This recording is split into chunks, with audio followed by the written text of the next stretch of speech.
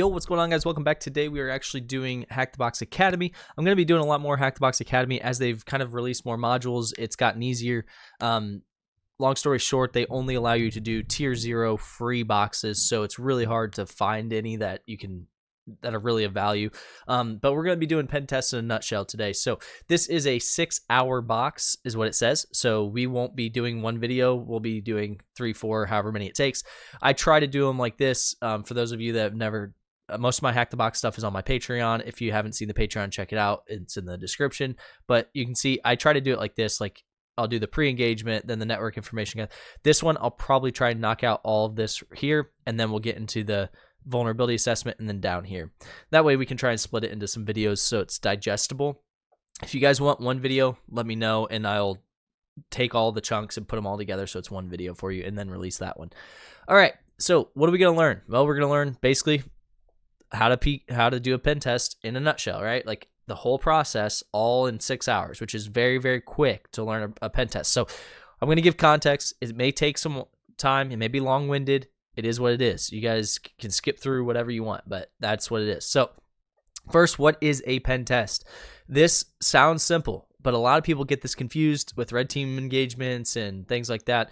A pen test is an authorized simulation of a cyber attack, right? Typically against an organization's network and its subcomponents. The big thing here, the big difference between a pen test and something like a red team engagement, purple team engagement, vulnerability assessment, all that stuff, is typically a pen test. Number one is going to be a third party, and that could be someone internal. I just mean it's going to be someone that doesn't work in like the SOC or something. And then not only that, but that person or team, right? Those people are responsible not just for doing the vulnerability assessment, but also taking it the step further and actually taking advantage of that, right? So this is where, a lot of times with red team engagements, purple team engagements, if they're internal, you're kind of limited because you don't want to just give the SOC team or whoever's doing it all this information, meaning you may find credentials, credit card information, passwords, you may find personal information, all that stuff. And a lot of times companies aren't as comfortable doing that, but with a third party, you sign a lot of legal documents stating it doesn't matter what you see, you will never ever disclose it. So that's kind of why they're more comfortable. And that's not true across the board by any means. There's plenty of purple teams engagements and stuff like that where I've seen it do that, but it's just typical that you kind of go, okay, you can do it on this, but don't touch this stuff over here. And pen tests, usually because of compliance reasons, their scope is a little bit more defined and it's a little bit more focused on those sensitive areas. All right. So penetration testing process. So here's the process we're going to kind of go through, and you can see it follows over here, which is the pre-engagement, right? This is everything you do before you even start the engagement.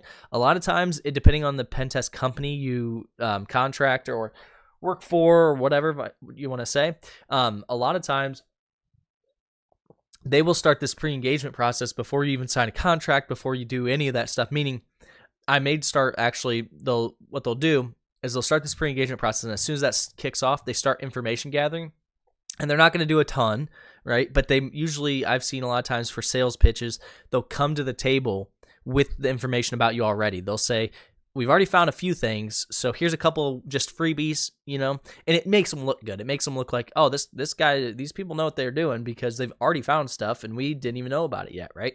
And they do it within scope, right? Within OSINT and public information and all that stuff. So pre-engagement, we're going to talk about information gathering. Obviously, it's gathering all the information. We'll talk about this. And then vulnerability assessment, that's the stage. As you can see down here, we'll look at the picture.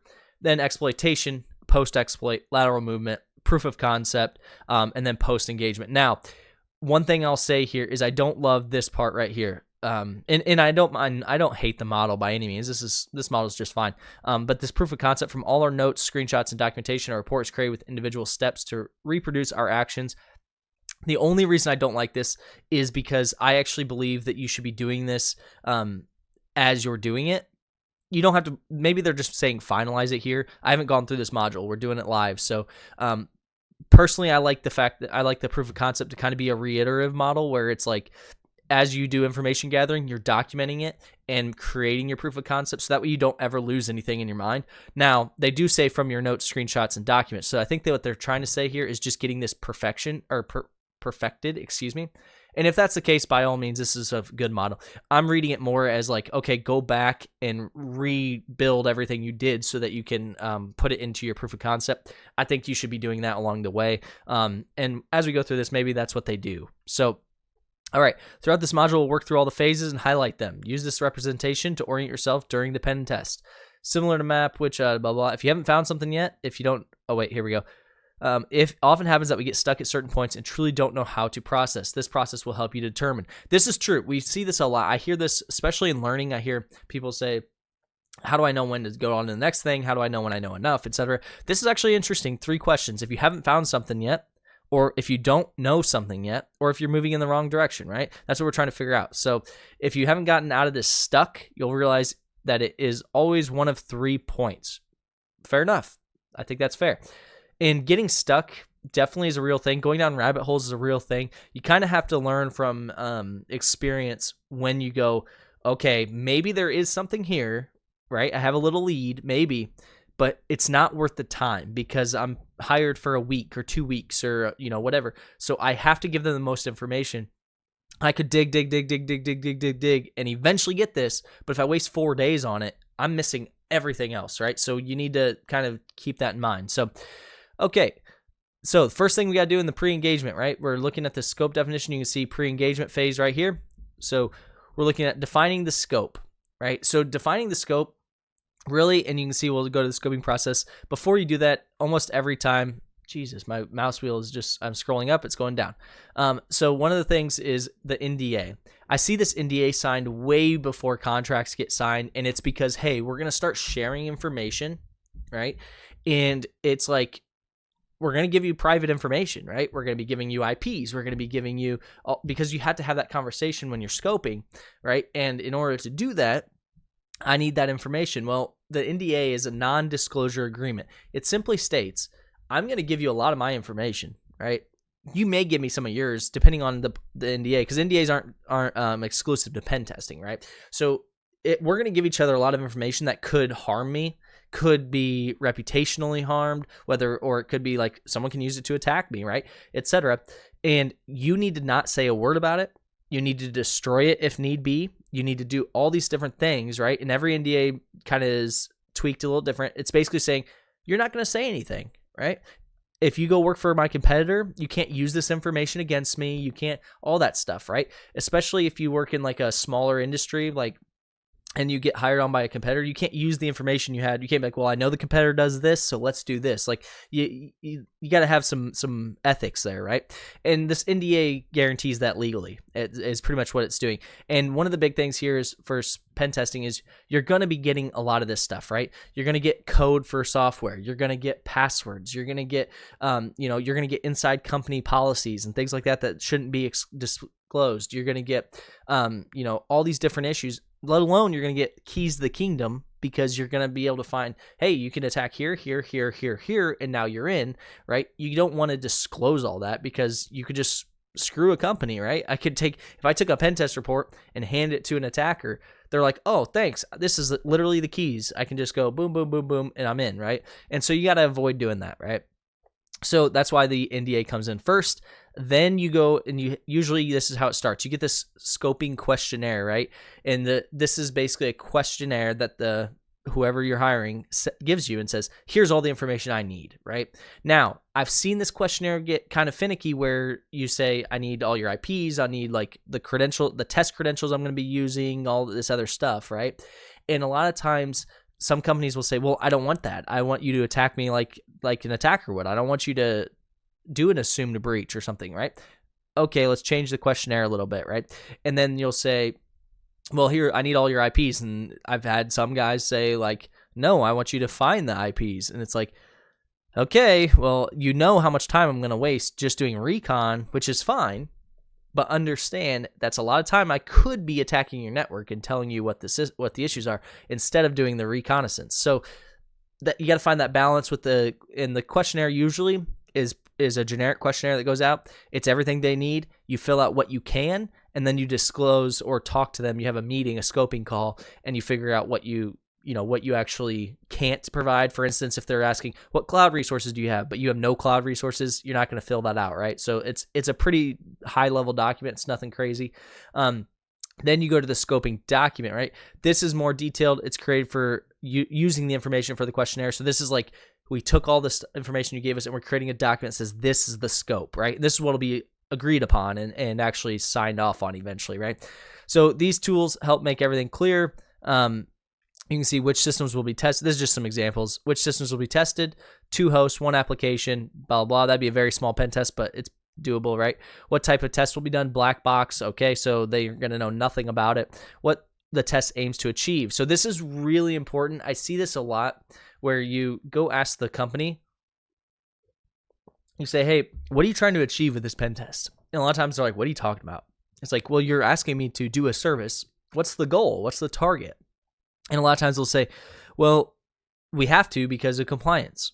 So your only goal is compliance? And they'll say, yeah, we just needed to get, okay, then everybody, you could get anybody to pen test you because you can just go, here, click a button, automate it, do whatever. It doesn't matter.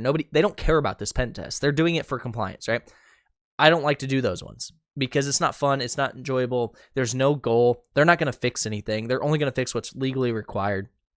I want the people that say, well, my goal is to make us more secure. I know we have problems. I can't quite identify them. I need help, right? Those people, they're going to fix them. They want to fix them. Those are the people that I really like working with. And so understand that goal really helps you drive the understanding of what you're trying to do for the company. Because if their goal is to get better, then you may start putting stuff on the report that you wouldn't put for a compliance report. Because if you guys don't know, when you put on a report for compliance, they have to fix those things, right? So if you classify something as a critical, right, but it's not, right, then they have to fix them.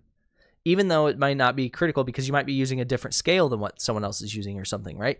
But the reality is, if you have a company that says, I'm here to get better, you might say, this is a medium, but I want to prioritize these, right? This is a medium, but it's actually getting, right now in the wild, getting targeted a lot. So maybe I bump it up to a high or critical just to give you awareness.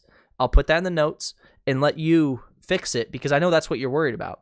But for compliance, I've got to stick to a strict scale because they're going to be held legally responsible for them. So it's really important to know what the goal is for the company. And I know this is long-winded, but I want you guys to really take all this stuff into consideration. When you're doing pen tests, this is not a cookie cutter thing. This is not a scientific, go follow this guide and you're now a pen tester. It is a very skilled art that you have to really take the good with the bad, figure it out, go. It's a lot of problem solving, stuff like that. And if you buy into it all and you buy into what that company's doing, you want to help those people, your pen test will be better than the guy next to you. I guarantee it. And the way you do that is ask the right questions.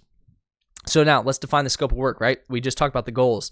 Limits. What can you not test, right? Is there a server or a website or something that if it goes down, if it is even has an iota of blip of down, right, or of outage, they're going to lose money, right? They may say, we don't want that at all. Okay, cool. Can we do a vulnerability assessment on it? We won't do any exploits, but can we just scan it? Can we assess it?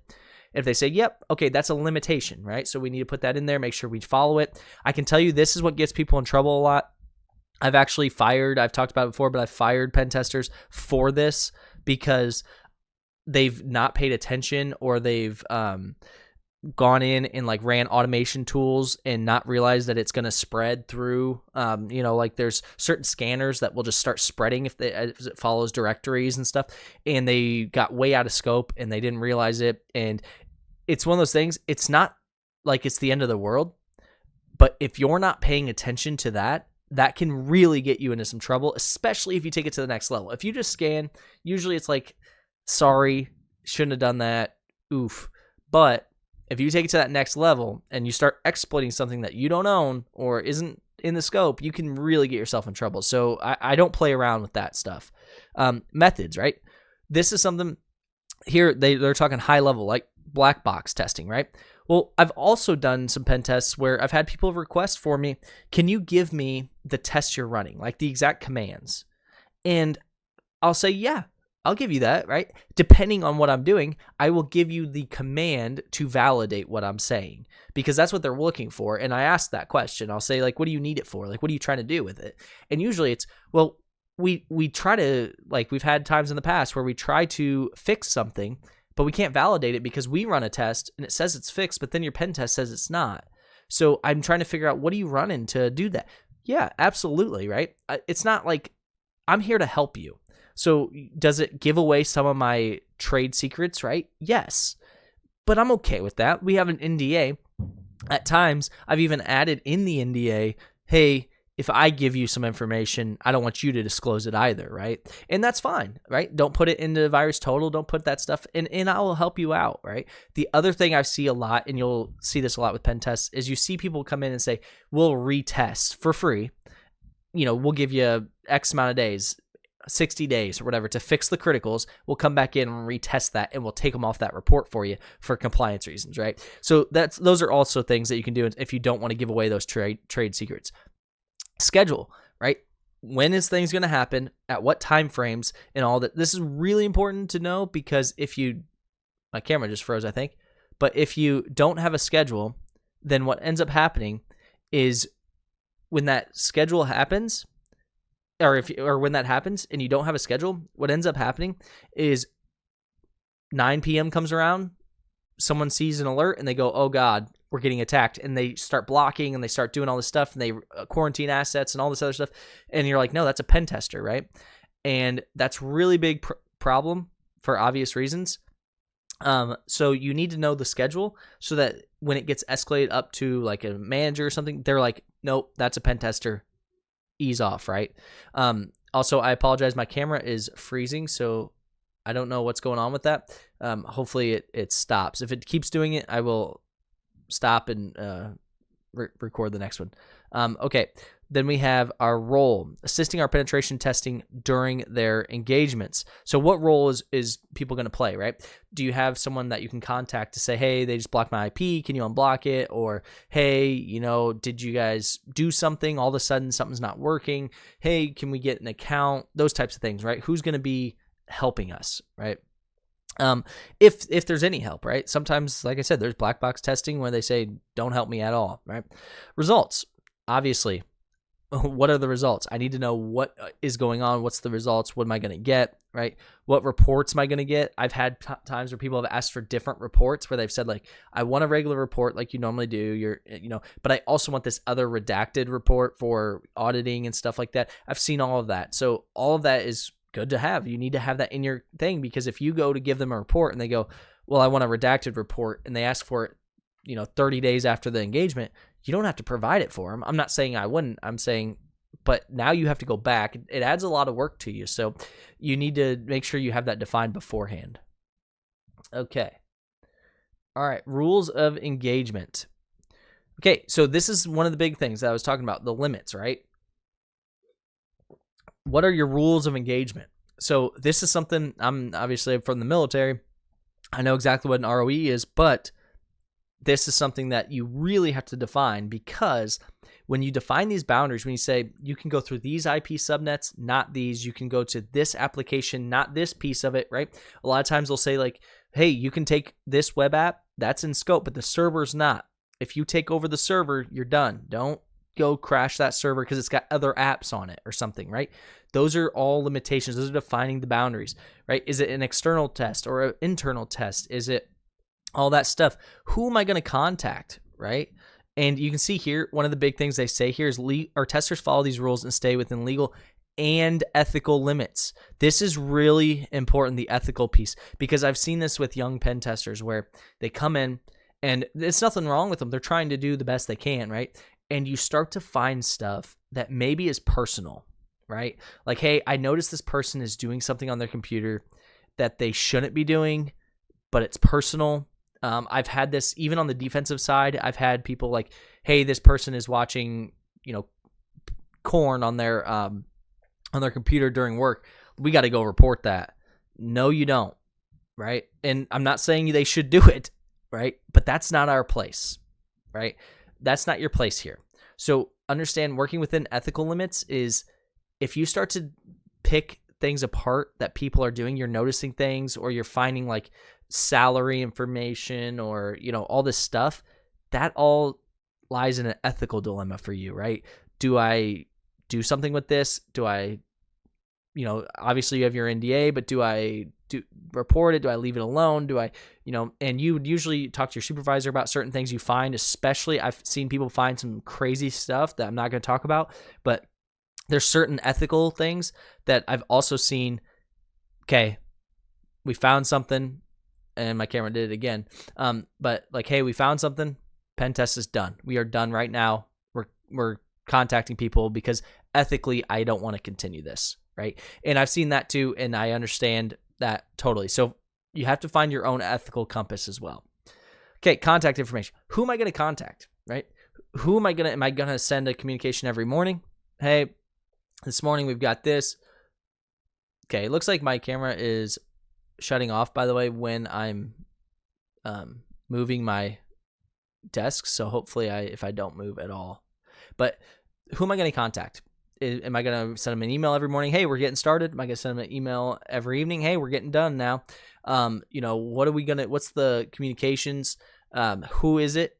What if I break something? Who do I call? Right? You want all of that defined beforehand. You don't want to get in the situation where it's like, I broke something and now I'm calling the guy that sold me the contract and he's like, I don't know anything. Like, I'm just a salesman. And you're like, oh crap. Right? Lines of communication, right?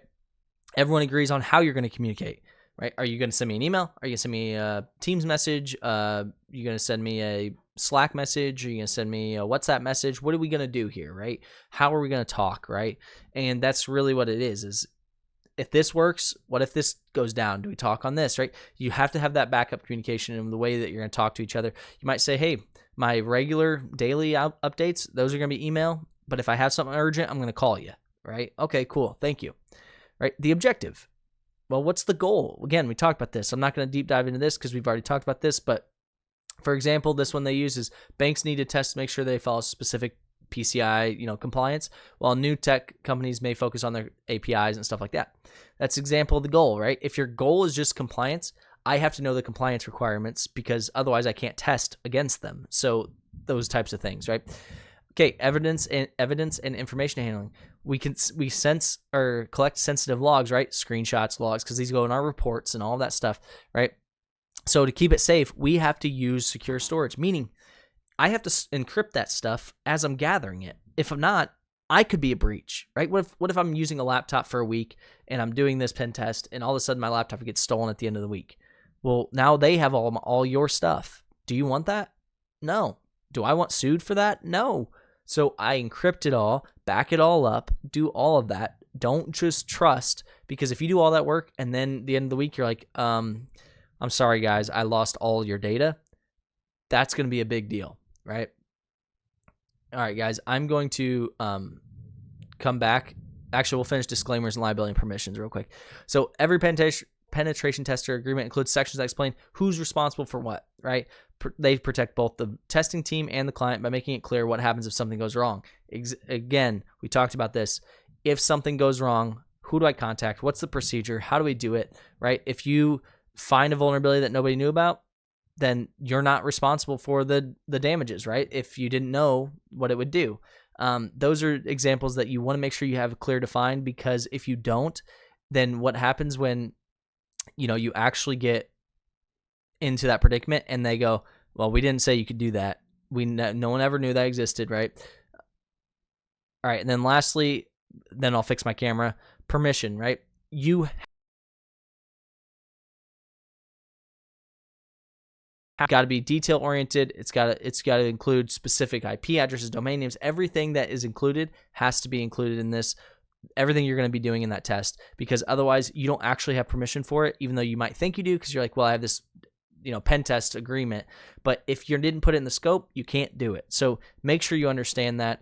And then guys, I'm going to come right back after I fix my camera and we'll do agreement and preparation. Thanks guys. All right guys, welcome back. As you can tell, I'm wearing a different shirt because it is a different day. So long story short, I tried to do that. I tried to restart and finish, and I did, and it seemed like it worked, but then for some reason the video was corrupt and everything else. So I don't actually know what's going on. My computer has frozen a couple of times. I actually don't know what's going on. I did fix one thing, and hopefully that fixes it, but we'll find out. So hopefully this is the last time I have to record this part, but now we're looking at agreement and preparation, and we're going to go all the way through network information gathering as well. So you can see here, basically everything we just stated, right? You're going to sign your NDA, you're going to get your permission, you're going to get your contact information, you're going to get those scopes and those rules, you're going to get that rules of engagement, you're going to get all that, and then you're going to look at the contract. The contract's where you're going to start establishing like legal timelines, meaning like, yes, this is when you will and won't be able to work, this is when you will be done by, and all that stuff, and you have to be held to that contract, right? That's what they're paying for, right? Then the responsibilities. So this is who's responsible during the test if something goes wrong. Who's responsible to on both sides, right? Who do I reach out to if something went wrong? Do I contact you? Do I contact so-and-so? Do I talk to the IT department? Whatever. If it's 2 a.m. and I'm doing something, who do I call, right? That's what we're looking at. Deliverables. This is where you're going to look at what report am I going to give you? Do you want a full report? Do you want an executive summary? Do you want a redacted report? Do you want all of them? Like, what is your expectation for deliverables, right? Do you need a remediation steps? Do you need all that? And then a lot of times what companies will do is they'll actually say, okay, I want the report, but I also want you to take that report and basically say 60 days, 90 days, whatever you want to do, and we're going to retest. And then if everything comes back, you fix the criticals or whatever, we'll take it off that report and give you a new report. So that way you can give that to auditors and stuff like that and show that you don't have those vulnerabilities, right? So then you have your penetration testing assignments. So this is, if you're a junior pen tester, you're probably going to not just go back and forth with the company. It wouldn't make a lot of sense. But if you're a smaller company, or if maybe you're more senior level, you're probably doing that one-on-one interaction with the company. So you need to make sure you understand what you're actually, doing with a customer, because that's who's paying you, right, at the end of the day. And you can see you want to review several examples and worked on reports with guidance. If you're junior level, you want to, usually what I see like junior levels might add context, and then the senior level might write the report, and then someone will review it. So you want to have all that process down before you go do this, because you don't want to be doing this on the fly and hope that it looks okay, right? You want to give them a good product, right? So preparation, you need to start standing up your virtual machines, your proxies, your all that stuff, your infrastructure, whatever you're going to be using. Now, I will say this, the preparation phase, usually this part right here that they're talking about, standing everything up, clean workspace, all that stuff, I don't usually do this at this stage. I usually do this way before. And the reason I do this is because I keep a VM that's fresh that I can just go to snapshot and remove everything. So that way, after every pen test, I can delete it, never worry about it again, right? And then that's clean. And then every time I stand up a brand new fresh instance. So I usually have this already ready. I keep it kind of like, I always keep those things ready, so that way when I have a client, it's just, okay, turn them all on, you know what I mean, spin up everything, and then there you go. So depending on how you do that, you may do this preparation stage way before this, because you may already have it all set up. And a lot of times it's scripted. You have a script that says basically, stand up all my containers, stand up all my stuff, and keep moving. So then we're going to go to the publicly available data. They don't really talk too much about this. They just talk about it. So they tell you like, hey, this is OSINT. OSINT is open source information gathering, or open source intelligence is what the INT stands for. But what you're actually looking for is you're starting to gather public information on the company. You'd be amazed at how much data you can get from public sources.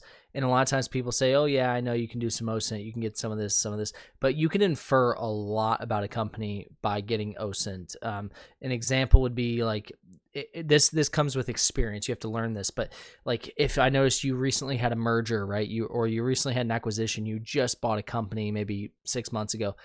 In that company, I go look and it was a very small company. It's pretty safe to assume that's going to be my way in, because they probably don't have the budgeting and the IT infrastructure that you had.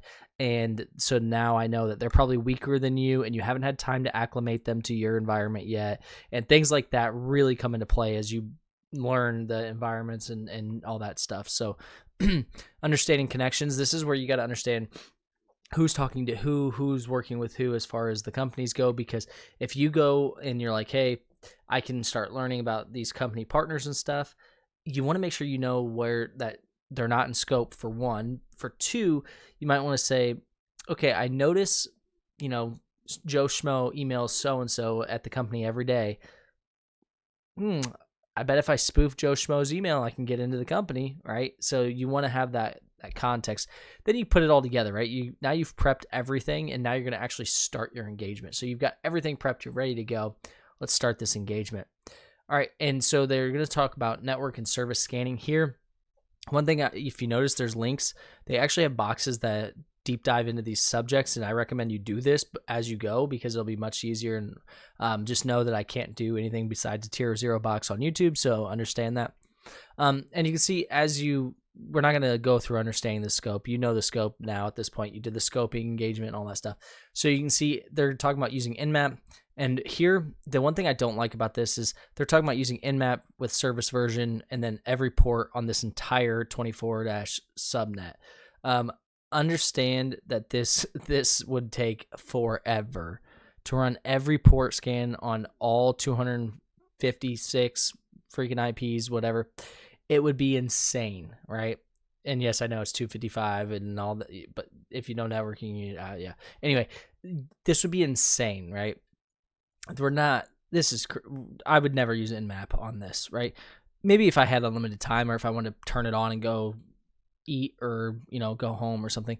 You could, and it's not so much about, a lot of people will say, well, like, what if you have a really good PC or something like that? It's not usually the PC that's causing it. It's the bandwidth that you're interacting with, right? Like a company's not going to let you just eat up 10 gigs of bandwidth or whatever for their interaction. So typically what it's going to be is you're going to do something like mass scan just to see what hosts are available, then dig in a little bit within map and stuff like that. So understand this is not like the end-all be-all way to do it. They're just showing you a methodology, right? Hey, we do our in-map scan just to get our hosts that are available on this network, and then we're going to actually go in and deep dive a little bit more, and you can see this is the results, right? So they did service version. By the way, if you don't use this SV, what you're going to get is like, yes, in this case, it matches up. Like 21 is FTP and they're using Pro FTP. 22 is SSH and they're using Open SSH. In reality, a lot of times there might be something on an uncommon port. Like, they might run this Apache server instead of on 8080, they might run it on whatever, 1234, right? Just as like an admin console or something. And you're not going to know what that is because you're going to go, it's going to say, well, the default port for 1234 is whatever, Jenkins or something, whatever. I don't know what it is. And then you're going to be like, oh, okay, so it's Jenkins. If you don't do SV, if you don't do the service version, what happens is it just takes whatever default port it finds that's open, and it guesses what it is based on what the industry standard is, right? So it has a list. It has a list of, okay, when we find 21 open, that's FTP. Boom. And that's not always true. That's not the case. That can be inaccurate. So you want to use SV for it to actually dig in and try and grab banners and stuff. And then you can see here they're interpreting the scan results. Port 21 FTP is open. Port 22 SSH is open. Port 80 is a HTTP web server. Port 443. One thing I notice a lot is a lot of people see port 80 open and they kind of go, ooh, yeah. And 99% of it nowadays is typically a redirect to 443 or 8080. Doesn't mean don't check it out. Just know, like, as you get through these more and more and more, you'll start to learn that, like, it's not super uncommon to have HTTP running, but it's uncommon to have it really doing a whole lot. So, all right, then you're going to leverage the results and you're going to look at vulnerability scanning tools like Nessus or OpenVAS. Basically, you're going to start scanning for known vulnerabilities, right? Then you're going to say, okay, well, we have all the hosts now. And we have what's available on the host, right? Can we start attacking those services like FTP or SSH or RDP? Can I use credentials I know? Maybe we're using an assumed breach, so we have a username password. Can we use that? That type of thing, right?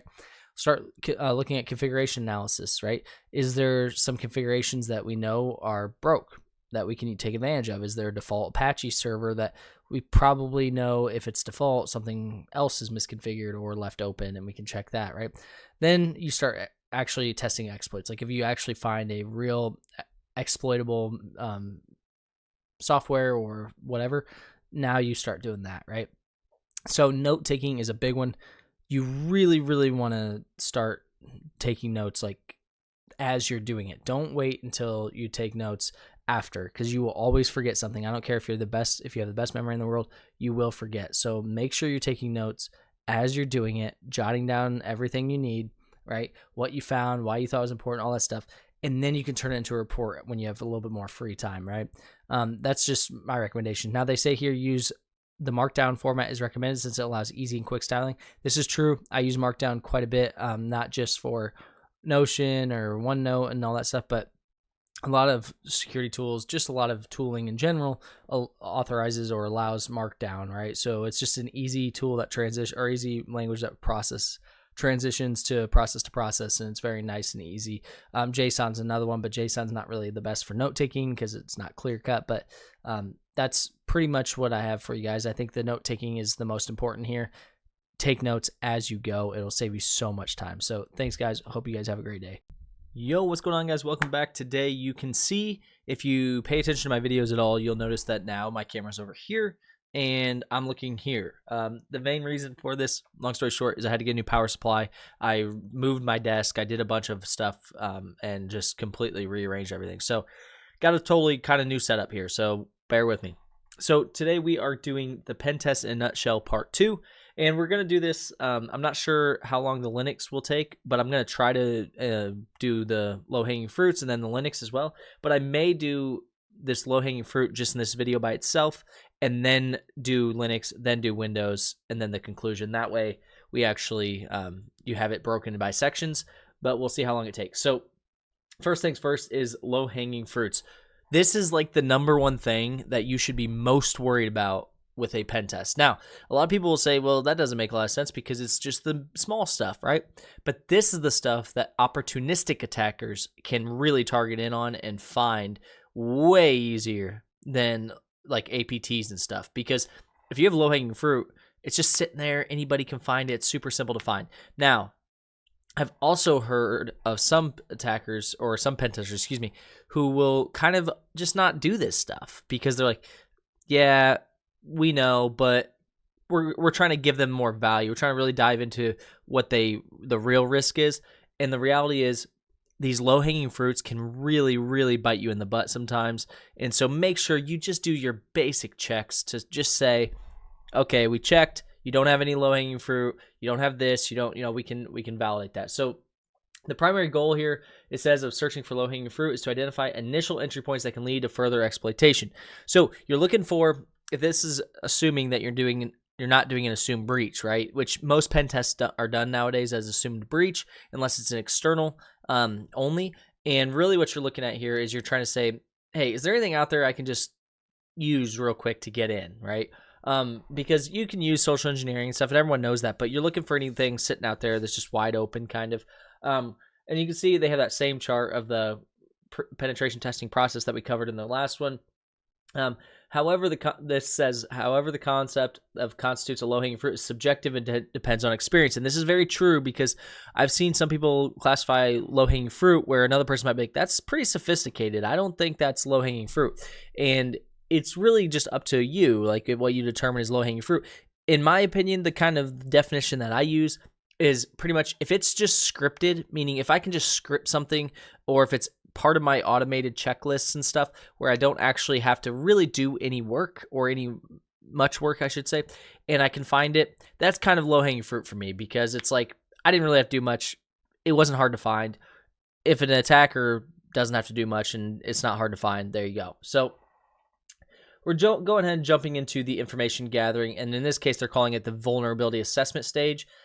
Keep in mind, some vulnerability assessment stages I've seen where, like, most of you guys know I have a consulting company, and a lot of times they want us to do more actual vulnerability assessments than simply, hey, run Nmap, which is what they're going to do here. But if you actually need to run things like OpenVAS, Nessus, things like that, that would fall under this stage as well. They don't show that here, but you just know that that would be where it's fall under, right?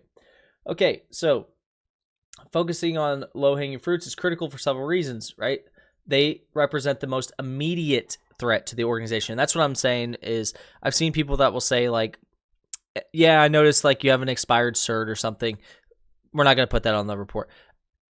I understand it if it's for a compliance reason. I don't understand it if you're actually trying to help that company because they need to know and they need to fix it, right? You have to hold them accountable in a sense of they're trying to hold themselves accountable as well by getting the pen test done, right? So the more low-hanging fruit you find, even if you don't see it as a big deal, it might not be a big deal, but you can chain a lot of these smaller things together to make a large attack. So, all right. And here, this is a big one I see for new people in pen testing. People often make the mistake of zeroing in on a service. I see this all the time with new pen testers. They get one service that they're kind of familiar with, they know about, whatever, and they're like, I Googled it, this version's vulnerable, and they won't get off that service, right? They'll spend hours and hours and hours trying to hit that service, and they're like, I know it works, I know, blah, blah. That's a wasted time on a pen test, right? Because don't get me wrong, you might eventually be able to do it, but there might be 500 other things that you now didn't get to report or didn't report to them. So you can see you want to give them value and you want to give them the best bang for their buck as well because they're paying you. And so pen testing is not attacking, right? You don't have unlimited time, so you need to try your best to make sure you give them an actual well-rounded pen test. This is a part of it too, is trying to exploit it before even understanding the purpose, right?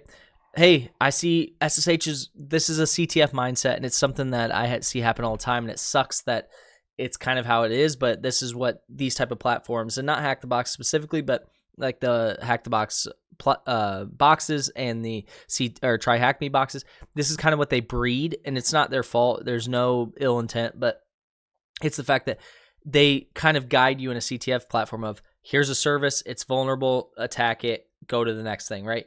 And in real life, it's not like that. It can be like that, but it's not typically, right? So what they're saying here is, just because you see a service and you're like, it's vulnerable, I know it, it doesn't mean you just start shooting from the hip. You don't just start attacking it, right? You need to enumerate. You need to understand what's the purpose of that target. Maybe that target is vulnerable, and maybe you can take it over, but maybe it also will get you caught, and it's not really that useful. Maybe you might want to use it to pivot later or something. So exploiting it doesn't help you here, but knowing that you can if you need to is helpful, right? Understand what the target is, right? Understand what it's for. If you just are taking over machines just to take over machines, you're really not doing anyone a service, because no attacker is, except for opportunistic attackers, they're not really taking over machines. APTs aren't going, hey, I noticed we got in this file server, it has absolutely zero value, but we're taking it over anyway, and we're going to encrypt all the files. Like, it doesn't make sense. Why would I do that? But they will do it if they find value in it and things like that. So understand what it's actually for. If you pay attention to detail through the information gathering stage and do proper research to understand the information then most problems will disappear. This is true, right?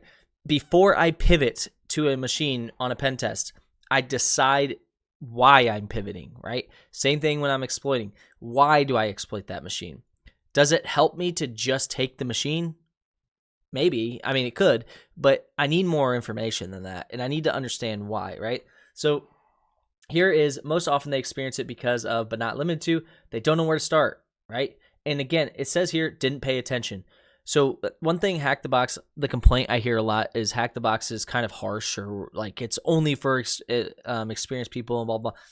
It's not. They're honest. And this is just an honest thing, right? If you don't know where to start on a pen test, it's because you didn't pay attention. And what I mean by that is, if you're doing enumeration and you have the information, then you're not paying attention. That's why you don't know where to start, right? They don't know what to look for. You didn't pay attention, right?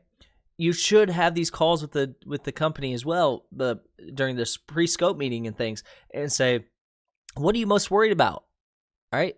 Oh, you're most worried about this? What kind of data do you have that I need to be looking for and worried about? Oh, you have this? They're kind of giving you what you need to look for, right? And I understand, black box testing isn't like that. There's no such thing as a black box test, right? When I say that, I'm saying it not necessarily from a pen test perspective. I mean, there's no such thing as like a black box attacker, right? An attacker isn't just gonna, unless they just get lucky and you click a random link or something, they are not going to just be like, I just stumbled across this company today and I started hacking them. Like, that's not really how it works. they know a lot of information about you before they even start touching you. So to pretend that like, you know, they don't know what to look for is pretty generous, really. It's just lying to yourself at that point. They don't know what to do with it, right? Again, didn't pay attention, right? If you don't know what to do with the information, you didn't pay attention. Or you're not skilled enough to do a pen test yet. And that's okay. There's nothing wrong with that. There's absolutely nothing wrong with not being skilled enough. It just means, hey, I've got some work to do. I got somewhere to go. I got a goal, right? So start working on that. They do not know how to do it. So this one, again, could be a skill issue, overthought. They do not know why something does not work. This is a big one, right? I see this all the time. I see people like run a Metasploit module and they're like, yep, didn't work. I don't know why. And they comment on my video and they're like, this didn't work. I don't know why. And they'll be like, try and run it 2 or 3 times. And they'll be like, okay, it worked, but I don't know why. Anyone that's used Metasploit for a long time knows some modules don't run or don't work the first time, right? There's all kinds of reasons why. It depends on the module, but you need to run it 2 or 3 times, okay? That just comes with doing it, right? And a lot of people, the argument I get is like, well, how do I get experience? Just because you do this box or, you know, whatever box once doesn't mean you're an expert on the machine and you just move on. Go do it time and time and time and time again. Go stand up the lab. Do it on your own home network, right? Spend the time and put the effort in. That's really what it comes down to. They don't know how to make it work, right? And I will say that they do say here that this is most often this is experienced, but and you can see here, they didn't pay attention, have a typo in a command, used wrongful ports, overlooked details. You see that all the time with newer guys, and that's just, they haven't got burned enough times. That's really what they're saying is, hey, you didn't get burned enough times to really pay attention to detail. You'll eventually get there when you get burned enough times, right? They're overthinking and hallucinating, making things too complex. This is something, even I do this at times still, right? I get so deep into something, and I'm like, I'm so deep into it. I'm just grinding my gears. I'm really working on something. And it ends up being like something that I would have took someone 2 minutes to figure out. And it's because I'm so deep into it. And so the best thing you can do for that is when you're really deep into something like that and you're just not figuring it out, take a step back, go for a walk, go for a run, get your out of this headspace, come back with a fresh set of eyes and see if that helps, right? All right. Now, here's one of the targets. Keep in mind, these targets are not necessarily the targets that you're going to be using in the exercise. So the reason I say that is because I want you to understand that that IP is static, and when you spin up the target, you'll have a fresh IP. So they pick this IP, right? They run this in-map scan.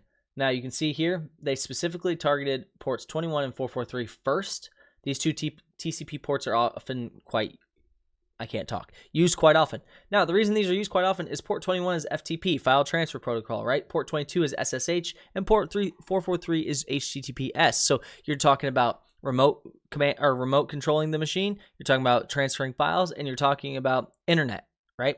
So those 3 things are probably the most common things that anything's used for server-wise. So right off the bat, and it's common for them to be misconfigured and vulnerable, which is true. So right off the bat, hey, look, let's start there. Right, let's start.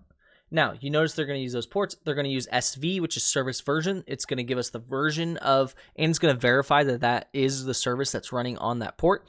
If you don't do that, it's going to check a list, and it's going to say port 21 is FTP, boom. Problem with that is port 21 is not always FTP. So you want to make sure you're checking that service version. SC will be the scripting engine, and it will do all the default scripts. So it'll kind of just do your basic checks, if you will, right? So now they get this, hey, here's all of our results. You can see they get port 21 open, and they get FTP, but they get the actual version, Pro FTPD. So you know exactly what it is. Now you notice the scripting engine found, hey, anonymous FTP logins are allowed. Okay, then it found, hey, John owns this file called WordPress blog setup update.txt. So you can access this file. Then you go to port 22, and you can see it's open SSH 8.9 P1. So I could start researching and find, does that version have a vulnerability, right? Then 443, they have this cube case, right? And you can see they actually looked at this SSL cert and got the full name, cubecase.htb, organization, state, all that stuff. So right off the bat, we got some really good information to get started, right? We know the website. They go to the website right here, right? And it says, welcome to WordPress. Even more information right there, because what if I want to attack this website? WordPress has its own tools against it, all that stuff. So here we go. FTP login in their business infrastructure is to simplify the sharing of external users. Yep. It eliminates the need for individual user accounts. Okay, yes, this is true. Still bad practice. However, if an administrator configures the FTP server for internal use in a way that inadvertently exposes it to the public, in this case, it can lead to data exposure. So we now obtained several pieces of information. We see that there's a file called WordPress blog setup update. And also there is a group called John. Information like this should be definitely written down. So this is where we start, and hopefully at the end when they do the proof of concept, there's a little information, but this is where we start really digging into, let's start our reporting process, right?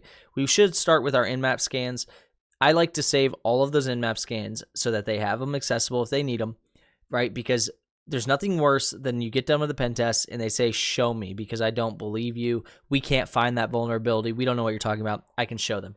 So go ahead and start your documentation, right? You should have started it the second you started touching stuff. So start your documentation, start putting this stuff in there. If you want to take like notes on the side, some people do that. Like I write stuff down, so I'll have like a notebook and I'll be writing down like user group, John, IPs, like all that stuff. And I'll have groups or lists of stuff. And then I'll put it into my report at the end, obviously, but, I'm a handwritten person. Okay. So on TCP port 443, we see the web server and it's using a TLS cert with the title cube case. We talked about that. It's using WordPress version, CMS with version 6.7.2. So if we think it's vulnerable, we can go find out. All right. So now let's summarize what we figured out so far. So we figured out the OS, which is Ubuntu. We figured out they have FTP on 21, they have SSH on 22, and they have a WordPress server, and they have their domain is cubecase.htb, right? That's pretty good information right off the bat for one scan. Like you've got a lot of stuff here. Now we know what type of systems we're dealing with, right? We know that WordPress is very vulnerable. We also know that if this is a large company and they're using WordPress on one site, they might use it on multiple sites, which means, hey, just because this site might be on an updated version, they might have servers that aren't, and we might be able to take advantage of that, right? So now we go to the next server. You can see we run the same command, but now we use T5, which is just the speed. And then the PN, that PN just tells it not to use DNS to look up the name. Basically assume that the name or that the machine is up and working. That's pretty much, so like if you've ever had where you ping something and it doesn't work, right? Like it blocks the ping or whatever. This is just saying, hey, Nmap, don't do that first discovery to see if it's up. Just bypass all that crap. It doesn't really matter if you do that. It just sometimes, if you have a machine that you're like, I know this is up, that's what it's telling you to do. All right.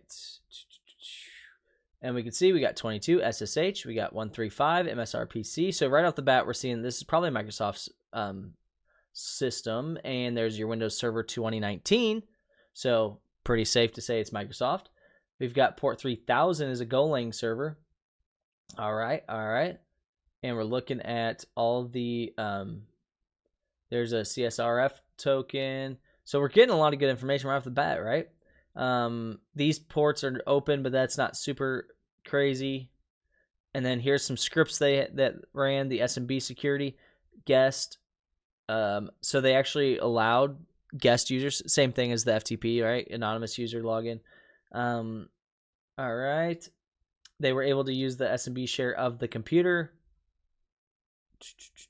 Not required to message sign. All right. So right off the bat, gained some good information. We got Win01 is the name of the host computer. That's good. We've got the Windows Server, what it is, right? The build really helps because that means we can actually look for vulnerabilities in this. When we do research, we can look at security patching, stuff like that, and see exactly where this stands. File sharing, we got 445. SSH is open, RDP is open. They've got this Gidia web server, and then same exact domain. I think it's the same domain, right? Cubecase. Yep. So same domain. All right. So a quick look at the web server on port 3000 tells us more about what Gidia is. Now, one thing I want to note, I talked about this before, but you notice it's on port 3000. If you didn't do SV up here, I don't know what the default service on port 3000 is, but it would not tell you what this is. It wouldn't say Gidia unless that's the default. I don't think it is, though. It would actually say just like, open, right? But you wouldn't know what it is. So that's why the SV comes into play. Okay, and you can see this is always a great sign if you're doing a pen test. This is a default page, right? That's awesome, because that means you haven't locked this server down or you left default configuration somewhere, so there's probably a way in here. So first, we do not know the service is used for. We need to do some research on it. Yep. Then we figure out that Gidia is a tool that helps developers store and work on their computer, coding, acting as a central hub where teams can work together on software projects.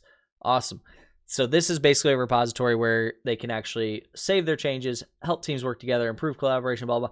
What that tells me is there's going to be a lot of development code in here that I can take advantage of, right? Okay, if we visit the official documentation page of Gidia, we'll see the version of the most recent release. If we compare it to the one on the target, we'll see that they're using an outdated version. So right off the bat, a little research, already an outdated version. And this is all with just 2 scans. I mean, we're doing nothing, right? So summarizing our findings, here we go. Now, they give us a target, and I already ran the scan because scans take a little while, right? And I'll show you. So someone asked on the last YouTube video that they couldn't start the machines, right? In Hack the Box, I've had this happen before. Hack the Box is confusing about where the machines are sometimes. So right here, there'll be, actually it'll be down here too. Right here, if this isn't already started, there'll be a thing that says start machine or whatever, start instance, whatever it is. Click that start instance. When that happens, right, this will spin up, and then I just have it full screen here. That's the only difference. I just hit down here full screen. Then you have to go right here where it says targets, and it will say spawn target.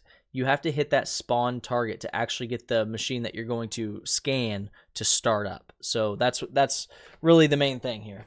So, okay. So now, first things first, I ran the scan. Let's review the results. Okay.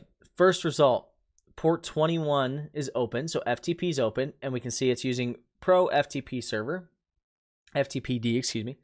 You can see we have Open SSH, right? Open SSH 8.9, so it's the same as before, as the one that they showed us, right? Then they have port 80, which is an Nginx.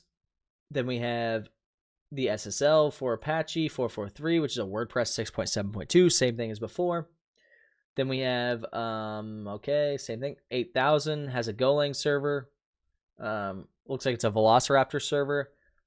There's a whole, I did a box or a video on the Try Hack Me Velociraptor box. So if you want to see what Velociraptor is, okay, there's 8001 is the SSL VCOM tunnel.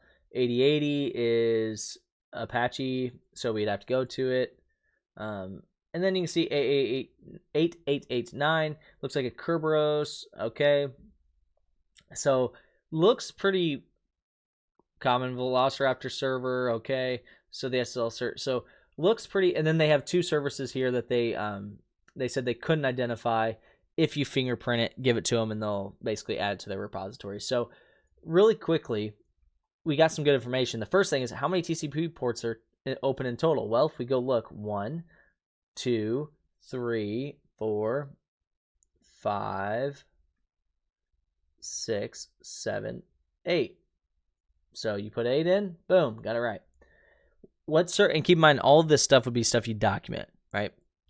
What service version is running on TCP port 80?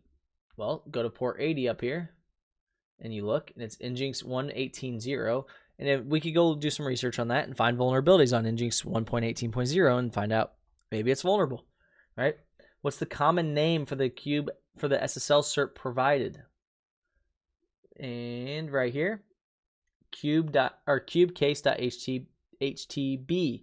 Now, one of the reasons it's so important, these certificates, a lot of people that don't have any IT experience don't know what the point, why does it matter that these certificates, right? Well, if you're doing any type of social engineering attack, you're going to need to have certificates involved, right? Well, you don't have to, I guess, but if you want it to look legitimate, you need like stand up a site that looks like theirs, something like that. You need certs. And so understanding their certs is really important. Also understanding when they have expired certs, also understanding if you go look up the certs, you can actually gather almost all their domains and subdomains and everything else. So understand that there is going to be a lot of value you can get from this. For instance, I now go, okay, cubecase.hackthebox. Well, I can go to like something like crt.sh, find this cert, and go, who owns it, right? Who was the issuer? Okay, now go look up all the other issuer or all the other certs by that issuer for the same people and find all your subdomains and other domains, and now expand my scope quite a bit. So you can really use that to your advantage. And you can see that's the three things. They're just asking you for low-hanging fruit, right? This isn't complex. We just want to know how many ports, what services are running, and what cert do you see, right? And so really quickly, we're just trying to gather and say, okay, what can we find just off basic scans, maybe find our way in. I don't know this because I haven't gone past this, but I would assume this might get taken advantage of. It's the only one they asked us for a version number. Could be completely off. It could be just they wanted that one and then we'll do it with a different one later. But that's it, guys. We're going to mark that as complete, and I'm going to do the Linux information gathering one. I'll do all of these as one module or one video, and hopefully have that out either tomorrow or Thursday, possibly Friday, but this week. And then that way you guys can just kind of go through this module. Then we'll only have Windows, and then the concluding report and post engagement I'll do together. So hopefully this helps you guys. Hopefully you guys have a great day. Thanks.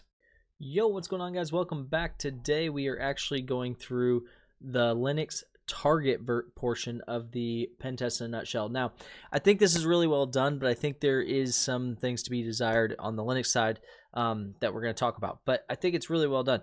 We're going to dive through it. It's a lot of information, so we'll go through it very quickly. If you guys haven't already, please hit that sub button, hit that like button. It helps out tremendously.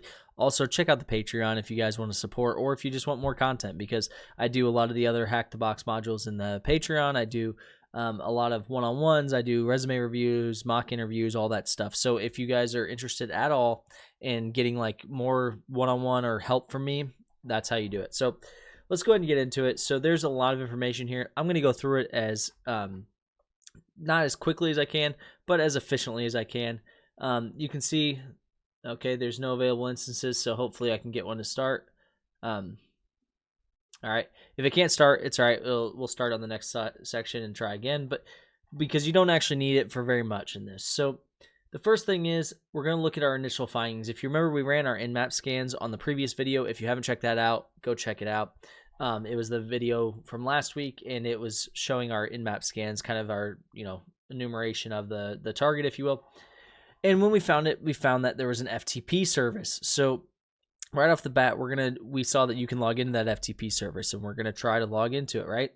And you can see they go ahead and they do FTP, IP address 21, and boom, they're logged in. Because you notice when it asks for a name here, they put anonymous. We saw that anonymous logins are okay, so that means we can use it. Now, you can see, hey, send your complete email address as your password anonymous, doesn't really matter. They're in, right? And I'm just going to periodically be pushing that, so if you're wondering why I'm doing it. It says once you're logged in, they use ls, which is your typical list command for Linux, and they can see there's one file in here they can actually look at, WordPress blog setup update.txt, right? So they go ahead and they get that file, get WordPress blog. Now, one thing I want to talk about is the process, because really all they're talking about with this pen test in a nutshell is the entire process of the pen test. And what you notice is they went straight to FTP, and they are starting to enumerate the information. They aren't exploiting anything here yet.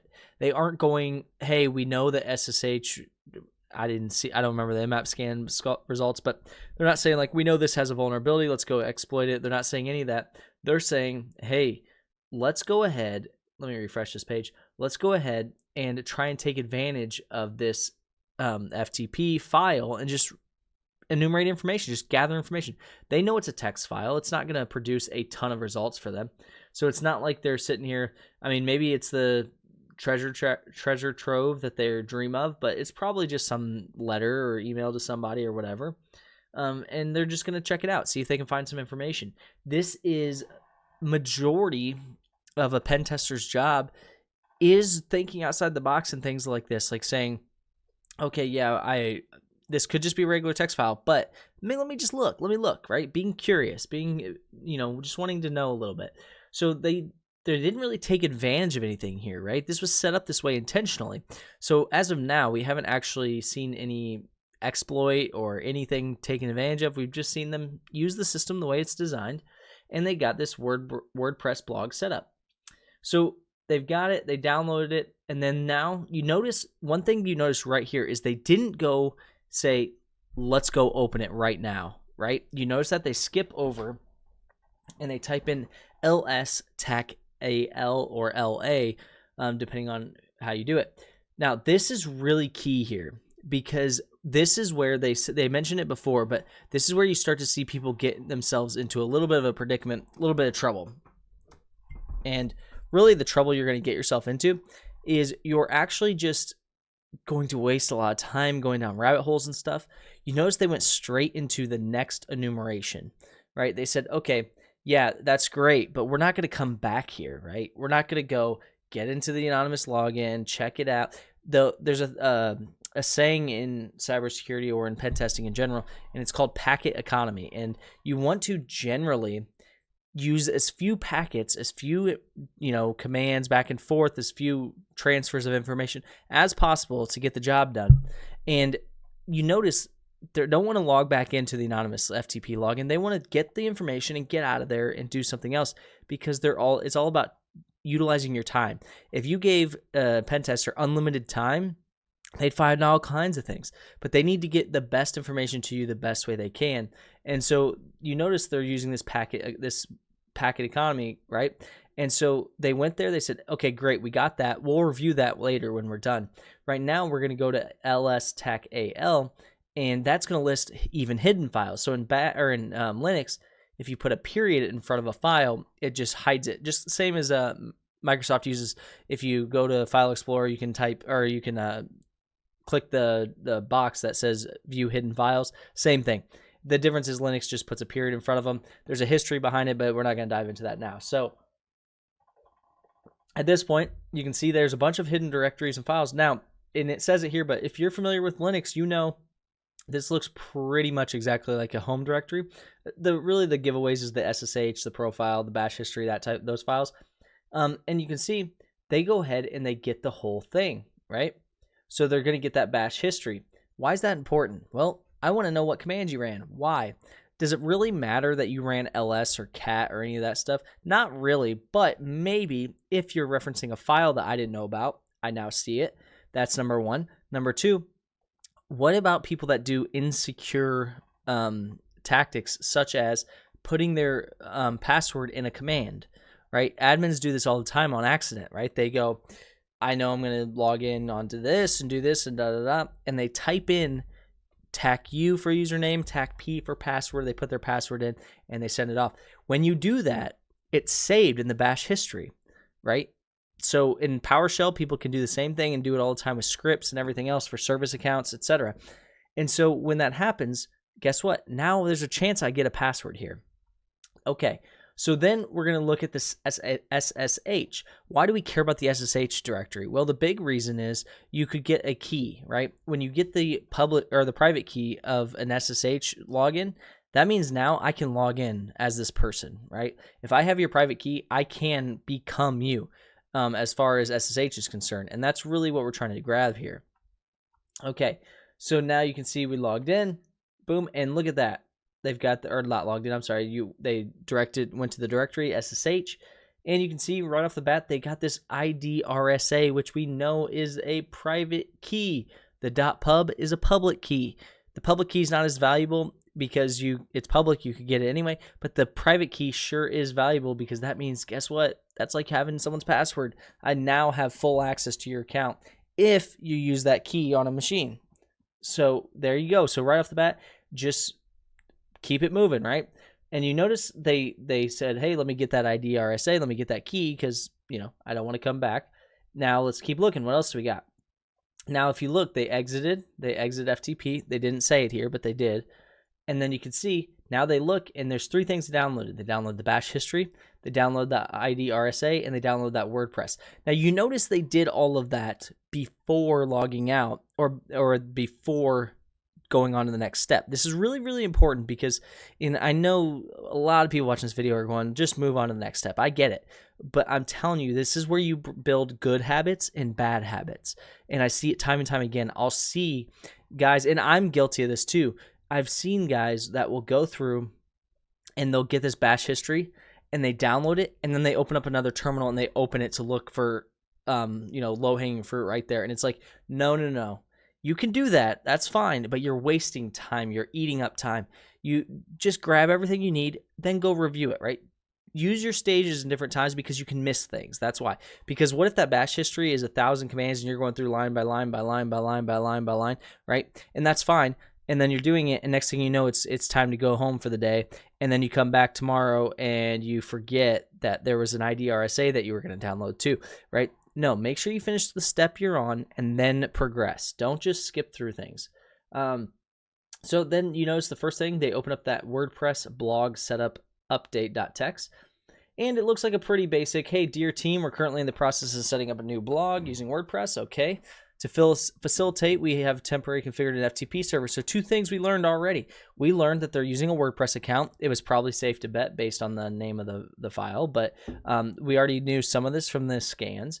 But we learned that, hey, they got a WordPress site. They're using FTP server, right? We already know some of this stuff, but the FTP server is for internal use only. Well, we know that's not intentional then, that it's externally facing. So that's a finding, right? Because we actually were able to access it not internally. Access credentials are temporary and will be revoked once the blog setup is complete or if security necessitates it. So that tells us that, hey, any credentials we might find might be turned off. We might want to use them or set up persistence very quickly. So right away, we're gaining a little information. Okay. We have a ticket that's high priority. As a result, the completion of the blog setup will be slightly delayed. Okay, we actually have a little more time than we thought. Perfect. We are committed to addressing this. Okay. We'll notify responsible parties, blah, blah, blah. And then we get this guy's name, John Doe. That might not seem like a big deal, but it is a big deal if you're... The reason this is a big deal for a couple of reasons. One, if I have your full name and your username is john.doe, I now know everyone in your company's username because I can just find who works at the company and use their first dot last, right? And it can go that way with any pattern. But getting to know someone's full name actually does have a lot of value in here. The other reason is, look at what else we grabbed. What if we were going to social engineer? I have his signature line now. That's at least going to add some legitimacy. So they don't talk about all that stuff, but there's a lot to grab from here. So you can see it does confirm the existence of a temporary FTP server, which we already know, but it does confirm it, right? It mentions temporary access credentials. Okay, that's a big one, suggesting there might be default or weak credentials. It confirms the presence of an incomplete WordPress, so we know there's probably going to be vulnerabilities, right? The message contains an employee name. We already knew that. It reveals internal processes and project statuses, also a problem. Okay, so now let's take a look at the bash history, and you can see, looking at it, looks pretty generic, temp old log, blah, blah, blah, blah. But for one, you look at it and you see there's a full backup.tar.gzip. And so right there, we know that they're taking, and they end up removing it over here, I think. But you can see they have a full backup. That's interesting because now we know the location of the full backup, right? The other thing is, what's this? Echo John super secure password 123 change password. Now, this may look so silly to a lot of people, and I hear all the time. That's like the number one thing I hear is like, yeah, but that's for this, and like, or that's like a CTF thing, and like that would never happen in the real world. I can't tell you how many times I've seen people type their password in the command line. It's so common. Is it so common that every pen test I'm going to find it? No, but it is common. These types of things are because there's admins that are smart enough to know they don't have to type out, change password, wait for the prompt to come up, all that stuff, but they're not smart enough to realize that this is saved in history, right? That security, or that's going to be an issue later. They think that it's not that big a deal, right? So that's why it happens. Now, you notice they cat the ID RSA key. You can cat it, but really you're just going to see all this gibberish, but it says begin open SSH private key and then close or end, right? That means it's a private key, right? So most of the time, admins protect their private keys, right? With the usage of a password, meaning like to open the file, you have to use a password. They did not here. That's another example of, hey, you should have done something a little different. Now, here's a big thing. See how they have these like cliff notes at the end? You should be having these cliff notes on every single report every day you go through. You should be relaying this information to your customer. If you have a daily report, if you have something like that, you should be telling them, here's what we found, here's what we got so far, right? And because what could happen is you could send them this and they reach out and go, hey, we're done with that. We have to lock that down now because that is a serious, serious problem and we can't risk it, right? For instance, what if that was the CEO's password? They're not going to be like, yeah, tomorrow go ahead and try and log in as a CEO and keep going. No, stop right now. We have to fix this. We have to fix it now. Because you got to understand, you don't work for this company internally unless you're an internal pen tester. And so what ends up happening is you don't know the ins and outs of that company. And so giving them information allows them to make strategic decisions on the fly. And that's a really important thing to understand about pen testing is the better communication, the better results they have. It doesn't matter across the board. I will fight to the death on that. Okay, now we noticed that, or we already saw that there was a WordPress site, right? Well, luckily for us, there's WP Scan, which is WordPress Scan, right? And you can see here, they did WP Scan TAC E and then P. So that's enumerating the plugins. And then they said, hey, here's the URL. Disable TLS checks. We don't need to do the TLS checks. Don't grab the banner. And then plugin detection is passive and timing is 100. Okay. So they grab it. You can see WordPress Scan's pretty easy to look at the findings, right? You've got the headers, interesting header, server, patching, blah, blah, blah. So they got the Apache. So right away, we got the server version. We've got header, passive detection. We already know that. So they're 100% confident that that's Apache 2.4.52, which means if there's a vulnerability in that Apache, we have a good shot at it, right? Because they're 100% confident that's what version it's on. Okay, then you have the XML RPC. It seems to be enabled. Perfect. 100% confidence. Really nice. They found a README. That might have valuable information. If it's the default page that they haven't actually edited yet, maybe not, but there's a chance it is. Okay, now the external WP cron seems to be enabled. Perfect. That's only 60% confident though, so you want to make sure you validate, right? Okay, they've got, all right, WordPress theme is 2025. Could be some vulnerabilities in that WordPress theme, so we could check that out here shortly. And then here's some plugins, right? So the plugins are Hashform. Looks like that's it. So is there a vulnerability in that plugin? Let's find out. So you can see what's really most of the pen tester's job is to have the knowledge of fundamental and foundational technologies so well that when they see results, they know what to research to find what to take the next step forward, right? And that's really a lot of pen testing. So now you can see they have the information. They've gained all that information. And then you can see they actually have a whole box on hacking WordPress, which is why I'm not going to dive too deep into it. If you guys should go to these and take it a step further and dig in. Now, they're going to open up MSCF console, which is Metasploit Framework console. And you notice they're using the TAC Q. That just stops that banner from coming. It stands for quiet. And then you can see here, they are actually searching WordPress, but they're searching for that hash form, that plugin. Okay. And you notice right here, 0, the number 0, the very first one is exploit WP hash form remote code execution. This is huge because that means, hey, we found a remote code execution. That's kind of the end goal for most exploits, right? You want to be able to execute remotely. Now, one thing to keep in mind here that a lot of people don't talk about is this rank system, right? See that excellent? That actually means, it doesn't mean that it's an excellent, I mean, I guess it kind of is, but it doesn't mean like, hey, this exploit's excellent. Like, okay, it means that they know for a fact this exploit is not going to crash your system, right? A normal, it means it's probably not going to crash your system, But if you go look at something like Eternal Blue and things like that, they may have a normal or below average rating. It's because the chances of it blue screening or crashing your system or interfering with something is pretty good. That rank system tells you the chances of you crashing something, right? And excellent is good. That means it's not going to do it. So don't do anything usually below normal, because you're going to start risking people's stuff, and you got to be very cautious about that. Now you can see they typed info 0, which means they wanted more information about this. Well, they grabbed more information, and you can see it kind of drag and drop from form builder plugin for WordPress, blah, blah, blah, blah, blah, blah. Vulnerability exists in all versions. Unauthenticated attackers can exploit this flaw to upload arbitrary files.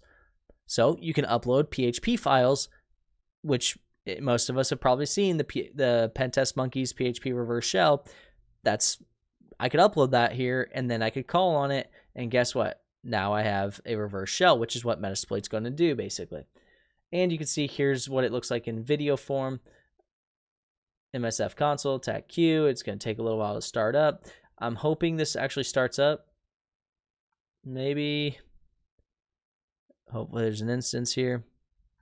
Okay, it's at least doing something. And we'll go through and do this. I got to start up the target too. All right. And you can see this is where we're at. Now, let's summarize all the findings, right? So now we gain some information. This is just a summarization of all the findings. Again, send this to everybody. Now, you notice what they've done is they're actually adding to it. You notice that? Like, we went to a new module, but it's just continuing to add. That's what you should be doing. You should kind of have like a day 1 and then like day 2, but you should keep it as a running list so that they can look at it in case they miss the first server or first email or communication or whatever, right? Now, what is the file name with the text extension? Again, if you go up here, it's WordPress blog setup update text. None of these are, you don't need to do anything to actually get these. What is the full name of the development team member? It is John Doe. What is the name of the tar gzip file that has been moved to mount backup? And if you go look at the bash history file, that is full backup.tar.gz. What is the name of the private SSH key? That is ID RSA. And then what is the WordPress version running? If you go to that WordPress scan, it says it is 6.7.2. What is the name of the theme? And that is, if you again you go to the WordPress scan, that is 2025. All right. So, okay, I was going to say, it said, now I'm going to go open this on a full screen so we can actually do that. And then the targets are spawning, so we'll get to it. But because there is, on this one, you do have to actually get in there. So we will actually get in there. Now, you notice we're right here on the use 0. So they kind of just jumped on you. But basically, remember how we said info 0? 0 is the number. If we go back, 0 is the number right here for the module that you want to run in Metasploit.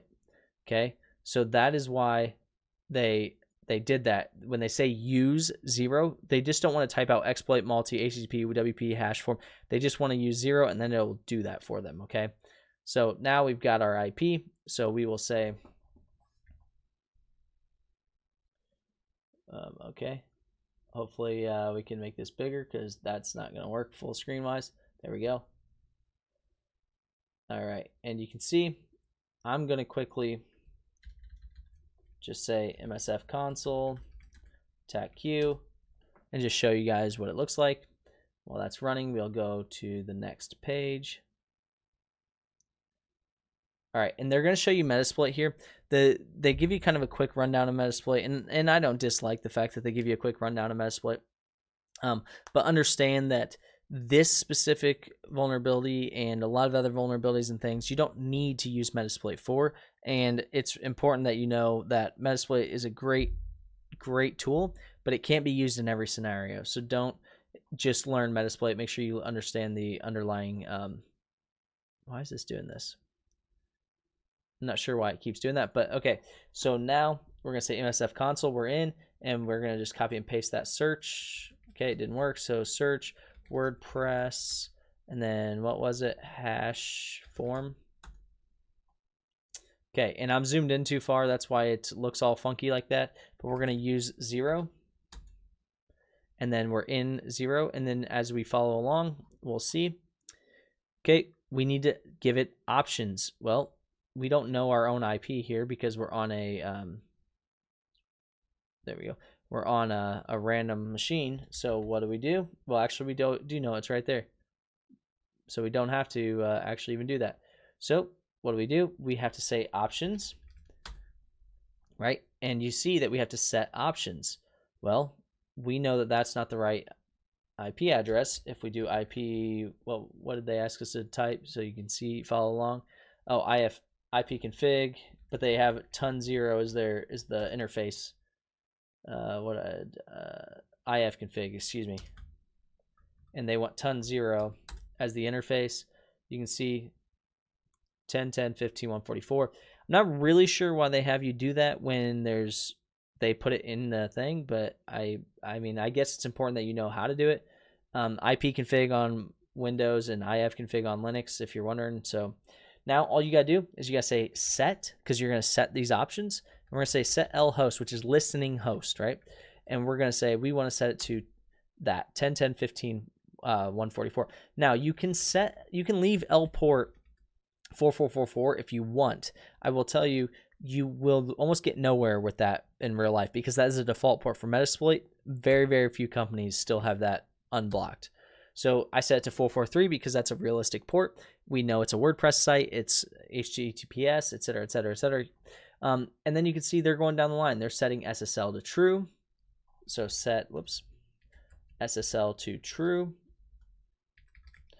And let's see, it was set SSL true. And by the way, guys, if you guys are wondering why I'm capitalizing everything, I know you guys can't see everything. I'll show you guys here. I'll move this over here so you can see it better. There we go. I know I'm right in your way. Let me get over here a little bit. Try to move out of your way here, but I'm actually getting more in your way. There we go. I'll get over here. So you can see it's set SSL true. Now, I capitalize all these because you used to have to in Metasploit capitalize. You don't have to anymore. But that's why, if you're wondering why I capitalize those specifically, it used to be like very, very sensitive. You had to have everything, like even set had to be, but whatever. So now the set L host, we already did that. Now you notice it asks for set R host. So we need R hosts, and the R host is the target, which in this case is 10, 129, 61, 85. All right, and that is the host that you're actually targeting. And then we should be good to go if we followed along everything. And all we're doing is using Metasploit, giving it the information it needs so it can, when it sets that reverse shell up, it sets it back to us, right? Because otherwise it doesn't know what to call back to. And you have to give it the target and the listening host. We're the listening host, right? And then once you have everything set up and running, you can type exploit, you can type run, you can type whatever you want. Exploit, so I got permission denied.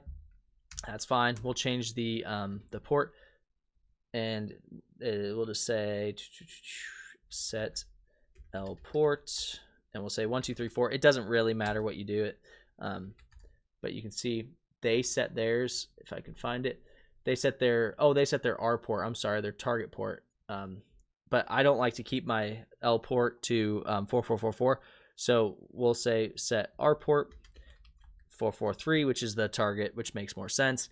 I don't know why I put run, but it is important that you change that L port. 1234 is not a good port either, but make sure you change it to something more realistic, because anyone that sees, hey, someone's calling out or a machine's calling back on 4444 is going to kind of notice, right? So, and the reason the 443 was, by the way, the permission denied, is because this is actually used for the internet on my machine, and I was telling my machine to basically, hey, even though it's in use, let's use it, and you can't do that. So you notice right away, it's running an automatic check. Not every exploit in Metasploit actually has a check, but it does have a check, and it says exploit aborted due to failure unknown, cannot reliably check exploitability. WordPress does not appear to be online. Okay, now let's check our settings. So we say options. I could have messed something up, right? Okay, we've got up here, our host is 10.129.61.85. Let's make sure that's right. 10.129.61.85. That is right. Good. Okay, our port is 443, and you notice some of them say required. That's important too. You have to fill out the required ones. Let's see. Okay, we've got that. We've got the R host set. We got the R port set. We got SSL is true, and then the L host. Hopefully, that actually is good.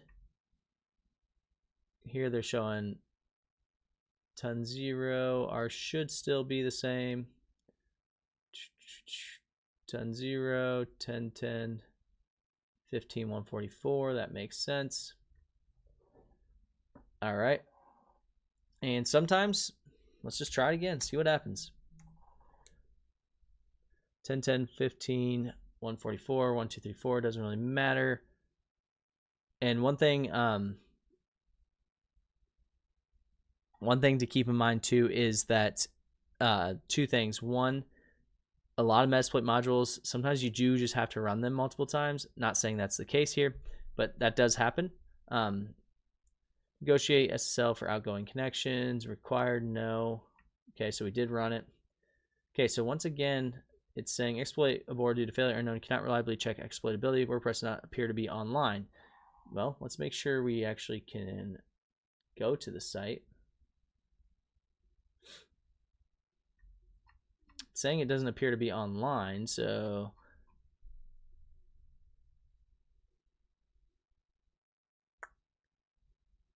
and you can see they actually had it once and it didn't work, but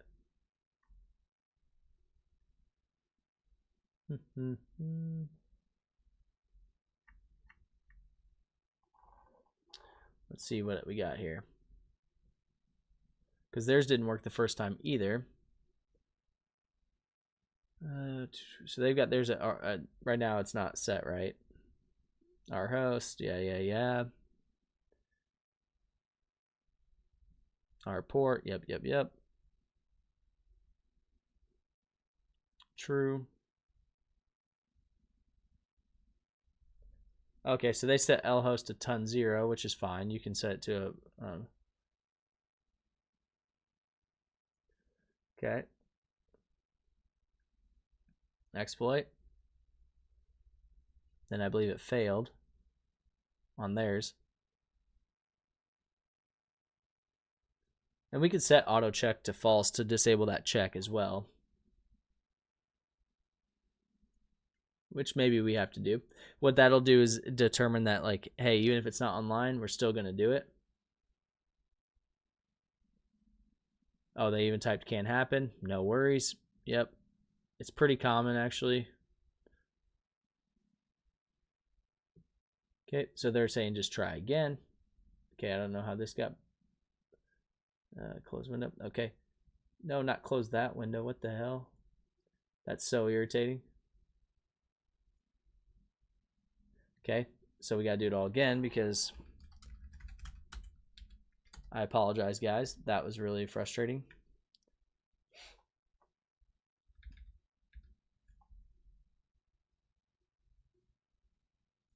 All right, and I'm just going to go copy and paste these settings so we don't have to do this. Well, I can't copy and paste them because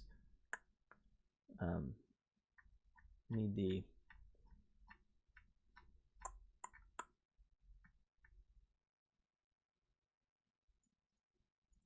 okay. So search WordPress hash form use 0. Okay, set our hosts. There we go. Set our port 443. Set L host to ton 0. Okay, set. We can just leave L port to 4444. It's fine. Set SSL to true. I think that's everything. Let's run that while it's checking. We'll validate. Yep, that's everything. All right. Should be good here. If it fails, we'll try it again. If it fails again, we may just set the auto check to false so that it stops checking. If you guys run into this, you don't have to, but that's what I'm going to do. So it stops checking. And you can see it opened up. It stopped checking. So what it is that check isn't validating. So it's not actually, it looks like it's not working. But you can see if we type in present working directory, okay, we got to wait till it's done. And this is also another thing with Metasploit is it does take a little while sometimes. So, but we did get, there we go, we're in. So if you guys run into that, disable the check, it'll work. All right, so now we're in. And you can see, let's break down what's happening. So this is where it's important to understand the actual exploits you're doing. Don't ever just do an exploit that you don't understand. So the process kicks off with Metasploit starting a reverse TCP handler, meaning a listener. It's just listening. Hey, I'm going to sit here and wait for someone to talk to me. Right? That's on your machine. Then the automatic check. This is where the automatic checks confirms that plugin's presence and the vulnerability. If it's failing, only do the disable check if you know it is going to work. Meaning if you know that plugin actually exists and it's just not finding it, right? Next, you can see it grabs a nonce, which if you don't know what nonce is, that's fine. Don't worry about it. It's a security token, blah, blah, which it uses to authenticate the request. Next, it grabs, I don't know why it says this twice, but maybe it does it twice, but then which it uses to authenticate the request. Okay. With that, this uploads the interpreter payload or the PHP reverse shell. That's all it is. Okay. It's just a specific PHP reverse shell that is made by Metasploit to make a interpreter shell, not like just a regular reverse shell. Then it uploads that to that temp directory. And then here they said it uploads as pdylena.php. In other words, yep, okay. Then it triggers the payload, so then it goes to the site that actually is uploaded in, right? And then that actually calls back and uploads this shell. So now, if you look, we're actually in var www cube case wp content uploads hash form temp. So this is where we're actually at in the interpreter shell, and you can see they actually have us drop into a regular shell here. I will tell you, be cautious doing this because it looks suspicious from a defensive perspective. Because what Meterpreter does is Meterpreter actually injects itself into a process, and if you have this quote unquote process, right, and it's whatever process it is, and then all of a sudden it spawns like CMD or command line or PowerShell or whatever, that looks suspicious, right? Does it make sense for Notepad to all of a sudden jump over to and open a command prompt? Not typically.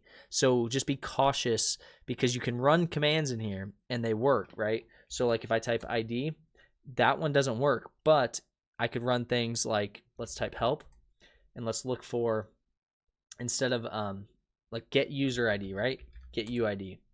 And then server name is www data, right? And then if you look here, the only difference that we're going to get from what they give us is we get those groups and user IDs, right? So understand, depending on what you're doing, it's important that you kind of be cautious doing that stuff, right? So we're going to do it the way they want though, and we're going to say shell. I'm just saying if you did this and you actually used Meterpreter and you typed in shell and did it, the likelihood of them catching you starts to go up quite a bit. So now what they're showing you here is when you type shell, you see nothing. It doesn't look like anything worked. It did, I promise you. And so if we type present working directory, you see we're still in.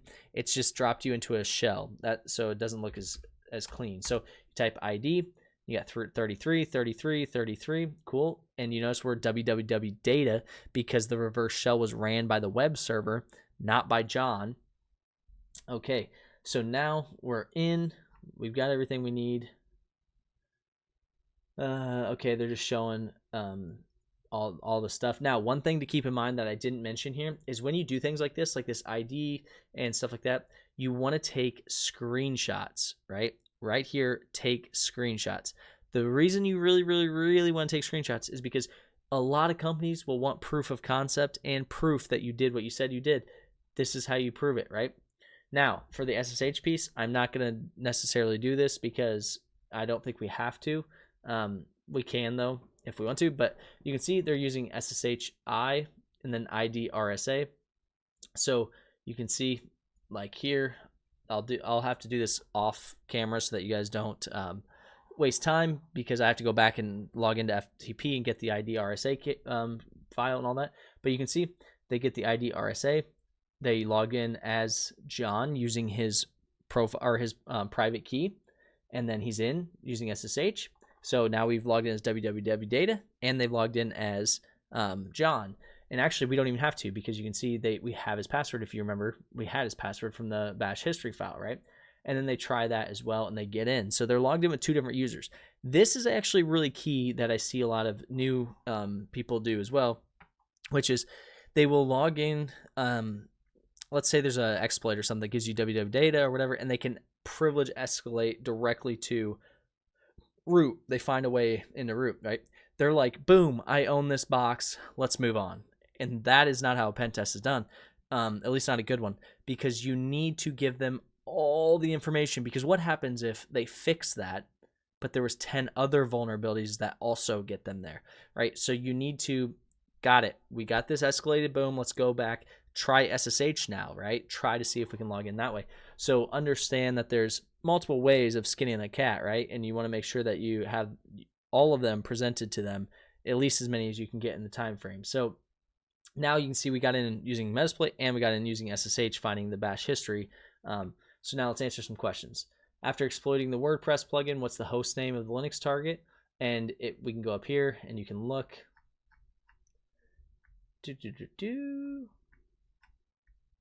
Right here when they typed sysinfo, and we didn't do that, but that's all right.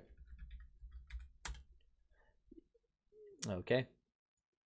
Oh, they typed that on the interpreter, so we'll just say exits, and then we'll say sysinfo, and you can see there you go. The computer name is Ubuntu, so there you go. Ubuntu. What is the kernel version used by the Linux target? Right here, 5.15.0. 5.15.0. What is the user ID of www data? Is 33. And then what is the group ID of John? Well, there you go.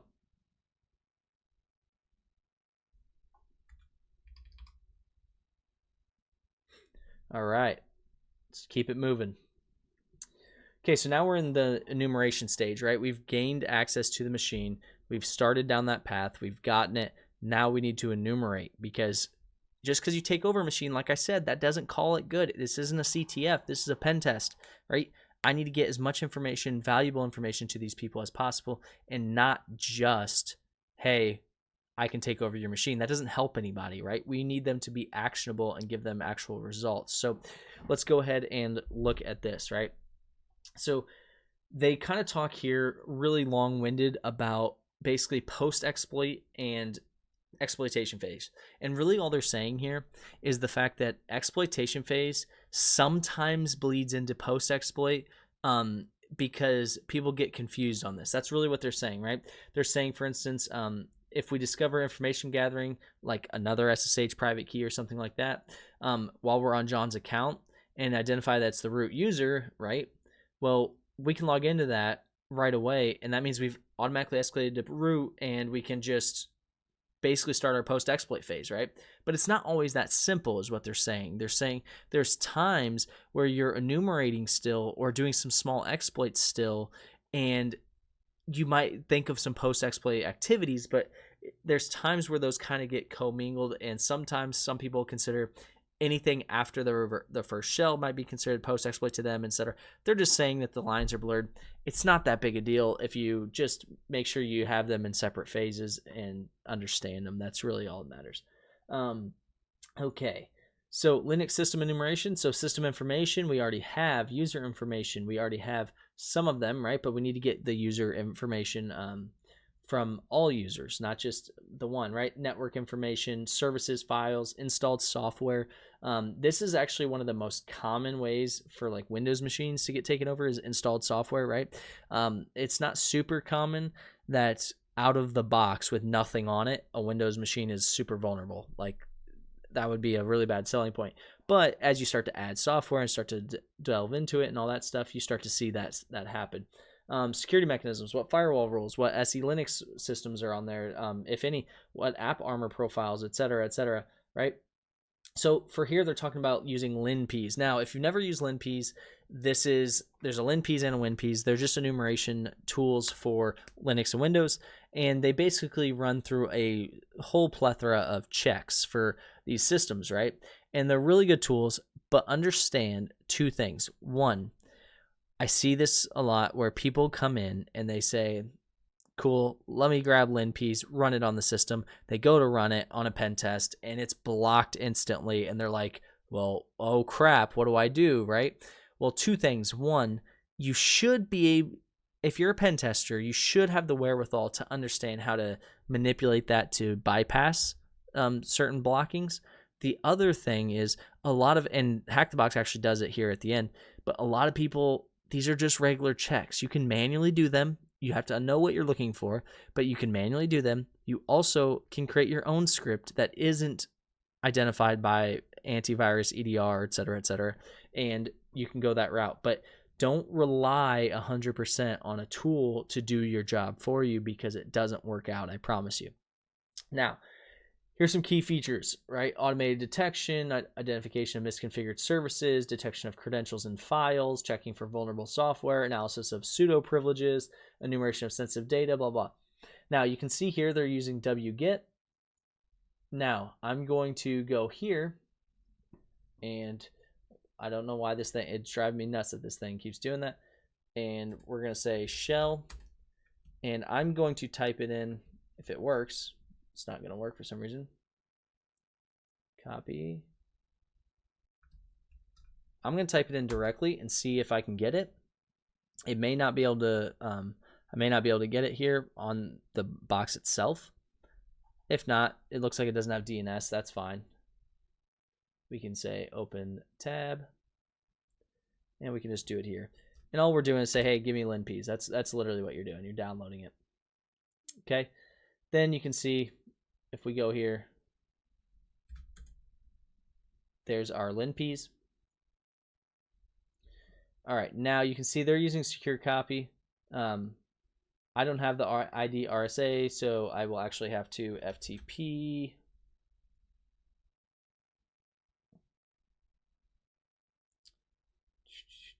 I think that just copies it, yeah. FTP, and then 21.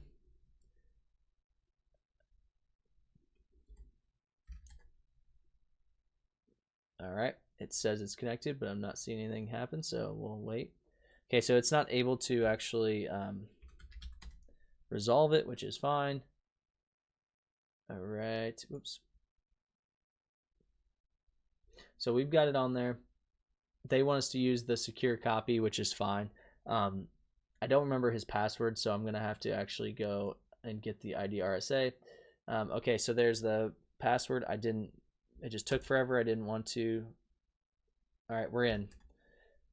That's interesting. Okay, well, let's just do it again and wait till it asks me for the actual username, and I'll type in anonymous instead of hit enter and ask for root. But it was just taking forever, so I didn't want to wait. But we'll go ahead and do it. Anonymous.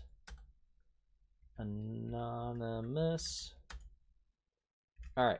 So now we're in. So we'll say get WordPress. Actually, we don't even need to get the WordPress. I don't know why I would get that. So we'll say get cd.ssh and then ls and then get ID RSA. Okay, so now we should be able to exit, and now we should be able to use this secure copy command right here. And all we're doing, SCP is secure copy. You can use secure copy over SSH. It just copies files from one box to another. And you can see I have ID RSA, which is his file, or his let me bulk this up a little bit for you.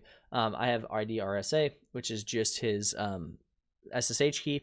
Then I'm taking the linpeas.sh file and I'm running it on John, home John, whatever. So there you go.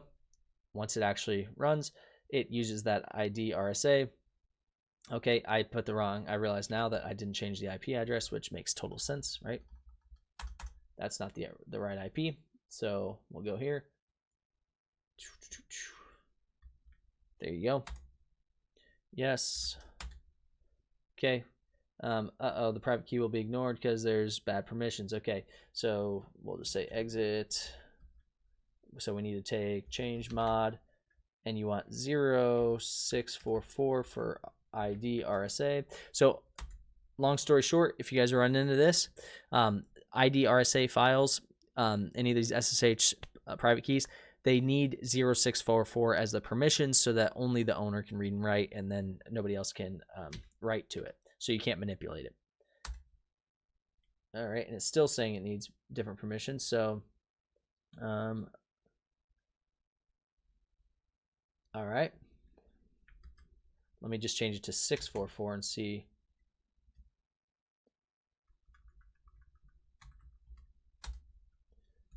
Let's see. LS Tech LA, and we'll look at the ID RSA. Yeah, it should have the right permissions.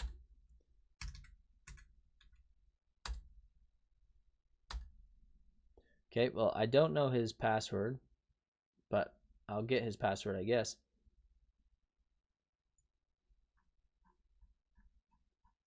I know they left his password out for us. We could just grab it. Now, one thing, a lot of people are probably like, well, why wouldn't you sit here and troubleshoot this? To be honest with you, that's not really needed when you have his password, but I understand why you'd want to, right? It's just saying permissions for this are too open. So it's saying it's not accessible by others. So I realize my mistake now. I actually was reading the permissions to you guys rather than saying what the permissions need to be. So it needs to be 600, and that's on me. I was looking at 644 and reading it to you and not actually saying, because it's telling me, right, it needs to be not enabled, or other people can't access it, and I'm literally giving it permissions to access it because I'm giving it read permissions, right? You don't want to give read permissions to other people, right? So that worked. You can see now I have his password anyway, so we'll just go ahead and we'll just create a really quick empty file. We'll name it. It doesn't really matter what we name it. We'll put his password in here, so that way we have it, because we might as well keep it here. Okay, and then we'll keep it moving. So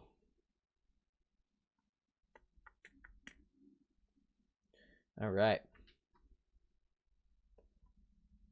So now we've got the linpeas actually on the system, and you can see they're showing you here that they can use the linpeas help menu. You don't have to use that. Now they're just going to log in. I don't know why this thing keeps doing that. It's driving me nuts. So we're going to log in using, I don't know why I have to copy everything twice, but that's all right.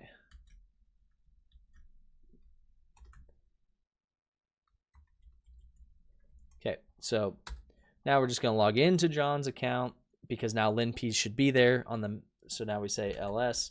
You can see linpeas.sh is sitting there. So we just run that, and we'll actually follow this command exactly. And you can see they're specifying bash. You don't have to. You can just run it. I'm assuming this is a bash shell. I don't know that for sure, but so you can see here we're saying bash linpeas.sh, and then we're basically saving all the results into a text file, so that way we can export it and look at it offline.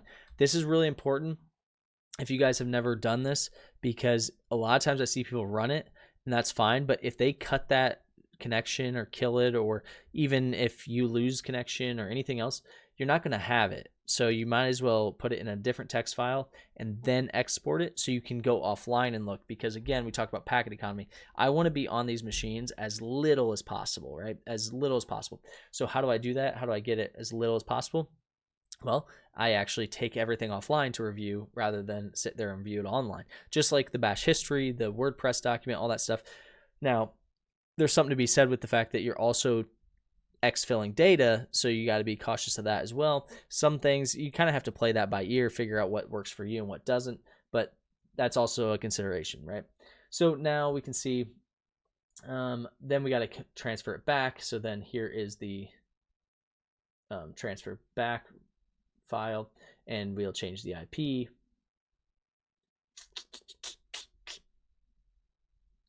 If it actually works. And it does take a while because it is running a lot of checks, right? Don't worry about these errors. I think it even says here that you're gonna, yeah, it says something. Yeah, you might see some errors. They are not critical, so don't worry about it, right? And that's fine. So this is gonna save all in a text file. We're gonna go review it. We can actually go review that now. What's the name of the CVE? Oh, we can't actually review it. What's the name of the CVE 2022 vulnerability? Well, the nice thing is we could actually just grab this from, we could grab that from online if we wanted to, but I do think these questions are interesting. I'll talk about this for a second. Which pseudo version is installed in the Linux? So the reason these are interesting is because the next section is actually about reading these. So I'm going to let this finish, guys. And when it's finished, I'm going to come back and we'll just go from there. Thanks. All right, guys, welcome back. So two things. One, you can see all the errors you get when you're running this. So you can see what I actually did if I do up. Well, if it loads. Okay, so I'll scroll up. You can see I SSH'd into John.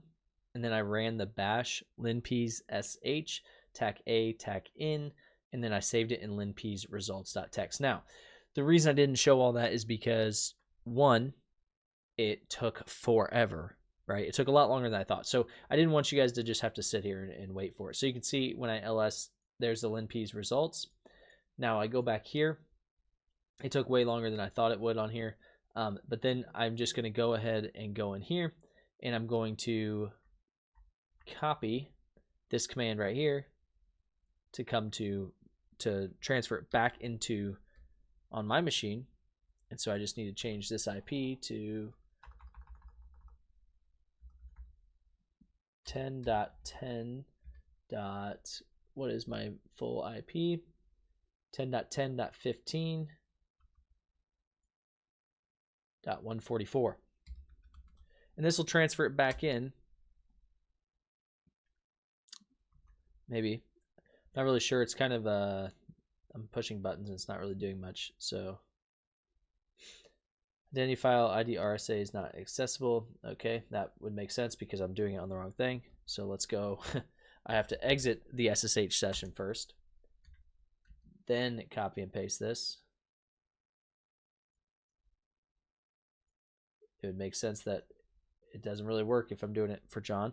So now I'm going to tell it to copy it back over to my machine. The authenticity, the key is not known by any other names. Whatever. We have John's password, so we're going to actually copy that one. Where is it? Here we go, new file. So we'll just use John's password. Okay, John's password's not in there even though I saved it in there. It like closed it for me. I don't know why. That's all right. All right. I'm not really sure why it's not copying over, but did it like reset my machine? Hold on.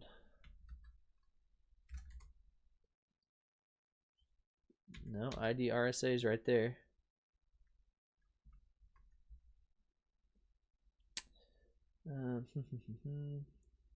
This key is not known by any other names. I don't know if I changed something. Oh, I have the wrong. I'm an idiot. Sorry, guys. It's been this box has taken forever to get back and forth. I have the wrong IP. I put my own IP because I was doing it from John's box before, and the reality is I want to do it from my box and copy it over. This is what you get when you are more worried about making sure that you're getting the video than you are about the everything going. So there we go. Okay. So now it'll copy that results over. We can actually open that result. So we'll say cat linpeas dot or linpeas results, and you can see we get all this stuff. Boom, boom, boom, boom, boom. And we'll move it over, and we'll go to the top here. You can see there's a lot in here, right?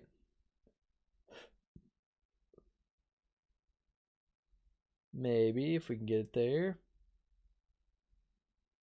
Okay, here we go. Now, what is the code name of the Linux distribution?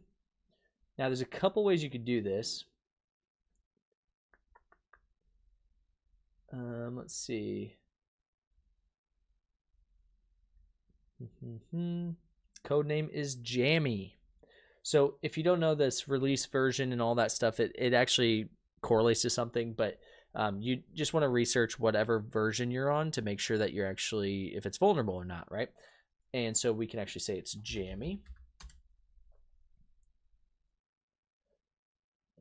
Okay, they're saying it's not. I'm looking right at it. Codename Jammy. That's the second one. I'm sorry. I'm starting to lose it, guys. It's been a long box. What is the name of the CVE 2022-0847 vulnerability? And there's a couple things you can do, by the way. Let's see if it shows it here. You can also grep for the exactly what they're asking for and find that, or you can scroll through it. It just depends on how long, how much time you have, etc. This is all environmental variables, all that stuff. Here's the exploit suggester. Okay. And what was it asking?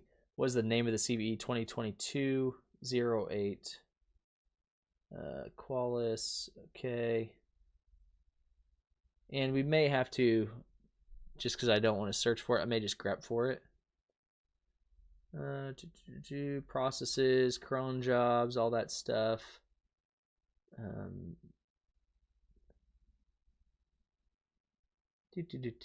there's a ton of information in here. I'm not going to go through all of it because the next part of this is to go through it. Services, socket files, listening, network information, user information. Okay, we've probably passed it at this point, but I just didn't see it. All right, what we're gonna do is go like this, copy, and say cat grep. There we go. It's called dirty pipe, and I did pass it because I remember seeing that. Dirty pipe. Now, if you're wondering what grep does, grep is just a search function. So I just said, hey, cat it, and then search for that. All right, so now which pseudo version is installed on the Linux format?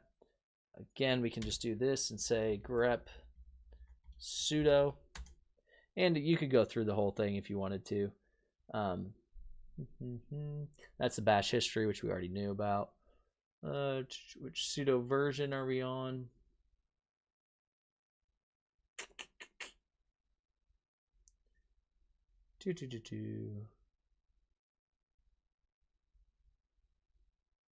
Pseudo version.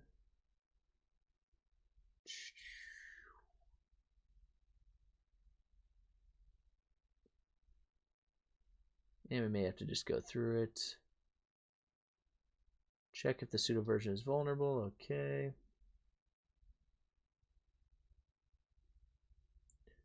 Let's go back. Which pseudo version is installed on Linux? We will just say cat np's results. We'll just go back through them.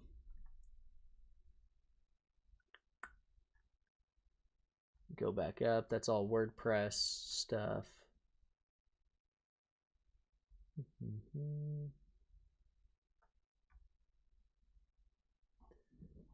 And as you guys can tell, I do these live. I don't like preemptively do them. Sometimes I do if it's gonna be like really complex or something, but Obviously, I did not do this one, which is fine. I want you guys to see the process as well.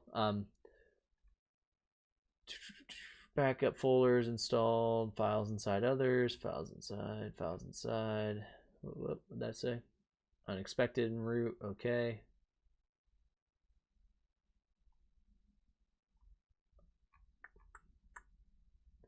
Oh, those are just interesting files.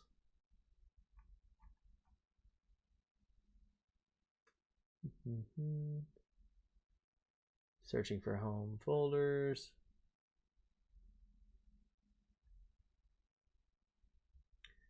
And like I said, I probably have passed it. I just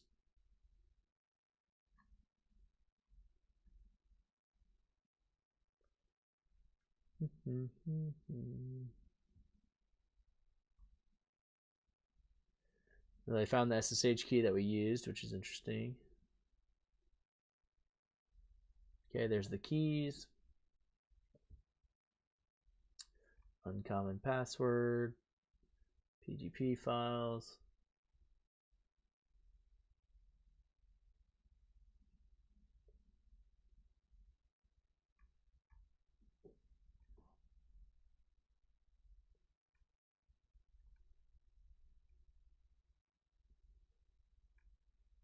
And I think they actually go in order. So this is actually a trick that I do a lot of times with, just get up to where it says, because there's a ton here.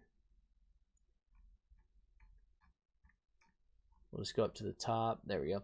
And which pseudo version was the release number of Ubuntu running on the target? So usually if you go up to the top, if you do it in order, they're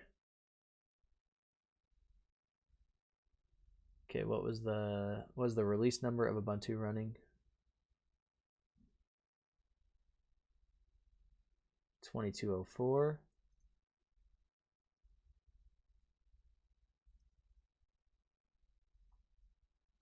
And then what pseudo version is installed on Linux target?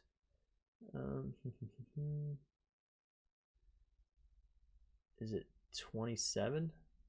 That doesn't seem right. That's that's users and groups. What am I looking at? Okay. Jammy pseudo version. There it is. How'd that not pop up on the first one? Oh, because it's grep's case sensitive. So there's a lesson learned for you guys. I made a mistake. So grep is case sensitive, so that didn't pop up on the first one. So it's 1.9.9. So there's a fun fact for you that I just missed. All right. So it's weird. This is where I say Hack-the-Box does these weird things. Like, this is weird to me. They just had us do that, but then the first thing they tell us to do is to cat linps, but we just had to do that to get the answer. So I don't know what they were wanting with the previous one, but that's the weird stuff they do. I don't know why they do that stuff. So now they have us looking at it. Okay. The information is crucial because we might discover kernel exploits. Yep. So that's why we need to know the actual version number. They have results of another tool. They have Linux exploit suggester, which we saw in there. And that's where we saw the dirty pipe. We take a closer look and we see the user information, which we already know a lot of this stuff from our enumeration before. In short, we're logged in as John on the target with sudo privileges. With sudo, we can run nano without a password. So what they're saying here is if you go, let me refresh this real quick. If we go down here to user information, there's exploit suggestion, container, cloud, processes, cron jobs, system timers, services.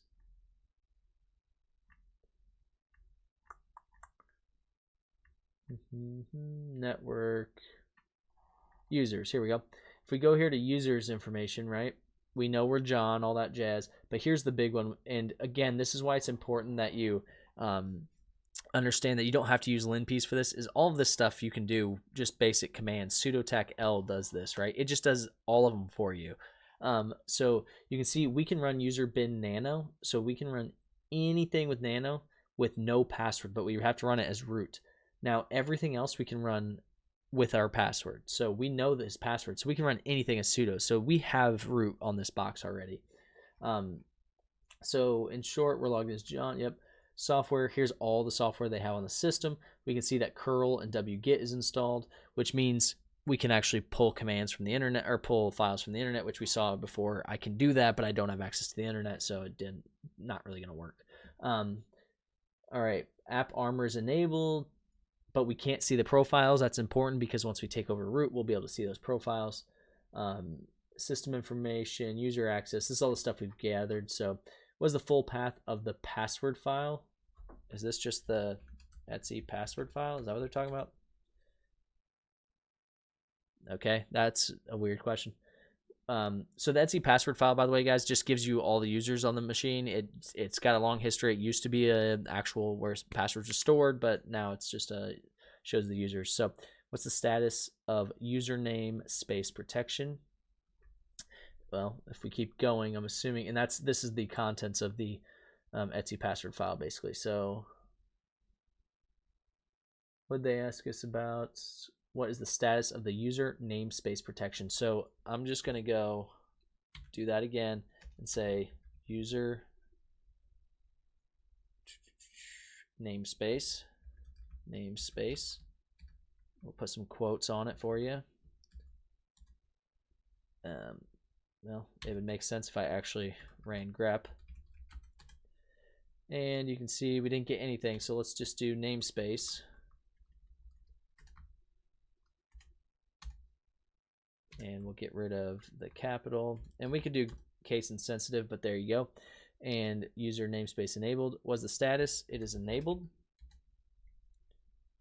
What is the status of the ASLR protection? ASLR. And you really should go through, and it is enabled. You really should go through all the results here, but obviously I don't have time to go through the full file with you guys. That would take, I mean, you can go through it for an hour yourself. Was the full path of the container tool present on the, well, let's go back up and look at container. We'll just go back up to the top till we see there's user information. We know we're past that.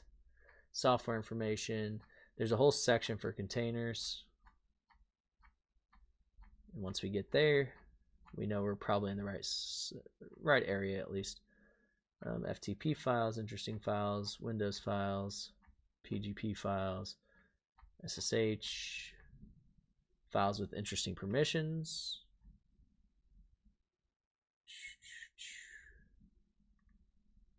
Let's see, other interesting files. What is it asking us for? Was the full path of the container tool present on the, oh, that might be, the container tool might actually be software.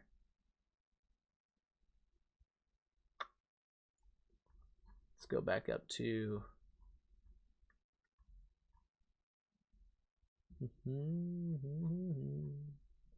go back up here to software, and there's a container tool. Okay. I don't see one there that, unless they're talking about the container section, which is a whole nother thing. That's what I'm trying to figure out.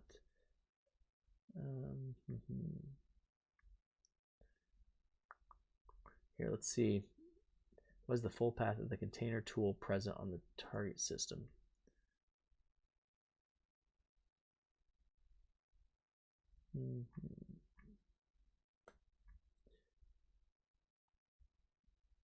And we could just search for container, but we'll see if that's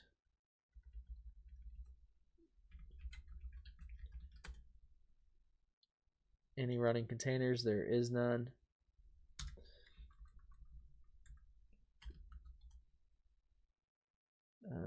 Container related tools present, if any. Okay, so there is a line that says container related tools present, and it looks like that. Okay,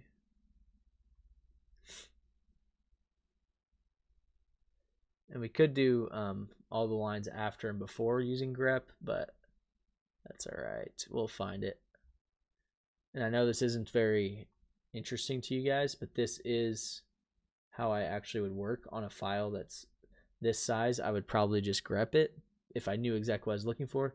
But you got to remember that in a pen test, you don't actually know what you're looking for, or you shouldn't, right?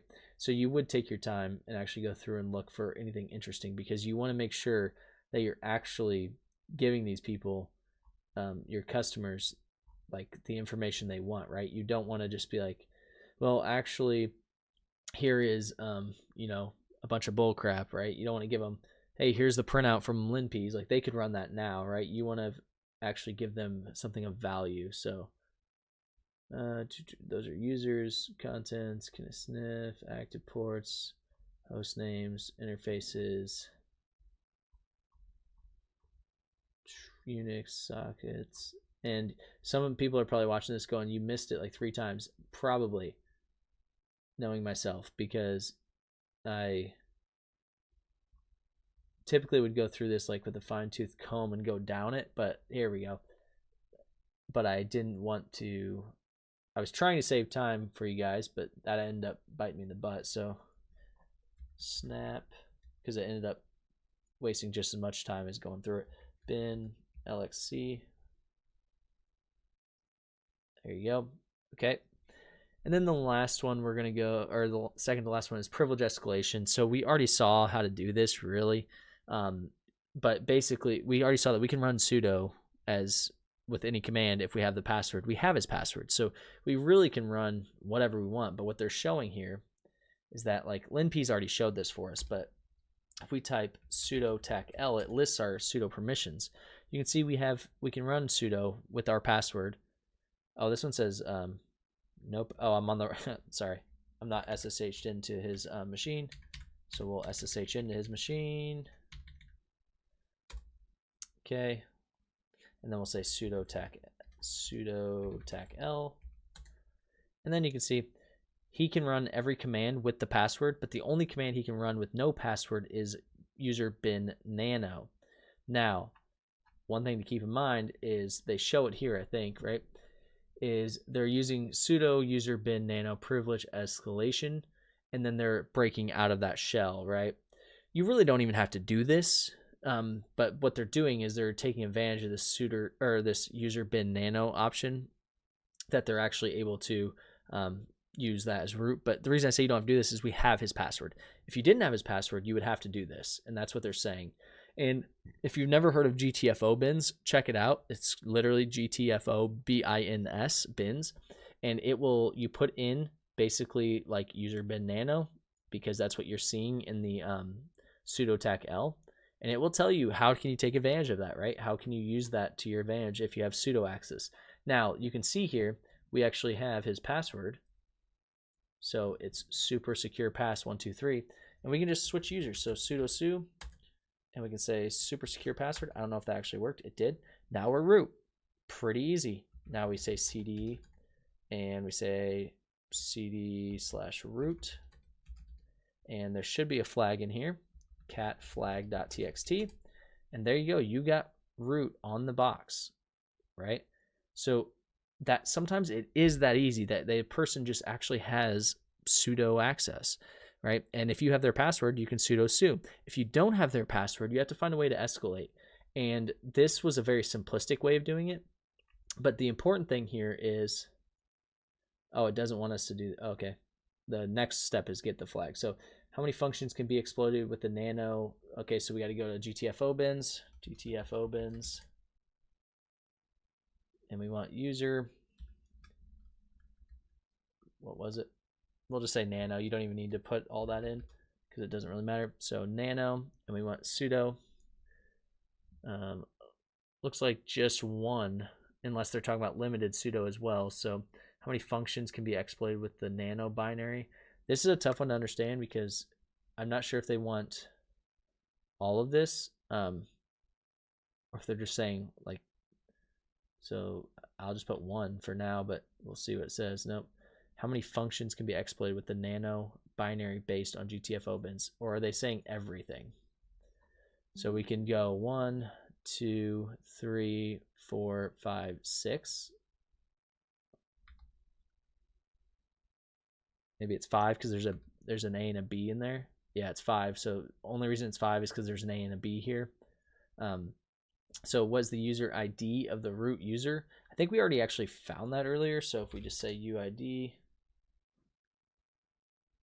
did we lose access to the machine? Okay, no, we didn't. Okay, so we can actually just say, I think we actually found it earlier, but let's see how they want us to do it. So we're already,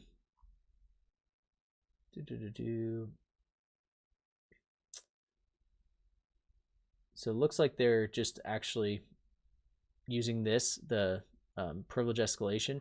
We don't need to. I understand. I'm all for using privilege escalation and stuff, but if you have their password and you can use sudo, use it.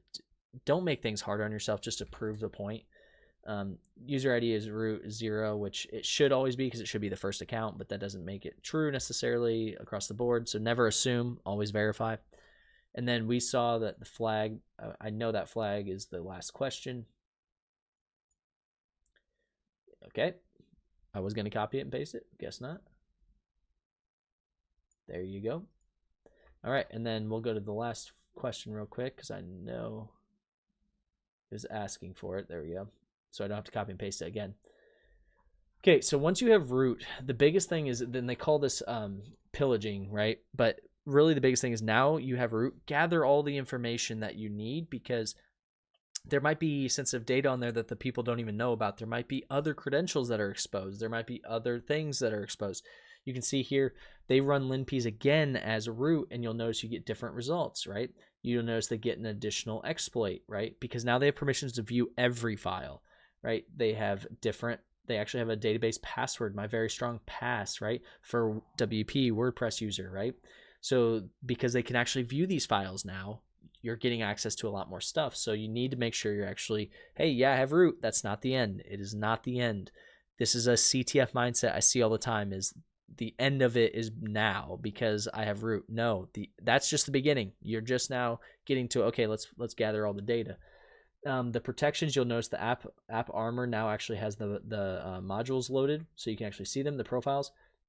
You can see in here the snapd, SSL, all this stuff. There's actually an additional RSA key. That's probably the root one, I'm assuming. We can use that root one to log into other machines if they used it, so that now we can get root on all these other machines. We can really use this to our advantage. And then you can see here, they actually created a file that they're saying is similar to linps. I didn't use it, but it actually grabs all this information. So if you want to use it, go ahead. We can go ahead and run it, I guess, and say it should be on here, I'm assuming. Do they want us to grab it all? Where was it? You can just go, I don't know where they put it, so let's go back here.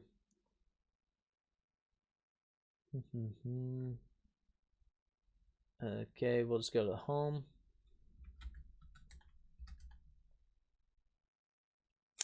I don't see.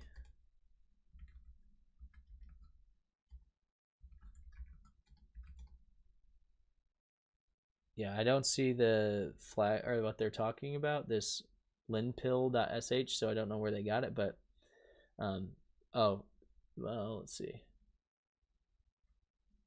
When we look, the root user also has a sh private key. Additionally, we developed a pillaging script, well, not as in depth. You can download the script from the resources section in this module. Okay. The script creates a directory in the temp where it stores all the file information. Okay. Let's see how much we can answer without it.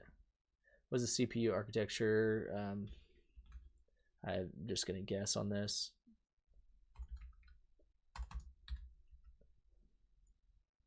Nope. Okay.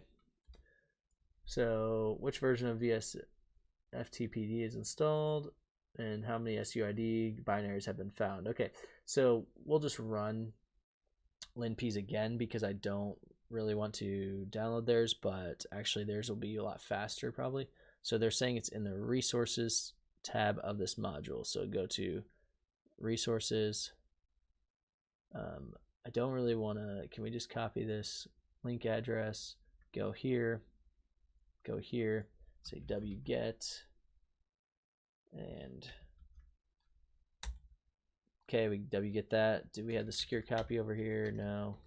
So now we can go, we still got a interpreter shell over there. So now we'll go over here. We've got it on our machine. We will actually go exit, secure copy.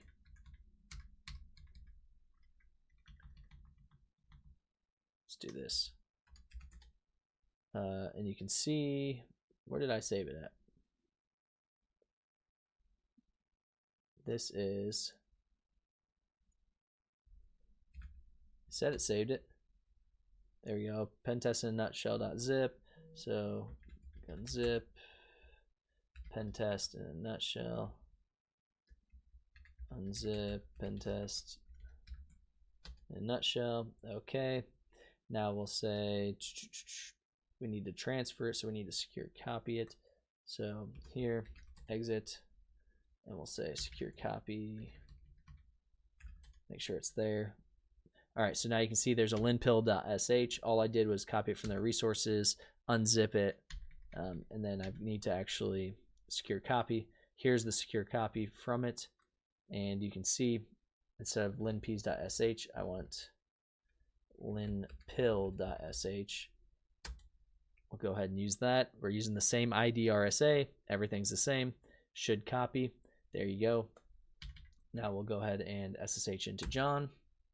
Then we can just sudo su, and his password is super secure password, I think. Oh, I don't think I got it right. All right, what was his password?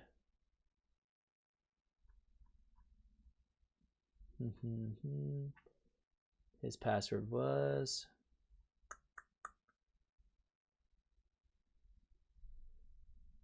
where was his password? I know we just had it. Sudo su, there it is, super secure pass 123. Okay, so super secure pass 123. There we go, we're in. So we're right back, and then we just say linpill.sh, and I don't know how it's possible that I, so we'll just change mod 777 linpill.sh. Okay, now we'll run it again. Bad interpreter, no such file or directory. Okay, so bash linpill.sh. Okay, there we go. Now it should have exported it into ls temporary directory, and you can see, wow, there's a lot going on here. I could have sworn they said it goes into the temporary directory. Let's go back here and see what it says. Okay, I'm trying to save us time from waiting for the linps to run all over again, but bash linpill.sh, pillaging Ubuntu is what it's called. I didn't see a pillaging Ubuntu, did you? The script is intended for authorized penetration to ensure you have implicit yep, okay. Okay, and it said it was gonna save it in temp directory, right? Temp pillaging Ubuntu. All right, well, I didn't see any of that, so bash linpill.sh. Okay. Syntax error, sick. Okay, so looks like it's not actually a good thing to run. Doesn't actually work, so we have to run linps again, which I don't want to do, but that's all right. So we'll say bash linps.sh. Yep, could take longer, that's fine. Here's basic information. What are we looking for? Let's just watch it as it goes. What's the CPU architecture? Let's see if it finds that. Ubuntu 2.3.8, AMD 64.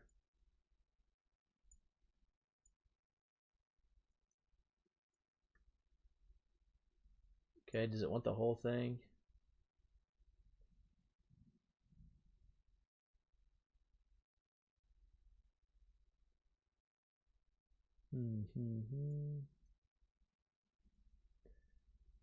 All right.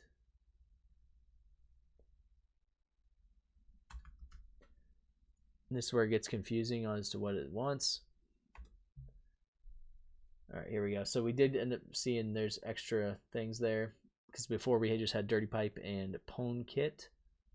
All right, so let's go through it here. Environment, here we go. All right. So we did actually, if you notice, these weren't here before, these unmounted file systems. So theoretically, we could actually go through and mount them if we wanted to. And then we could actually, yeah, we could go through them and mount them and then see if we can find stuff on them. But that's obviously going to be, we're going to kind of be making some noise at that point. Okay, scroll down. Dirty pipe. What else was asking? Which version of VSFTPD is installed? That'll be down there. And then SUID binaries is its own section. So, okay, those are containers. We're there. Processes, crons, timers. Okay. And this is all jacked up because of the way it's running, but that's all right. Okay. Cron jobs, those are just like scheduled tasks. Timers, okay. Service files, yep. And you notice it's colored. If you guys didn't notice that, if you run it without saving it, it's colored, which the colors indicate, you know, severity and things like that. So you can actually save yourself a little time. Okay, network information, host name, here we go. Okay, so what were we asking for again? So here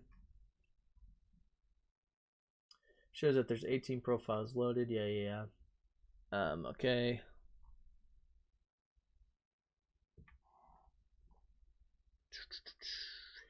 Okay, the tool suggests there's an additional exploit, one that we didn't see before. Highest possible privileges, yep. Okay.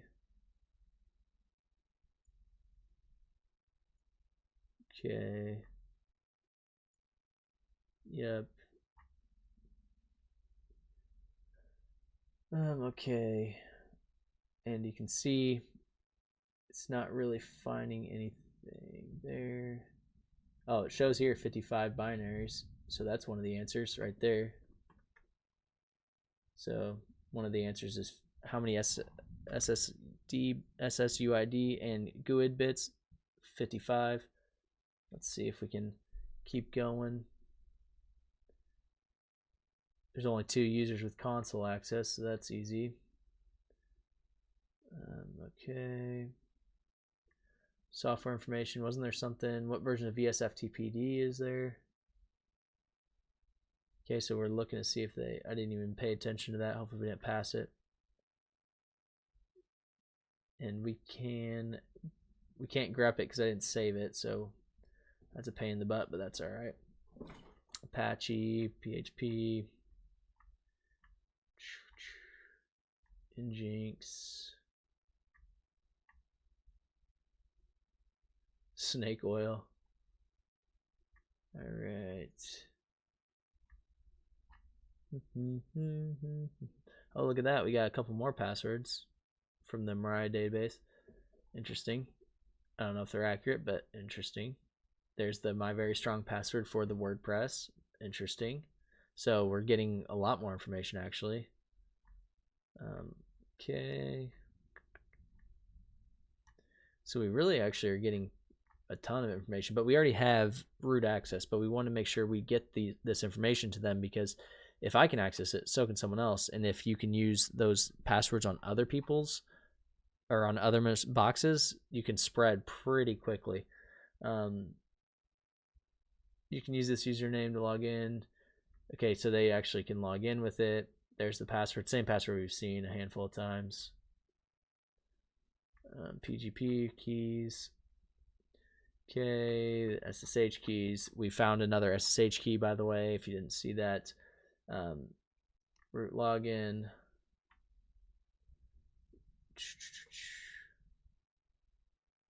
All right. Files with interesting permissions. And I have a feeling they wanted us to run their script, but their script we can't run, so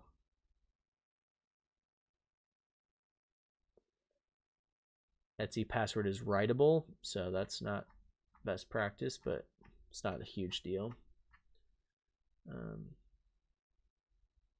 Can I read root folder? Well, I'm root, so hopefully.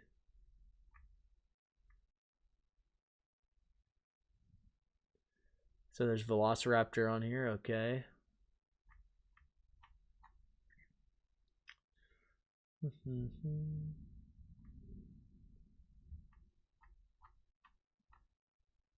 And I really need to save it, but that's all right. The reason I say I need to save it is because I need to search for it, but a lot of backup files, we can actually take advantage of that.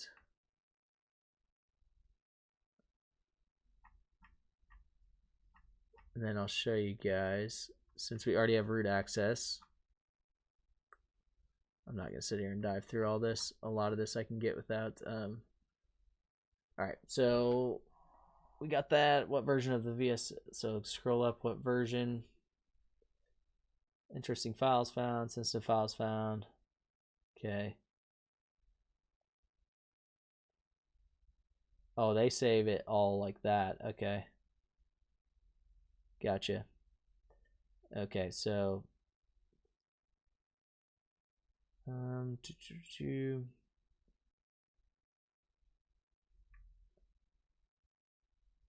right. So what we're gonna do is just do a quick Google search. Linux, how to identify CPU architecture. So anything you can do as a root user, you can pretty much do this. So lscpu, so we can just say lscpu. Did I save that? Is that why that was there?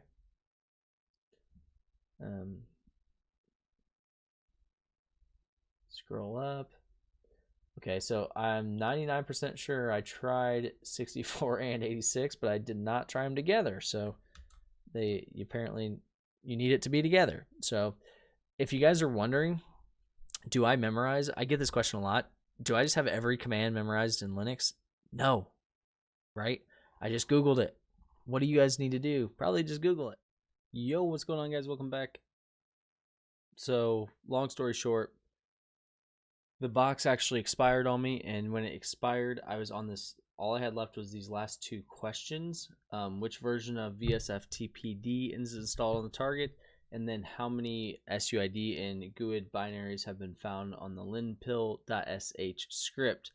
So I actually transferred the linpill script over, which you guys saw, and it did not run. So it was saying there was some issues with it. I didn't mess with it. I ran linps again and just watched the output, and then was able to find this pretty easily. The version of the VSFTPD, I will be honest, I just cheesed it because I was sick of messing with the linpill script. It wasn't running for me, and so basically I just looked up the newest version of VSFTPD, and there it is. So that one was pretty easy. LinP's probably had it in there. I just didn't want to scroll through the entire thing. And then the how many SUID and GUID binaries, it actually shows you right here. So it actually shows you right there. I'm sure their script works great. For some reason, I was getting errors. You guys saw the errors when I was trying to run it. I really just didn't want to mess with it. This was a long box to try and do or long thing to do in one run. But the majority of what I wanted to showcase is a couple of things. One thing I wanted to talk about. The first thing is this is not how all pen tests are done, right? This is pen test in a nutshell. It's really important that you understand that this is how a pen test could be done, but this is they don't really talk about, and this is where I say they kind of lack in some things. All they're showing is the pen test methodology on one box here. And the reality is that's not how a pen test is done. It's done on a large amount of boxes, right? And that's one thing I don't want you guys to get confused on. I don't want you guys to get in this habit of CTF mindset where you're constantly just rooting a box and calling it a day, because that is not a pen test.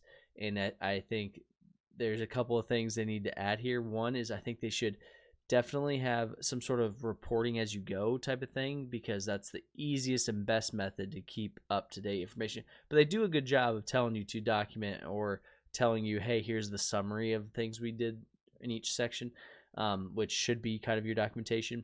But the other thing is, there is no lateral movement here. There is no pivoting. There is no anything like that. So this is a very, very, very limited pen test if it was to be a pen test. So understand that they're calling it pen test in a nutshell for a reason. This is a limited pen test environment, and it does follow kind of your methodology.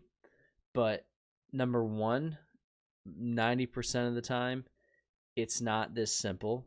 It can be this simple, but 90% of the time it's not.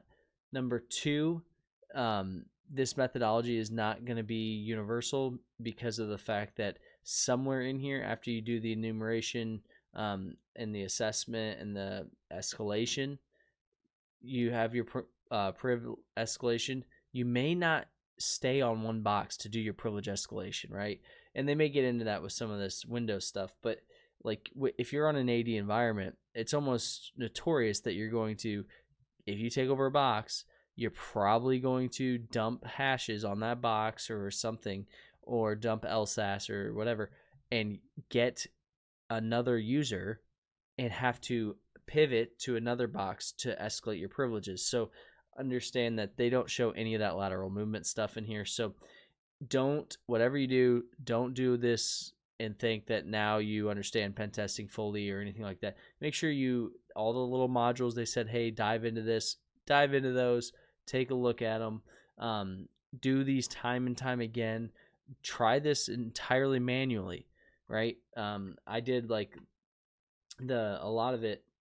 Instead, I didn't want to run linps again, so I started enumerating manually, right? Like that stuff, and I did that off camera because the box ended up expiring on me, and I didn't want to spin it all up again and do it, and like transfer linps and all that stuff. But go ahead and even off, if you're done with the box, whatever, spin it up, do these enumerations, see if you can find all that stuff manually, right? Because you may not have linps, or see if you can find some of it manually. See if you can actually escalate privileges. See if you can take advantage of that vulnerability without Metasploit, because you can. It's not that difficult. It's a PHP upload, so reverse shell. So do some of that stuff, because all of that stuff piles on to experience. And the difference maker in a pen test is the person that can do the additional. What I mean by that is, think about if Metasploit didn't work on this module, right? Someone would come in here and go, oh yeah, you use Metasploit and do this. And as a pen tester, you'd go, okay, cool. And then you use Metasploit and that module doesn't work on here. Now what? Do you go, oh, it's not a vulnerability? No, you have to be able to exploit it still, right? So understand that, take advantage of that, take advantage of these boxes and use them for what they are. They're playgrounds, they're fun. Let's use them that way and use them to learn and grow. Don't use them to just answer the questions and say you completed the box, because that doesn't really add any value or help anybody. So that's it, guys. It was version 3.05.5, excuse me. And then how many SUID and GUID binaries were 55, and that was actually just straight from their screenshot. So that's it, guys. Hopefully this helped you guys, and hopefully you guys have a great day. And on the next one, we'll do the Windows target. All right. Yo, what's going on, guys? Welcome back. Today we are finishing up the pen test in a nutshell, and we're going through the Windows machine first, right? So we did the Linux, we did all of this vulnerability assessment and all of that, and we're going to go through the Windows machine here. Hopefully we'll get through the proof of concept and post engagement, but I doubt it. I will probably just do Windows. So I said we're going to finish it up. We probably won't. I don't know if I'll have time, but we'll try. So let's get into it. First things first, we already know how we did the Linux target. This one's very similar, a little bit different, but the methodology is the same, right? We're going to take over, exploit the machine after we do a little recon, and then we're going to go ahead and escalate our privileges and get the system account or the root account or admin account in this case, and then answer some questions. So really basic methodology and concept. We just have to, and they show it every single time here. But so this is like a good picture if you guys want. It's a good picture to like hang on a wall or something so you understand, and it just becomes second nature. Hey guys, I just want to give you kind of a quick disclaimer. In this video, I talk about how basically like I don't think the flow's good. I think that there's a lot of kind of weird issues and stuff with the box. And I recorded this video yesterday and I've been thinking about it, and to be honest with you, I think I was a little bit hypercritical I put my hand up in accountability for that because there's no right or wrong way to do it, right? That I was going off of my way, and that's not always the right way, right? So one thing I want to say is the methodology that they're using is solid. I think their content's good. I'm not saying this for any other reason besides the fact that you got to own up when you're make a mistake, and I think that I went a little bit too critical on them. I think I understood, as I thought more about it, I understood what they were going for. It took me a little while to get there because I didn't agree with it initially, but I just want to give you guys that context because I want you to see that, I'm still going to put the video out the same way. I just want you guys to see that, there are times where, just because I do it XYZ way doesn't make it the best way. And just because they do it this way doesn't make it the best way either. I didn't go through my full methodology either, which I realized. So like I'm criticizing them, but I'm not actually giving the methodology that I would use. Whoops. I say a few things like the fact that if I would have found the credentials the way they did, I wouldn't have done the other steps and stuff, which may or may not be true. It really depends on the pen test itself, and it also depends a lot on the methodology that you're using. I also just want to say that Hack the Box, their content's really good. If you take this box for what it is, which is literally taking an entire pen test in a nutshell, right? It is actually very good because they are showing that this is pen testing in a nutshell, just very boom, boom, boom, boom, methodical. This is as simple as you can make it. And I think that's what they're going for.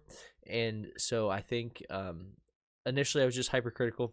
I want to own that and say, hey, I apologize. Good box. This is the Windows specific one. Good box. But yeah, I just want to get that disclaimer out so that you guys know. I'm not always negative. I try to be honest with everybody, and that's usually what it is. It's more of I want to see everyone improve, so I'm critical of it, just like I want people to be critical of me, so that I can improve where I need. And I think there's times where you just need to say, hey, I was a little bit too critical. I think that it's a good box, and I showed a few different ways than what they did to do some of it, and I think it's a good overall box. So I apologize. Thanks, guys. So I'm not going to do these in-map scans, I'll tell you that. And the reason I'm not going to do them is because they already did them for you, so there's no reason in us doing them. We would just basically sit here for however long for waiting on nothing. So first things first, they do, you notice every time they do in-map, they do it with sudo. So that's recommended. I'm not going to dive into why because it's outside the scope of the box, but if you don't run a nmap as sudo, there's a good chance you're going to miss things, and it's the way nmap runs actually. If it doesn't run as sudo, there's a good chance you're going to miss some things. So just know, always run it as sudo. And then you can see they do nmap tac, which is just all ports. Then they do service version and scripts. So they're using the scripting engine to do basic scripts. They're using trying to get the version number, and you notice they're putting the version first. That's because they want to know what's actually on these ports and not have it guess based on a list, which is what this does here, is it actually tries to use the headers. Then you have the IP here, okay, and then they have the timing, and then they just say the PN, which if you don't know, the PN just says, hey, act as if it's for sure if it's for sure on, even if it says it's not. That way you can still run the scan. Okay, so here we go. The in-map scan reveals several open ports. Yes, it does. Right here you can see we have 22, which is SSH, 135 MSRPC, 139 NetBIOS, 445 Microsoft DS. And right off the bat, I get this question a lot. I hear people, I'll do an in-map scan, and without like looking at the actual what it says is the OS, I'll be like, oh, that's a Windows machine. And people will be like, how would you know that? And it's like, well, if you see like NetBIOS, MSRPC, like this Microsoft, especially, I mean, this one specifically says Windows Server 2019, right? But like, if you start seeing these processes, and yes, they can be on Linux, right? As far as the ports and stuff, Samba and all that, but this is almost always a Microsoft machine. It's pretty simple to see right off the bat. So then you can see they have this random 3000, which is a HTTP server. So that's obviously not normal. So we'll take a look at that.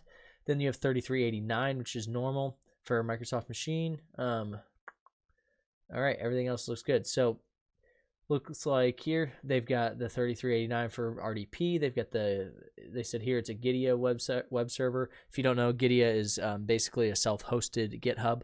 And then they've got SMB. They've got NetBIOS. We talked about that. Okay. All right, everything else looks pretty normal. So let's go ahead and look. So one of the big things is anytime you have a Windows machine, you're going to check the SMB. You don't have to, I guess, theoretically, but the reason you do this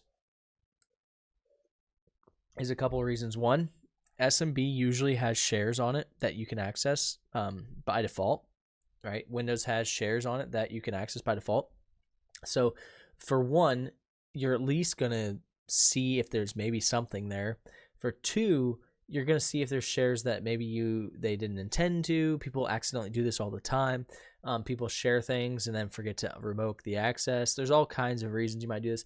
And maybe it's by design, but there might be something in there that will lead you to the next step, right? So like, for instance, if someone put an SMB share, like a script to share with somebody, right?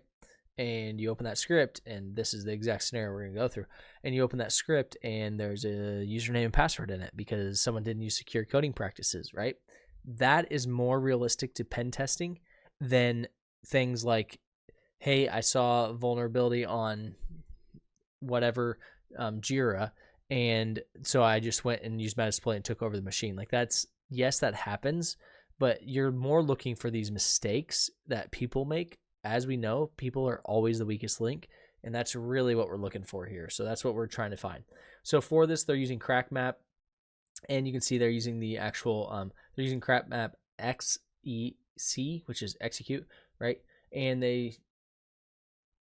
okay, I thought this was a link you could click on, but you can research it. It's a pretty nice tool. You can see it can do SMB, SSH, WinRM, LDAP, blah, blah, blah, right? And really it's allowing you to use that protocol and gather information from it that you normally could do anyway, but it would require some more manual processes. So they're allowing you to do that. So it's kind of like if you've ever used SQL Map, very, very similar. All right, so they're going to specify SMB. So you see they just say CrackMap, execute SMB, IP address, right? And you can see the results right here. Say, yeah, there it is, right? And you can see here, SMB version 1 already. Okay, thank you. Already something that I would at least annotate. I wouldn't like, it may be nothing, but you want to at least annotate it. Okay, on the one hand, we were able to access the SMB server. So here they did CrackMap SMB and they did the user and the password, but they left it blank, right? And then they said, show me the users. That's what that -- users mean. It means like enumerate the users.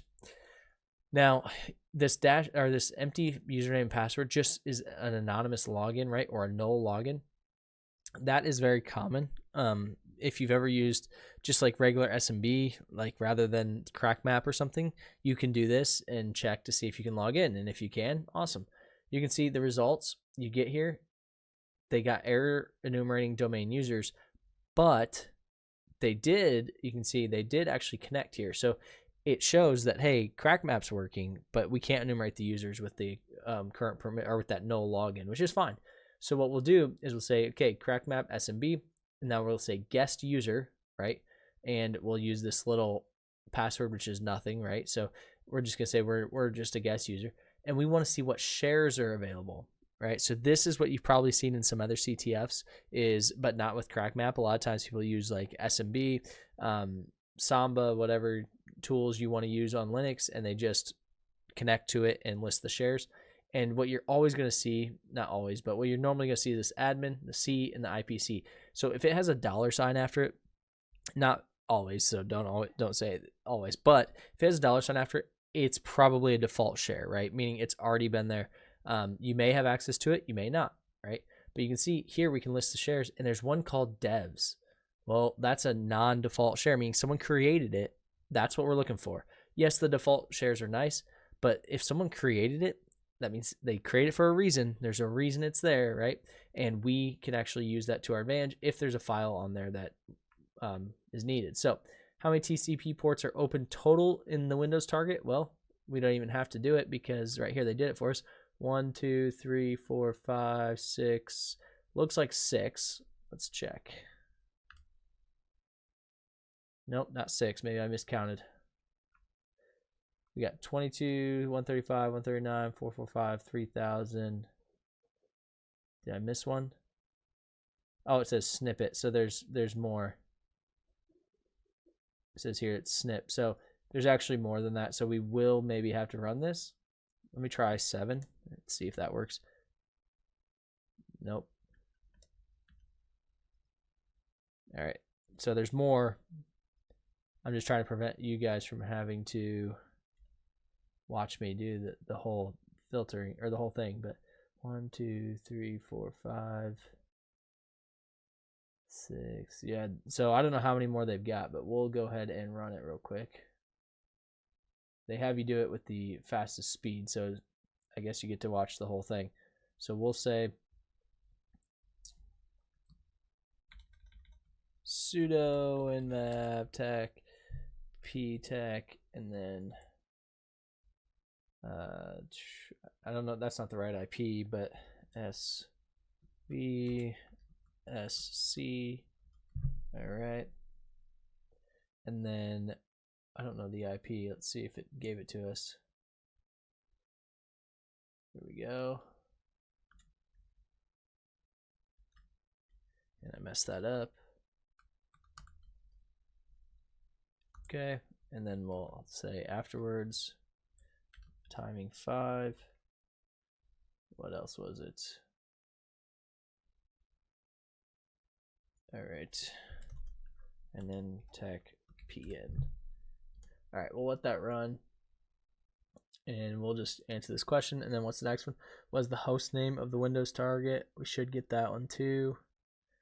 What version of the Giddy are running on the Windows target? We can get that now because we can copy this and we know it's on port 3000.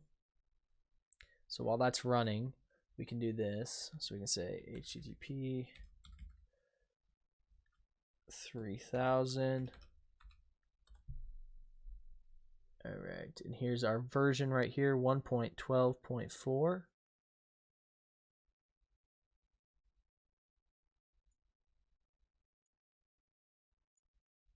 All right, easy enough. All right, now let's check our terminal. Okay, that's still going. How many shares can you see on the Windows target? Well, there's 4 in the snap or in the screenshot. Okay, it was the name of the non-standard share. It was devs. Okay, so we gathered everything except for the nmap scans, and that's because the nmap scan in the screenshot, I just didn't pay attention close enough. It actually has a, it says snip, which means there's more open than that. We just didn't see it. So let's see if we can see where.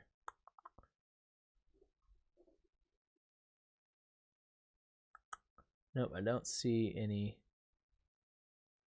where it actually explains it, but that's okay. Where it actually says it. So we'll just wait till this is done, but we'll go ahead and go to initial access and start talking about this. Okay. So once we've gathered this information, we can proceed to the exploitation stage. So keep in mind, this usually takes longer than what they're showing. This whole process takes longer than what they're showing. It's not usually as simple as the Linux one or the Windows one. It's not usually as forthcoming. It's not as like, here, do this, and then you do that, and then it leads you right to the next step. Like a lot of times there's a little bit more to it than that, which is fine. Okay, so here we've got our, scroll up, we got our results. Okay, so that's why they've got a bunch of ports. So 1, 2, 3, 4, 5, 6, 7, 8, 9, 10, 11, 12, 13, 14, 15, 16, 17, 18, 19. Okay, so they've got us at 19. So they've got us all over the place. They definitely sniffed out a bunch of it. Okay, so we've got, oh, whoops, we're on the wrong one here. So we've got 19.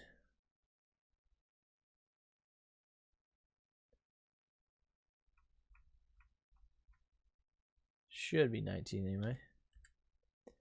Okay, and then what is the host name of the target? Did we get the host name? I didn't even look. Host is up. Yeah.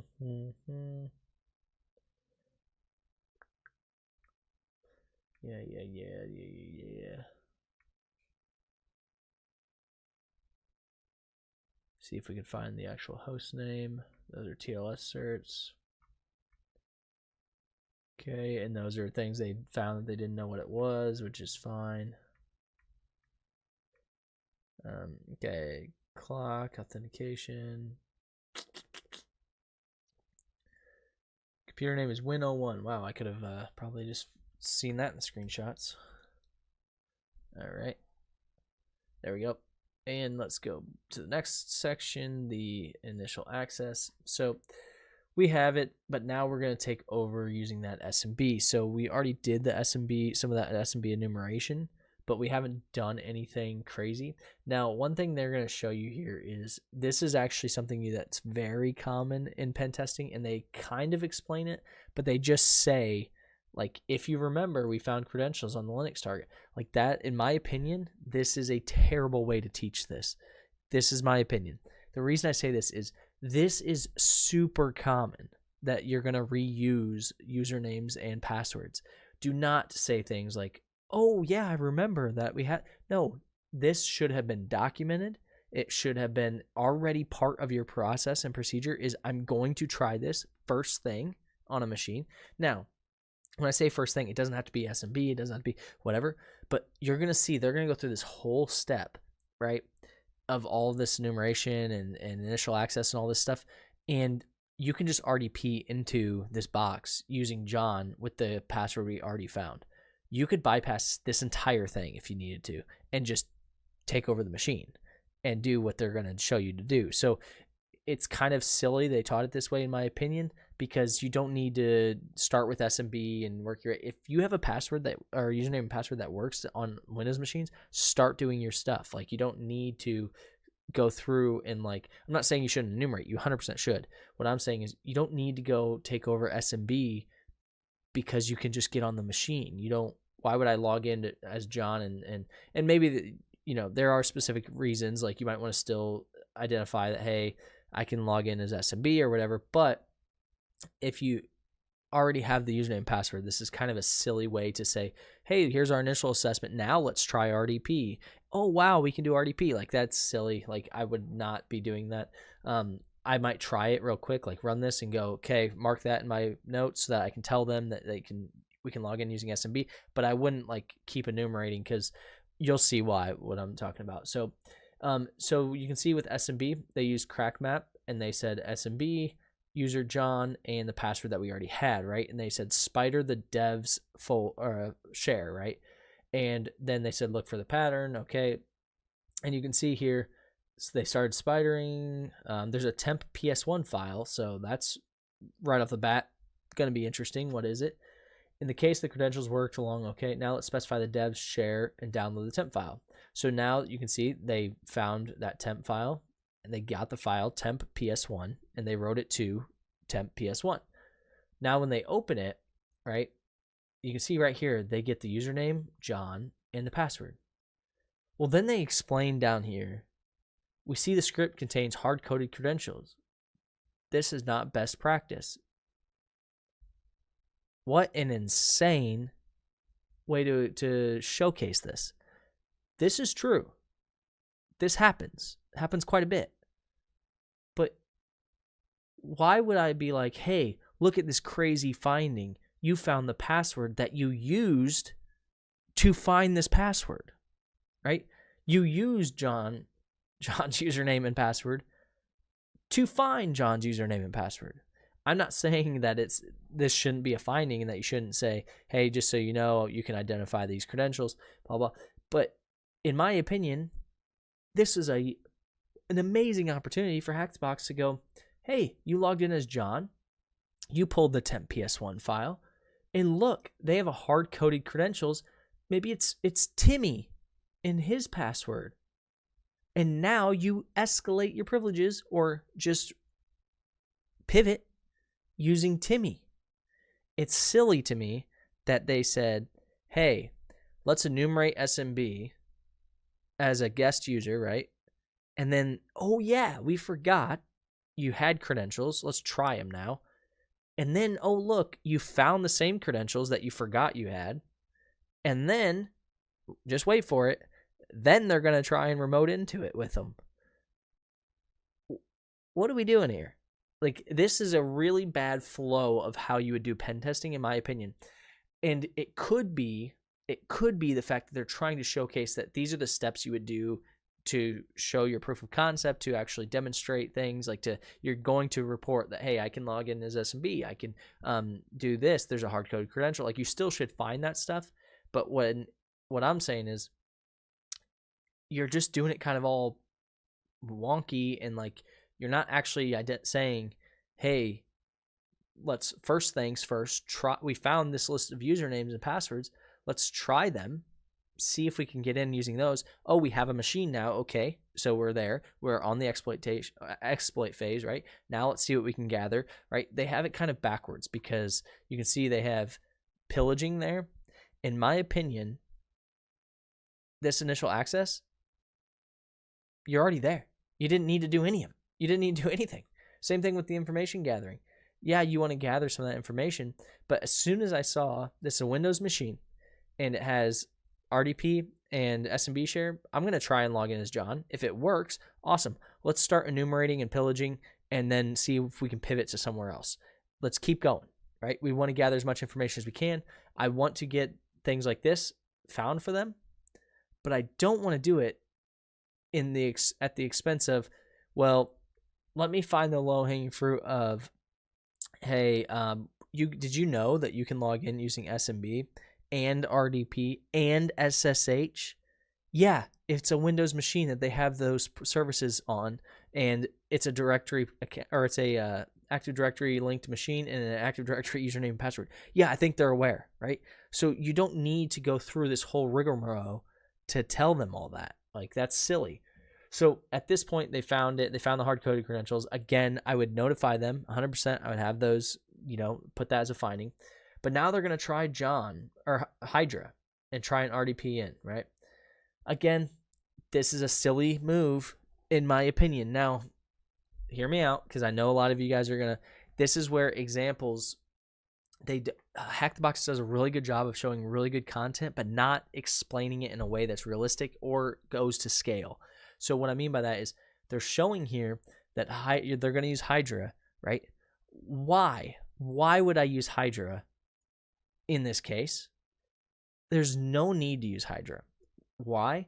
Why wouldn't I just try RDPing in? And if it works, awesome, right?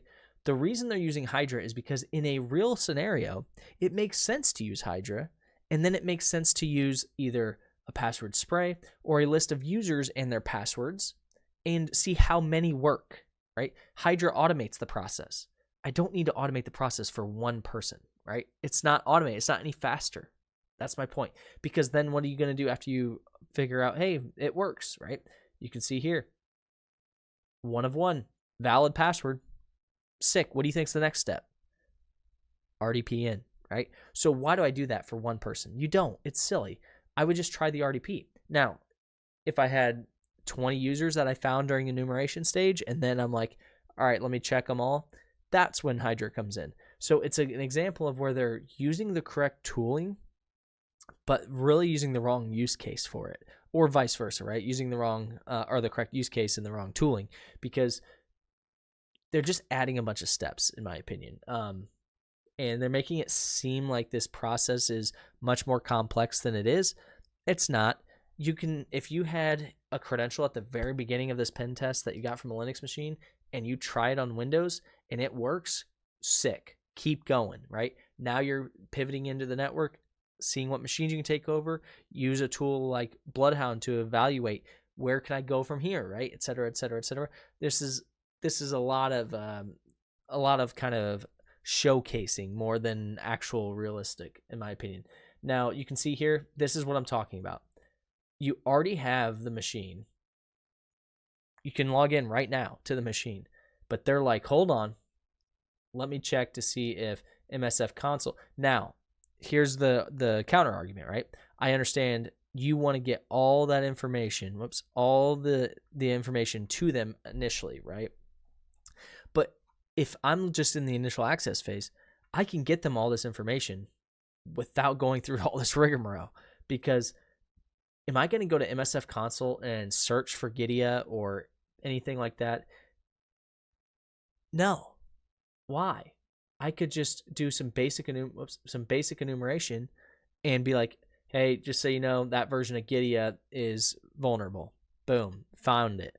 I don't need to go do the remote code execution to take over the box to figure that. Like, I understand that a pen tester might do that, but imagine taking over the machine and being like, hey, by the way, there's like 5 ways you could take over this machine. You're paying me for my time, so let me spend my time and your money to demonstrate all 5. No.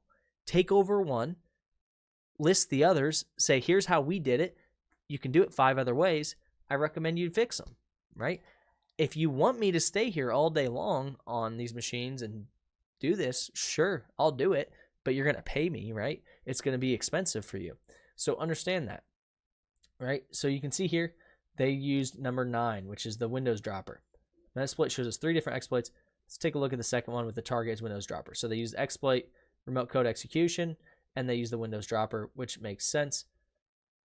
They got information on it. Okay. The description states the vulnerability has been patched in version 1.13.0, which is higher than one we found, right? We know that we're vulnerable to it, so let's use it.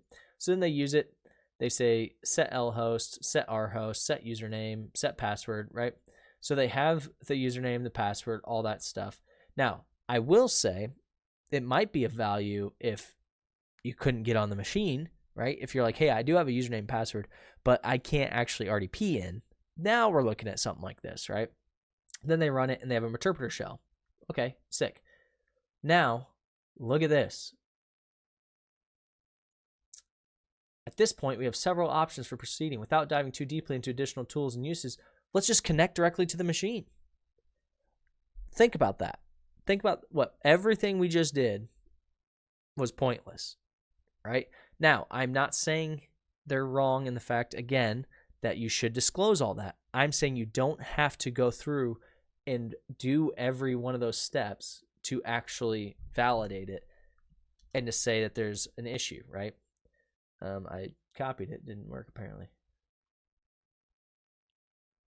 So what we're going to do is we are going to actually copy, and I don't remember the IP, but we got to change the IP. And the IP is 10.129. All right, there we go. Now get rid of the extra 10 there. All right, do we trust it? Yes, we do. Okay, and just like that, we're RDP'd in the machine. So why did we go do a Metasploit exploit of Gidia? Why did we go do the SMB exploitation of it, right? We didn't need to. You can automate almost all of that. Simple, right? The other thing is you can also just go to those shares and say, hey, I used CrackMap. I was able to display these shares. Once we got it on the machine, here's what they entailed. We would have found them, blah, blah, blah. Like you can do this in a better form, in a better fashion is my point. So what is the host name of the file server that you discovered in the PowerShell script? Well, that's actually up here. We don't have to, I think I actually have it down here.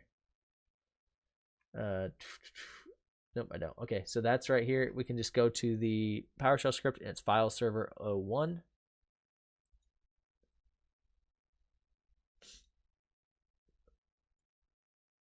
When was the Gidia get hooks remote code execution vulnerability disclosed? That's in the info right here. When was it disclosed? Go to where they typed info. Right here, 2020 10/7.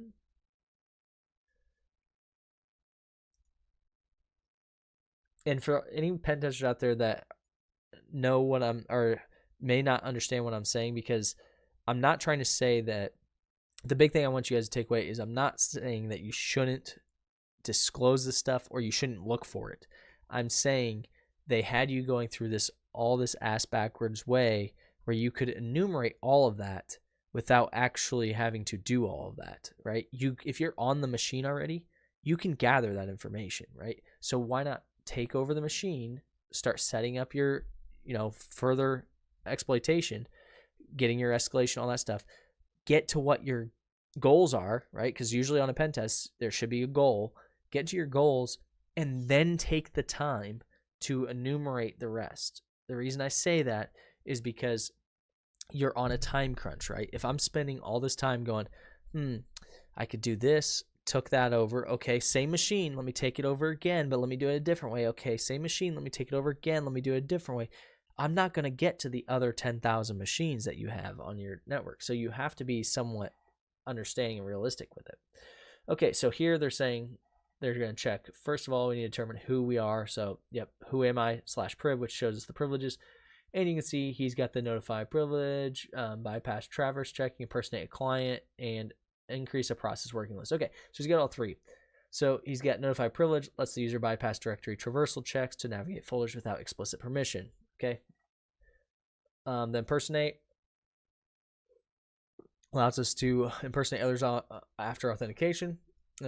Pretty important for privilege escalation right there, right? Permits the user to increase the memory available to a process. Okay, that's not really that big a deal. Now we have the who am I groups. This just tells us what groups we exist in. And you can see here we have the everyone, the log readers, RDP users, which makes sense, we're in it. Authenticated users. I don't see anything crazy. Okay. The group membership indicates this might be a regular user with limited privileges. Yep. But we can perform additional checks with the command system info and WMIC, excuse me. System info, okay, didn't work, access denied. WMIC, didn't work, access denied. Why is it access denied? Well, let's look. Okay, both commands require admin privileges. So most of you guys have seen this before. You've tried to run something that says you need admin privileges, whatever. But he's a regular user. So when administrators configure servers, they often want to optimize the server to their own needs and comforts. One way to do so, scheduling tasks. So long story short, people schedule tasks to save them time. They don't want to have to run it through, forget about it, any of that stuff. So they schedule tasks, right? It's the same as the cron jobs in Linux, but here they're looking at scheduled tasks. You can see they're running scheduled task query fo list v, right? And we'll talk about it. So you can see if you're looking at the scheduled tasks, we've got just a folder, Microsoft Windows. This is a snippet, so I'm assuming we'll have to probably run that to see the full what they need. And you can see here's the big one, right? This one, host name, the task name is corp backup agent. Anytime there's a backup anything, it's worth checking out. And you can see here's the task that they're running.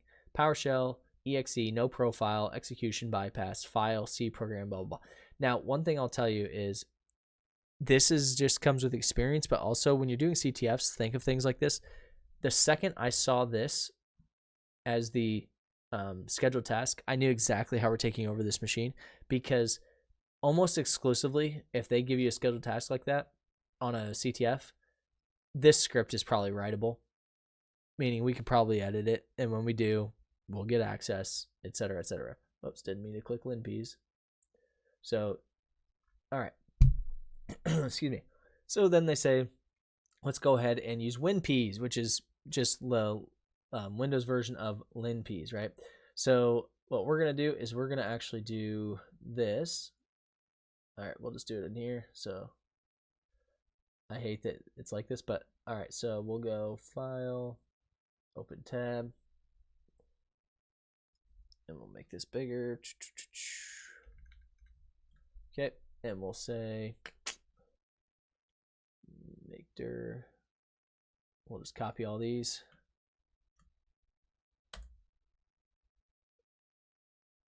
I don't really need to copy that one, but I do need to copy this one. CD win, and then we'll say wget, run that, get WinPeas. We got WinPeas, and then we'll just serve it up on a Python simple server. Whoops. Okay, minimize that. Serve it up on a Python simple server, and our IP is 10.10.15.149. Then we'll go to our little RDP session. And I noticed someone said they suck at, someone in the comments said like they wanted to see this because they suck at and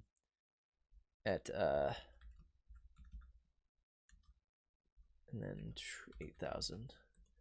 They said they sucked at, I can't remember what it was. Is it 8,000? What did I do it on? Oh, 80, my bad.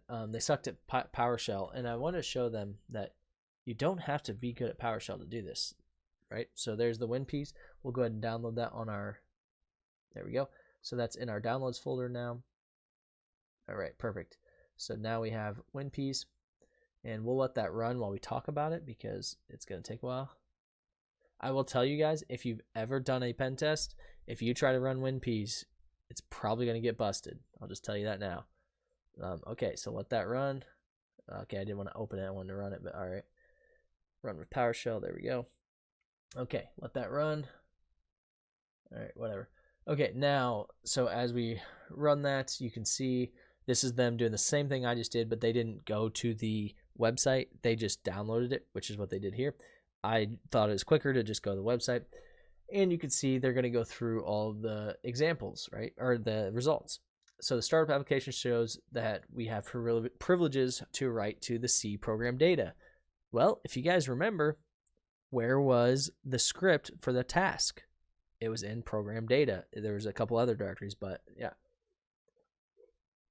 And then they say, well, that's unusual and it's worth noting.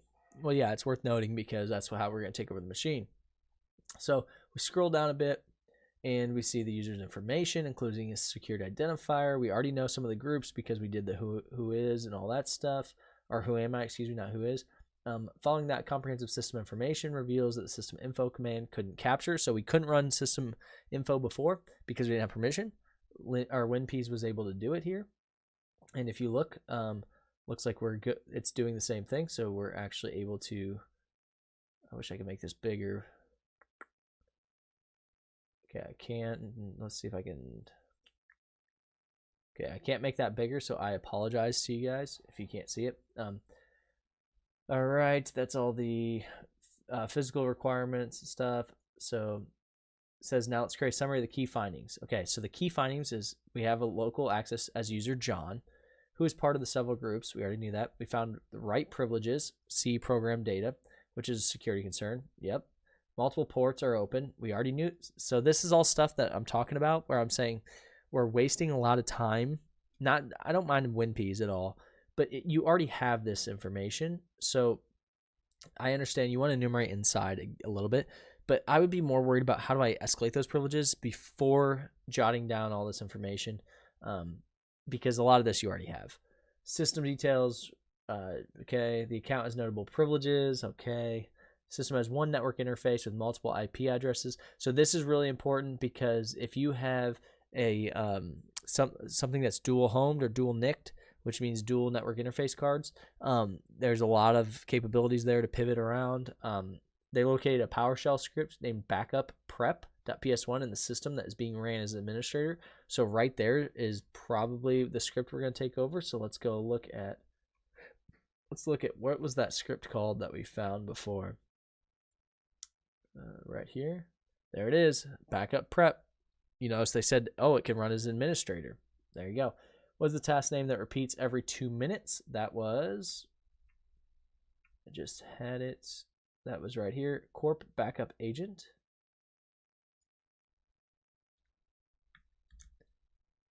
Bingo. What is the SID of the user John? And let's see if they have it in the display, because I don't want to scroll through the entire thing. If I can get it.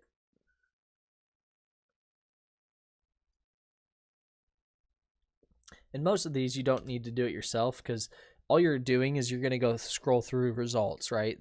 They're showing you the results and talking about it. Was the exact OS version that WinPeas delivers? I'm assuming they mean like what is the, yeah. So this is actually one of the few things that's really useful.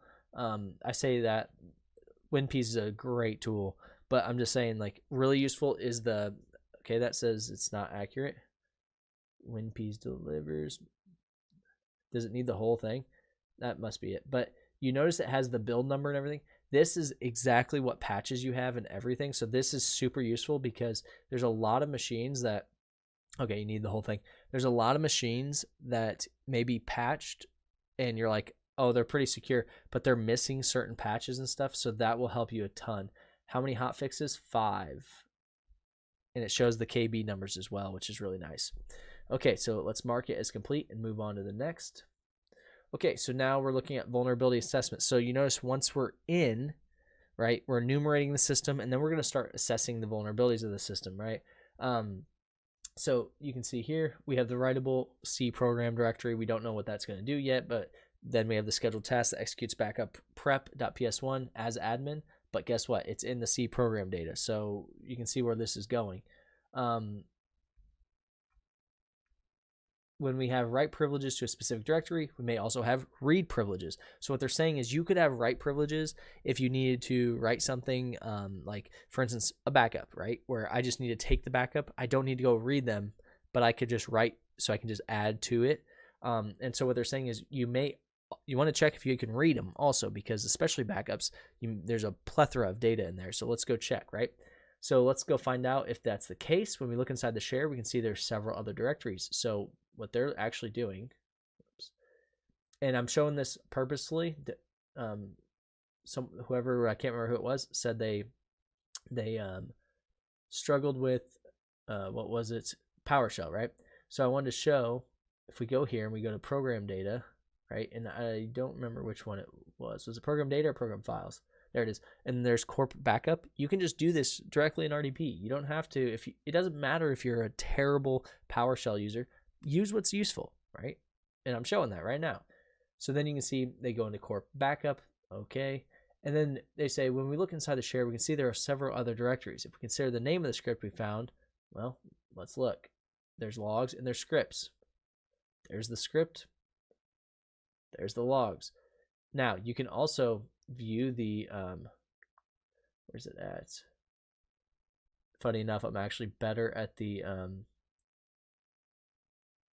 actual, yeah, I can't find it, but you can also just go in here and say scripts, properties, and look at the permissions this way as well. And you can go to security, and you can see we actually have, everyone has full control of it. So you can pretty much do anything you want to it. All right, so the directory corp backup is definitely intriguing and worth delving into. However, even if we don't have privileges to list the contents, we would still have the right privileges. Yes, so we can add something to the end of it, which is what we're going to do, right? Now here they're showing you how to read, write, delete, full, modify. They're showing you the permissions. So if you actually look at iCalcs, which is just going to list the permissions and say that whole thing, everyone has the F permission, which is full control, which I just showed the other way of doing it, which is just go to properties. So if you're not a PowerShell guru, cool, use what's available to you, right? So now, what is the content of the first line in the health check log? Well, let's just go back, look at the log, open it up. It's just a text document, and the first line is backup prep completed. So we'll just go back here. Backup prep completed. I don't remember if it was capitals or not, so we'll see. Yep, there you go. All right.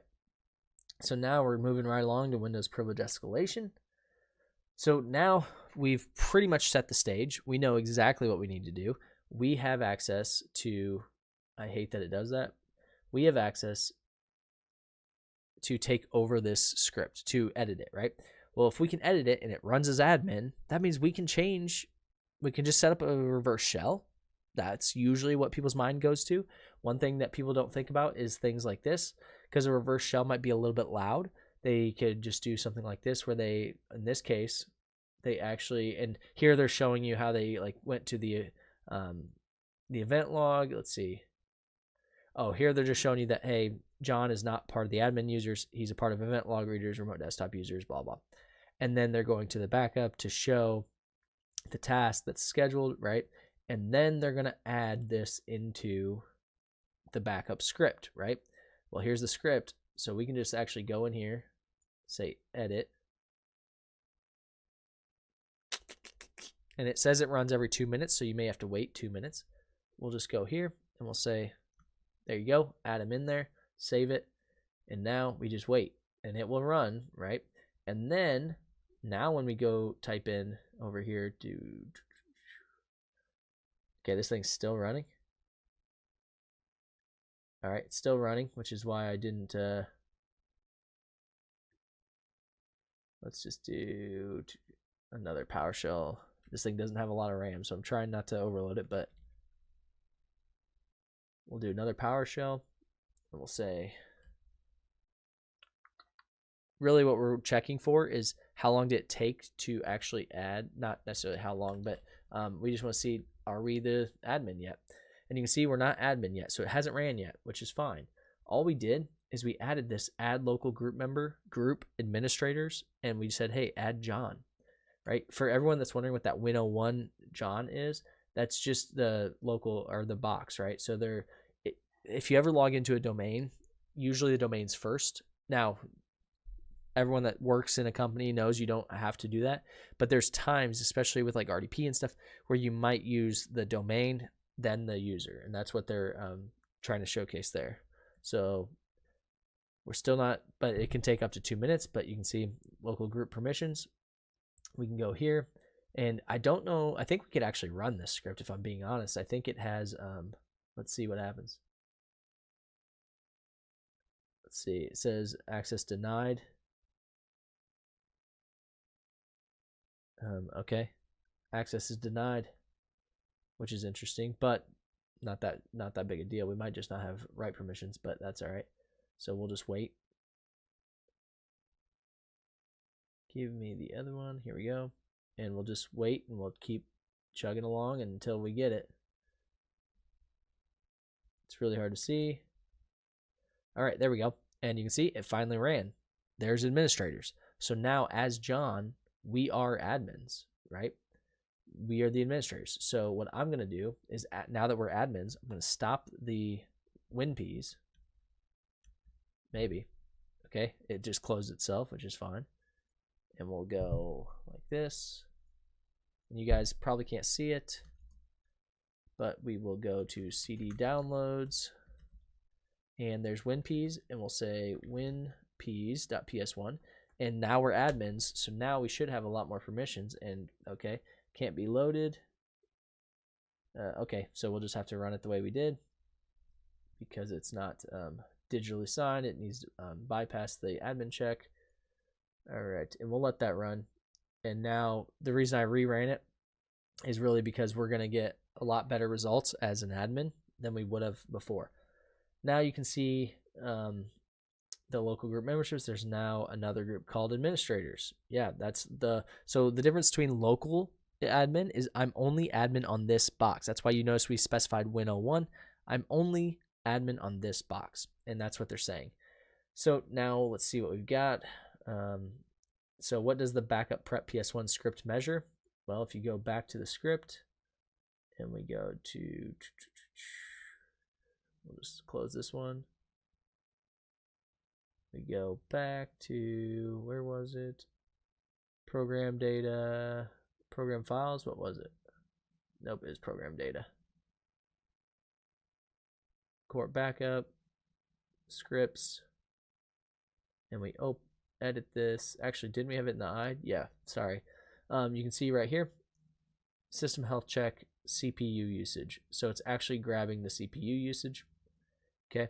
What type of attack was being used to escalate the privileges? So this they actually talked about. It's code injection. They talk about it up here. This is where you find it.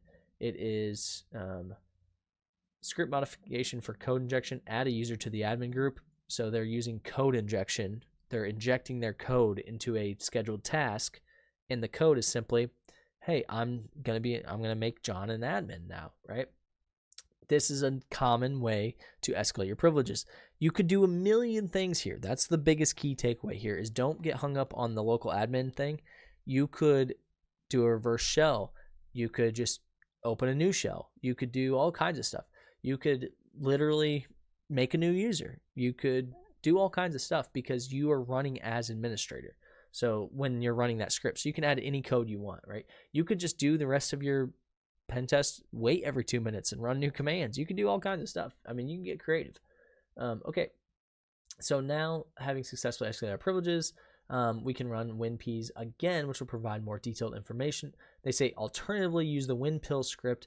This is where people in the last video said they had issues running this WinPill script.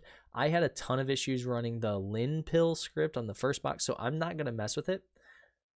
I'm going to actually try to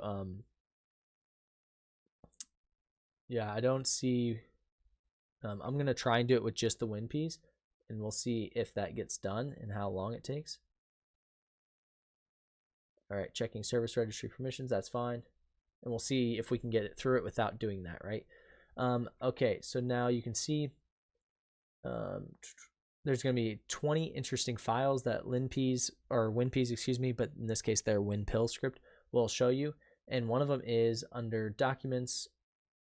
There is a customer database CSV file, and that is actually under C users administrator customer CSV, right? Well, the nice thing is we know where it's at, so we can actually go to C users administrator, because we are an administrator.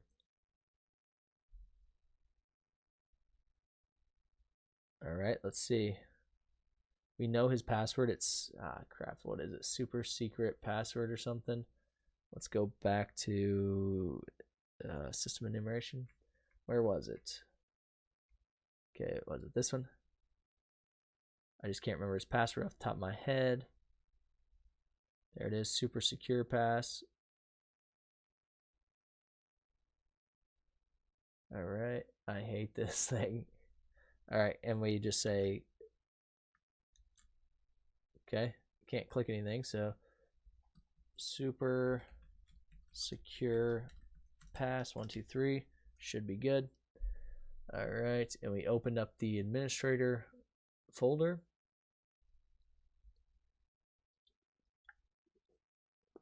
And you can see this this machine is on its last legs here. It's hanging on by a thread.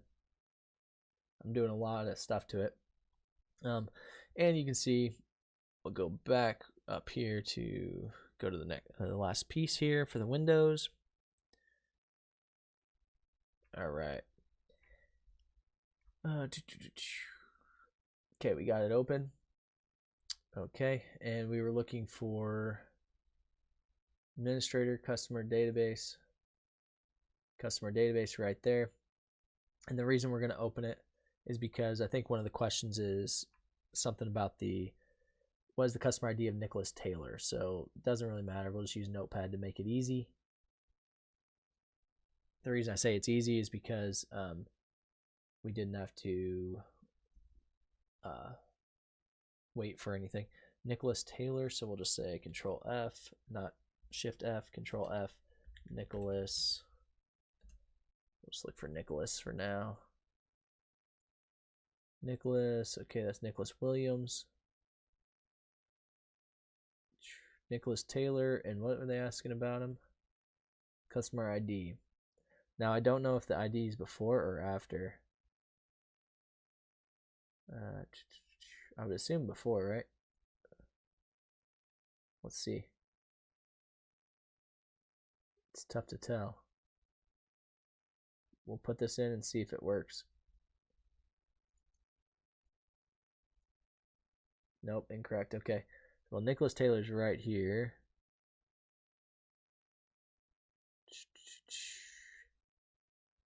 Nicholas Taylor, there's his email. Okay, so here's probably his customer ID right here.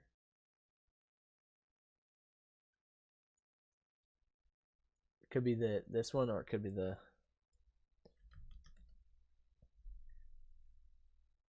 All right, that's not right either. Okay, well, let's see. This one is. It's hard because I didn't open it. I should have just opened it like normal people in a CSV format. Let's go ahead and wrap around. Unless there's another Nicholas Taylor, but I don't think so. Okay. Actually, let's just go to the top real quick and see how this is formatted. All right. Customer ID, first name, last name. Okay, so customer ID is first. There you go. Customer ID, first name, last name. So it should be this whole thing. This should be the customer ID. But that's what I put in. It didn't have it. Oh, there's a space there. That must be why. Okay, so there was a space there. I didn't see the space on the 6.5. Okay, what is the path of the admin share? Okay, so if we go cancel that, close this, don't save. Okay, and we just go to view, hidden file. Okay, hidden items is already viewed. Okay, and we're looking to see the path for admin share. Let's see. This is actually one that I'm trying to avoid doing, but I can just do this. What is the path of the admin share? I don't think this is still going, and I'm not going to wait. So let's see if it's in here. If it's not, we will go.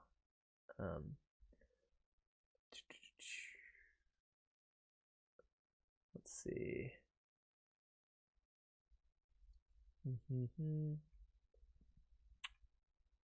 Okay, there we go.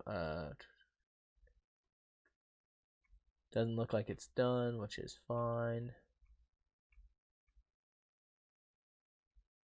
That's just going to take forever. So what we'll do is we'll say default path for admin share because they are the same thing. C Windows, there you go. And I thought that, but I didn't want to guess. I wanted to find out. So there you go. Which Wireshark version is installed on the Windows target? Let's find out. And you can see that it's actually like all this isn't the best way to do this because there's nothing in there. Okay. Let's see, where is Wireshark? The reason I say it's not the best way is because I checked desktop, it didn't say anything, but okay.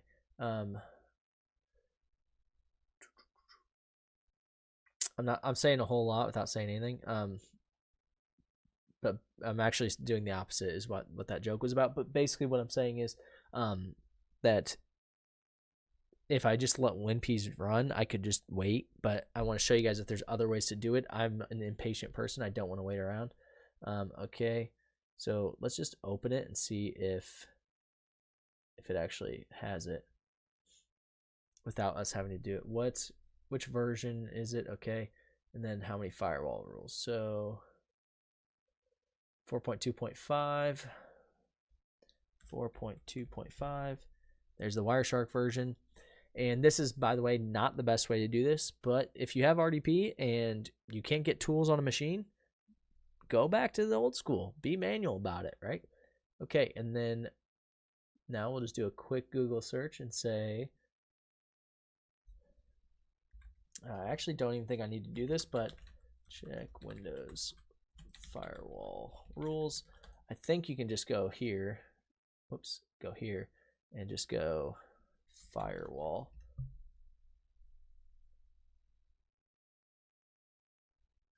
Okay, well.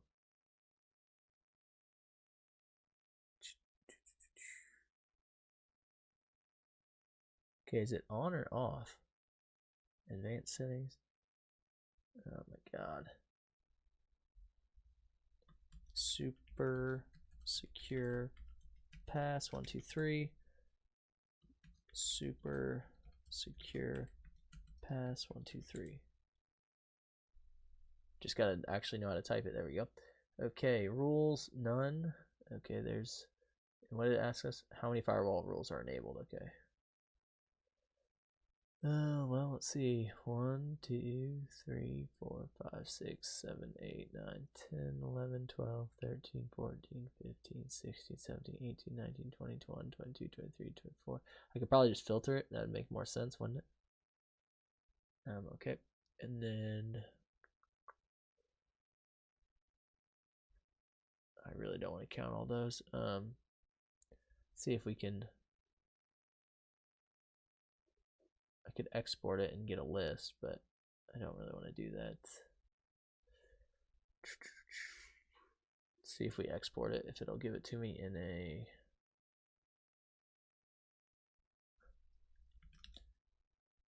Okay, I typed and it did nothing. All right, outbound rules. All right. And this is one of the ones that sucks because this is the one of the ones that would like be automated, but I'm not going to wait around for it.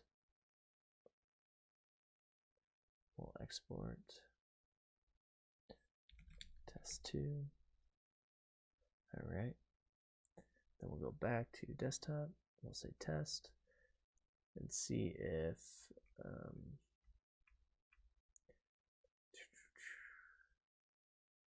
okay, so does this say, oh, so it didn't filter it here though. Notice that it did not filter. That sucks. Okay, let's just see if WinPeas is running because I do not want to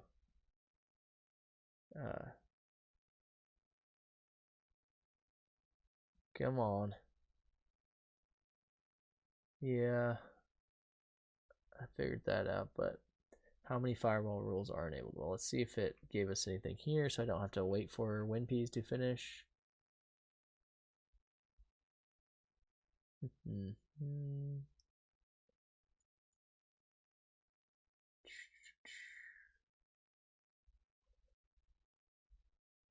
All right, well, I don't really want to wait around either, but the other thing that's weird is it's asking us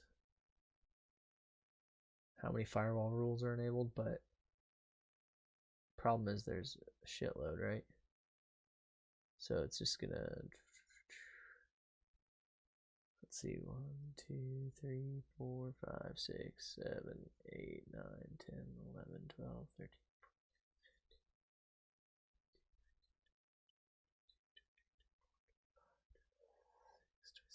28. Okay, so 28 fit on that line. So then there's going to be 28, 30. So that's 28, 58, 58, 88, 89, 90, 91, 92, 93, 94, 95, 96, 97, 98, 99, 100, 1, 2, 3. So 103 outbound. There should be 30 here. So 30.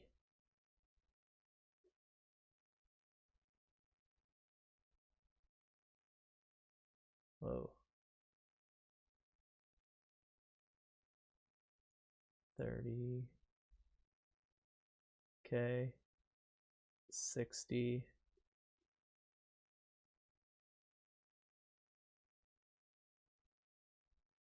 90. 1, 2, 3, 4, 5, 6, 7, 8, 9, 100. So 203 is what I counted. I could be way off, but let's see. Nope.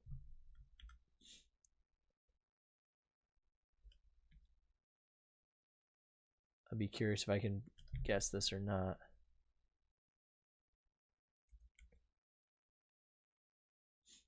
I'm either way off or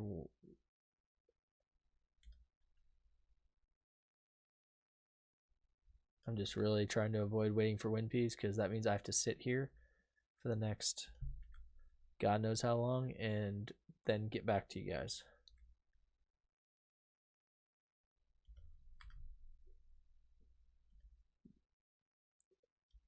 $210,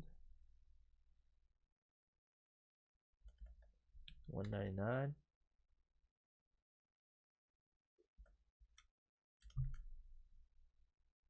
There you go. 198 is your answer. I was close. I guess like 204 or whatever.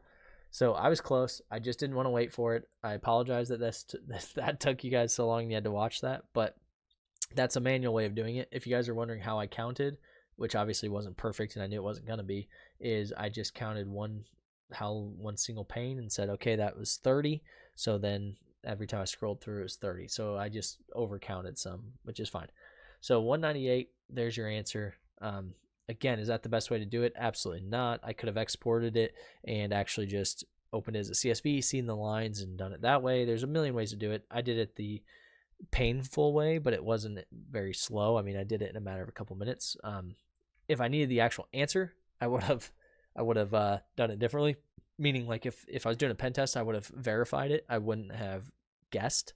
I wouldn't just be like on a pen test report, like maybe it's 205, maybe it's 103. Like I would make sure I have it right. So that's it, guys. Hopefully this helps you guys. Hopefully you guys learned something. And then the next video, we're going to do concluding post engagement and be done with the pen test in a nutshell. Hopefully this helps you guys, and hope you guys have a great day. Thank you, guys. Have a good one. Yo, what's going on, guys? Welcome back. We're going to do the rest of the pen test in a nutshell at this time. So basically, it's been a little bit since I covered the pen test in a nutshell, but we covered pretty much everything. All we have left is the concluding report, the post engagement, that type of thing. And this is going to be more of a, they actually say it in here, but a philosophical conversation. So if you guys don't like it, feel free to skip this video if you're just looking for something technical. There's not anything really technical in this, but there's a lot of very, very, very important data in this. This is probably the most important piece of this whole section, is probably the most important piece of this whole box. And it's because one of the best quotes I ever heard is, a really good pen test with a bad report is useless compared to a really bad pen test with a good report, right? And it's true. If you have a bad report, you are useless as a pen tester. I'll say that again, and this can piss off as many pen testers as it wants. If you are a really good pen tester with a bad report, you are useless. The reason is, what is the report for? That is what decisions are made off of. That is how strategic decisions are made. If your report sucks, you just gave nobody any data to actually make executive decisions, and therefore you wasted your time. So this is one of the most important pieces. So one of the big things here is they say proof of concept here, right? Writing and documenting a proof of concept. This is actually one of the greatest tools I've ever seen in an enterprise environment. It's something I utilize all the time. It's actually something I'm utilizing here soon. Again, it's something I utilize all the time. And what that is if I can tell you a risk and you say, awesome, thank you, we're going to accept that risk, it's a lot different than if I show you, if I do a proof of concept, right? Now, you can see here they're saying writing and document proof of concepts are not as hard as they seem, which is true. This is a proof of concept box, right? This proves a pen test in a nutshell. This isn't a real pen test. Would a pen test be done this way? Probably not this specific method, because this would take you 3 hours to do the entire pen test. That seems like, why would I even hire you? So there's a couple different things you can do here. And this is one of the really good analogies they use here. Give me 6 hours to chop down a tree, and I'll spend the first 4 sharpening the axe. This is a very good strategy when doing anything in cybersecurity, IT related or leadership related, let alone pen testing. And that is, spend the time in planning and properly documenting at the beginning, getting everything laid out the way you want, right? And knowing the exact plan. And if you do that, your test will go so much smoother, because even if you run into something, if you have contingency plans, right? Hey, this didn't work. Cool. We know exactly what to do. We're going to contact the customer. We're going to do this. We're going to go try a different tool. If, PowerShell doesn't work, we'll try command prompt. If command prompt doesn't work, then we'll try WSL, whatever. It doesn't matter. You have contingency plans. You have them all laid out. You have a plan, right? Nothing will ever go perfect, but the more time you spend up front on having your processes laid out, the better. Now, you can see here, they say, when writing a POC, think of it as a summary of all the necessary steps to reach your goal, right? Organized in a clear structure to avoid confusion and ensure ease of understanding. A POC is typically used by administrators or security teams to evaluate reported vulnerabilities and verify their existence. This is where it's key, right? Someone comes to me and says, this is vulnerable. I can't tell you how many times in cybersecurity I've said, okay, let's check. And you go and check and you validate, and it's not vulnerable. There was something that was triggering it, right? There might have been the vulnerability scanner was messed up. It could have been it was a specific registry key, but you disabled it a different way. It could have been a patch that needed applied, but it doesn't actually work. That is why you do proof of concept. Now, the way they have it laid out here, they say lay it out in the basically the methodology of a pen test in that layout, and it makes it easier for people to understand. When you join my Patreon, you get access to these notes, and you can see they're laid out very similarly, right? We have introduction, we have recon, we have offensive, we have defensive, we have try hack me walkthroughs. And when you go to each one, they're laid out into different categories, right? And so that is what they're saying. They're saying lay it out properly. Again, if you join the Patreon, you can check those notes out. You get access to them. I'm updating them more and more. But keep in mind, that's kind of what they're saying is lay it out. Spend the time laying it out properly in advance. Build yourself a good system, whatever that system looks like for you, because not everybody's going to do the way they do it, right? And we'll go through it, and it'll be so much simpler as you're going through it because you'll already know where things go, what to do, et cetera, et cetera. So, however, having a stage-based structure with the corresponding necessary commands in it with our notes, what they're saying here is having it staged, right? Here's the summary, Here's the first stage, port and service discovery. Here's low-hanging fruits. Now, I will be honest here. This is where I don't understand Hack the Box, and I go on my soapbox all the time about them, but everything they've said up here is really, really, really intelligent. And then they go into this, and it's like, what the hell? And what it is this is a really good layout, or a really good way to lay it out. But why did you put the notes like this? This is not how anybody in 2025 is going to do their notes. If you're doing your notes this way in the sense of you're using this as a proof of concept, you're going to showcase this to somebody, and this is your documentation, go work in high school or something. Like, what are we doing? Write up a genuine document, write up a decent report, use Sysreptor, use Ghostwriter, do something different. This looks like shit. I'm just going to say it looks like shit, because if you handed this to me, what's the chances I'm going to read this? Not much, right? I'm going to go, okay, yeah, cool, skim through it, yep. They have the layout right. They have it in the right formats, right? They have it staged. If you go through, they have all the different stages that everything happened. They have the history. They have the snippets, all that. Don't do this in 2025. There is zero reason for it to look like this. And again, if that pisses you off, that means you're probably doing it. Even if it's a proof of concept, even if it's something that you're right now, you're only considering it's going to be for you. What if you find something, or you need it to be displayed to someone, or someone says, hey, send me that engagement you did last week. This is what you're going to send them? Hell no. Send them something that looks good and looks decent. Make it look basically like a pen test report, even if it's a proof of concept. Why? Because if you get in the habit of doing it, you do it over and over and over and over, your reports get better. It helps you, because what if you put this in your archive and 6 years from now you go, what did I do? And you pull it out. You have to go back through this crap, right? And I'm the king of writing stuff down and then having it look like crap and then going back. But what I do is I always go back and put it in a format that I can use later and get rid of the fluff, right? So while I like that they're saying lay it out a certain way, I agree with that. And I agree that spend the time planning, all that stuff. Don't do it like this. That looks like crap. Now, what they're trying to say, I think, is that it can be this easy, and yes, it can, but don't do that. At least doctor it up. Put it in, if you're going to put it in markdown language, put it in some decent markdown language, something like that. Don't do this. Okay, so now we're going to go to documentation. So this is where documentation is king. I don't care what anybody says. Documentation is king. If you want to be good at cyber, and I mean good, not successful, not decent, not like average, whatever. If you want to be average, whatever, I don't care. Whatever, be average, I don't care.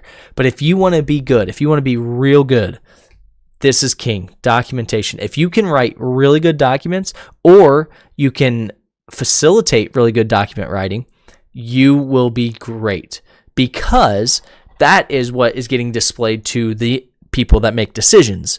Anyone making a strategic decision, looks at your document.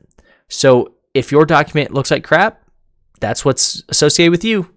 If your document looks amazing, I want more from this guy, right?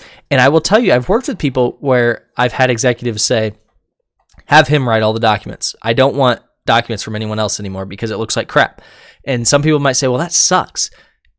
Yeah, maybe, but when you go to promote somebody, who do you think that executive that signs off on it is going to say, let's promote that person? The person that they see the work every day and they know it's good. So it depends on what sucks looks like to you. Are you willing to work a little harder and put some more time in your documents? I would be, right? Now you can see documents is a detailed report that records what was found during, along with the recommendations for improvement. The other thing is make sure you have what documents are going where beforehand. Plan all that out. I already talked about that, but you have your statement of confidentiality, engagement context, all this stuff, your executive summary, your assignment, your scope, deliverables. If you guys didn't watch my previous video, the OSCP prep video that I did last week, it has a way to do this with Sysreptor that's just way easier.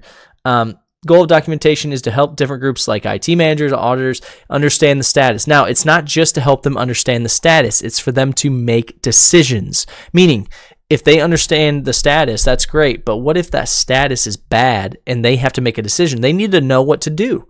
You're the expert, right? You're the one coming to them saying, this is bad, right? I can't tell you how many times over the course of my years have I seen security people come and say, oh, bad, this is bad. You got to see this. This is bad. Boom. And they show something. And you're like, okay, why is it bad? Like, I don't know. Right. And well, then they'll report that up. They'll be like, you gotta go tell the CISO this. You gotta go tell the CIO this. And then they go tell them and they're like, okay, I don't care. And nothing gets done. And the reason is the way it's displayed is this is bad. That's it. There's no, why is it bad? There's no impact. There's no financial, right? There's no actual dollar sign attached to it. There's no, how much work is it going to take to get to good, right? What does good look like? There's no remediation plan. There's no implementation plan. There's nothing. It's just, this is bad. Well, then it's going to stay bad because you didn't want to put the work into making it good. So why would I, right? That's like asking someone, I see security people do this all the time. They think they're the brains of the operation. And I hate to break it to you, but the people keeping the lights on are the brains. So security is trying to protect you. But the reality is if you're so smart, then figure out a way for those people to be successful. And that's what you're trying to do with documentation. Now, here they say a proof of concept differs from documentation because it's a technical demonstration. This is true, but it doesn't have to differ in the sense of it doesn't have to look like technical documentation. Meaning, if you're just writing it in that format that we showed before, probably not really nobody's gonna care, right? if you're writing it in a good way, I'll tell you another thing I've done is doing things like lunch and learns as a proof of concept, where you're doing it a live demonstration, doing things like video proof of concepts. Those things have a bigger impact if you can correctly showcase it that way. Now, you can see here, since we have our POC ready from a technical standpoint, we can include it in our documentation and focus on writing the report with the highest possible quality. This is true. So what they're saying is they're separating the proof of concept and they're saying, hey, this piece is here. We need to now put it into our report. I think that's silly. This is just my opinion. This doesn't mean it's right or wrong. I think it's silly because you're already going to write the report. So why would you not just put the proof of concept in there and do it right the first time rather than document it the way they showcased and then transfer it over? I think that's silly. You can do it however you want, but it's just an extra step. For junior pen testers, you won't necessarily need to present a document to a client directly. This is true, but I hate this. What I mean by that is I hate that junior pen testers, and not just junior pen testers, but junior people in the industry in general, live this way. They say, I don't need to present my document to anybody, so I'll write it half-assed, and then I'll give it to a senior, and they will fix it. Fix it the first time, and then you can eventually get to a point where you're doing it with the client directly. But if you're not practicing like you playing, if you're not giving finished documents to somebody, why would I ever ask you for a document again? No point, because I could just get that senior to write it up probably twice as fast, and it would probably look a lot better. So get in the habit. Now, I understand at the beginning you're going to struggle with this, but get in the habit of trying to make it client ready every time. If you can get in that habit, you will get there, and when you do, it's going to look awesome. Okay. The documentation you create will most likely probably be used in the overall report. Yes, it's true. Yeah, see, it's to ensure what you write down is the highest possible quality. Again, don't double dip your time, meaning don't waste your time in saying, hey, yeah, this is great technical documentation. Now you transfer it over. Put it in the report initially in the right format and make it look really nice. And then the senior might go through and go, oh, I'll just rearrange a couple of things. You're saving him time. You're saving him struggle. You're just being much better, well-rounded as a pen tester and as a cyber expert, and just do it right the first time. I hate the fact that they're trying to tell you to basically write it down, send it off to somebody else and let them do it. I get it. That does happen. But if you do it of great quality the first time and do it the format that you want, you don't have to keep transferring stuff. Reporting, yep, we've talked about this. The penetration testing team reports its findings to the client. One thing I don't think they talked about a lot in here is reporting a lot of times has multiple facets. It's not just typically the end result, here's the final report. That does happen, but like a lot of times pen testers will have a typical cadence with you. Maybe they'll send you a report every evening. Maybe they'll send you a report when they start in the morning, or that they start at night, or whatever, and they'll just have a regular cadence depending on what the customer wants, right? I think that's something that you should focus on too, because I've seen those where it's just like an email, it's really shitty, and you're like, okay, this doesn't look professional, right? And I don't want to work with that person again. And that's me. And what I mean by that is that's me because I have a high standard for what I work, or how my work looks and how I actually do things. And if they don't, I don't trust the rest of the pen test. And that might sound silly to some because that person might be the best pen tester in the world. But if you're not going to put the effort into just sending me a daily report, you don't even have a template? You don't have a template? Then I struggle, because that means your attention to detail is lacking. So think about that, because people do think this way. And what I mean by that is people see a very nice report and they go, wow. And even subconsciously, they'll go, I want to work with that person again. People see very bad reports and they say, I don't want to work with that person again, even if it's just in their head or subconsciously, right? Exposing personal data could lead to yes, if you can put a fiduciary or a financial number to a impact of some sort, right? If you can say, if this happens, the likely impact is X million dollars, you will see a huge shift in the actual impact of your work, meaning you will start seeing decisions made and you'll see them made quickly. So make sure you're actually doing that. Now, recommendations. This one is actually funny. I thought they were going to talk about recommendations on a pen test report, but they're not. They're talking about recommendations for you to improve. So I'm going to cover both really fast. I'm just going to talk about the recommendations on a pen test report. If you feel comfortable, add recommendation steps on a pen test report. The reason I say if you feel comfortable is because, for one, it's a different skill set. For two, you should have general guidance to help them. But if you're laying out step by step by step, understand that most companies are not going to hire you to do that step, right? So if you can say, here's what you should do, then that's fine. But understand, if you do it step by step, you go here, you do this, you do this, you do this, you do this, and now it's fixed. Well, you just probably lost a customer. If you're, when I say you lost a customer, I mean you lost a future customer that would have probably hired you to come do that remediation step. Maybe you don't want to do the remediation step. Maybe your company doesn't do that, but just know that that's a possibility as well. All right. So now recommendations, again, this is where they're talking about the recommendations for you and how you improve as a junior pen tester. So there's one thing that I really think they talk about here that's really, really important, and I see it across the board in all of cyber. Let's clarify. Why is it important and why it can take so long? Let's say you heard from your closest friend how great it is to reach the top of Mount Everest. They say what you will experience, the view they're never going to see elsewhere in your life. It's unique, it's impressive, and not everyone can reach it. Suddenly, it sounds amazing. This is hacking, right? Everybody has this rose-colored glasses, amazing view of what it will be, right? And you want to start doing it. Do you want to do it for yourself or for someone else? Are you doing it because you want to impress people? Are you doing it because it feels powerful? Are you doing it because you know it makes a lot of money? What are you doing it for? Because if you're not doing it for yourself, I promise you, you're going to be miserable eventually. So, or you're just not going to find a job. People today are dependent on the recognition of others because they cannot determine their own worth. This is where, for the first time, I'm sitting here going, hack the box, fucking preach, baby. They are doing, this is something that is not talked about, that should be on every single cyber student, professional, whatever's mind right here. You may have already experienced this. For example, you may have gone somewhere with your friends just to spend time with them, but you didn't necessarily want to visit. Or another example would be when you start playing a game that you don't like, but your friends persuade you to play it together. We've all been in that situation, right? You're not really having that good a time, but you're at least playing with your buddies.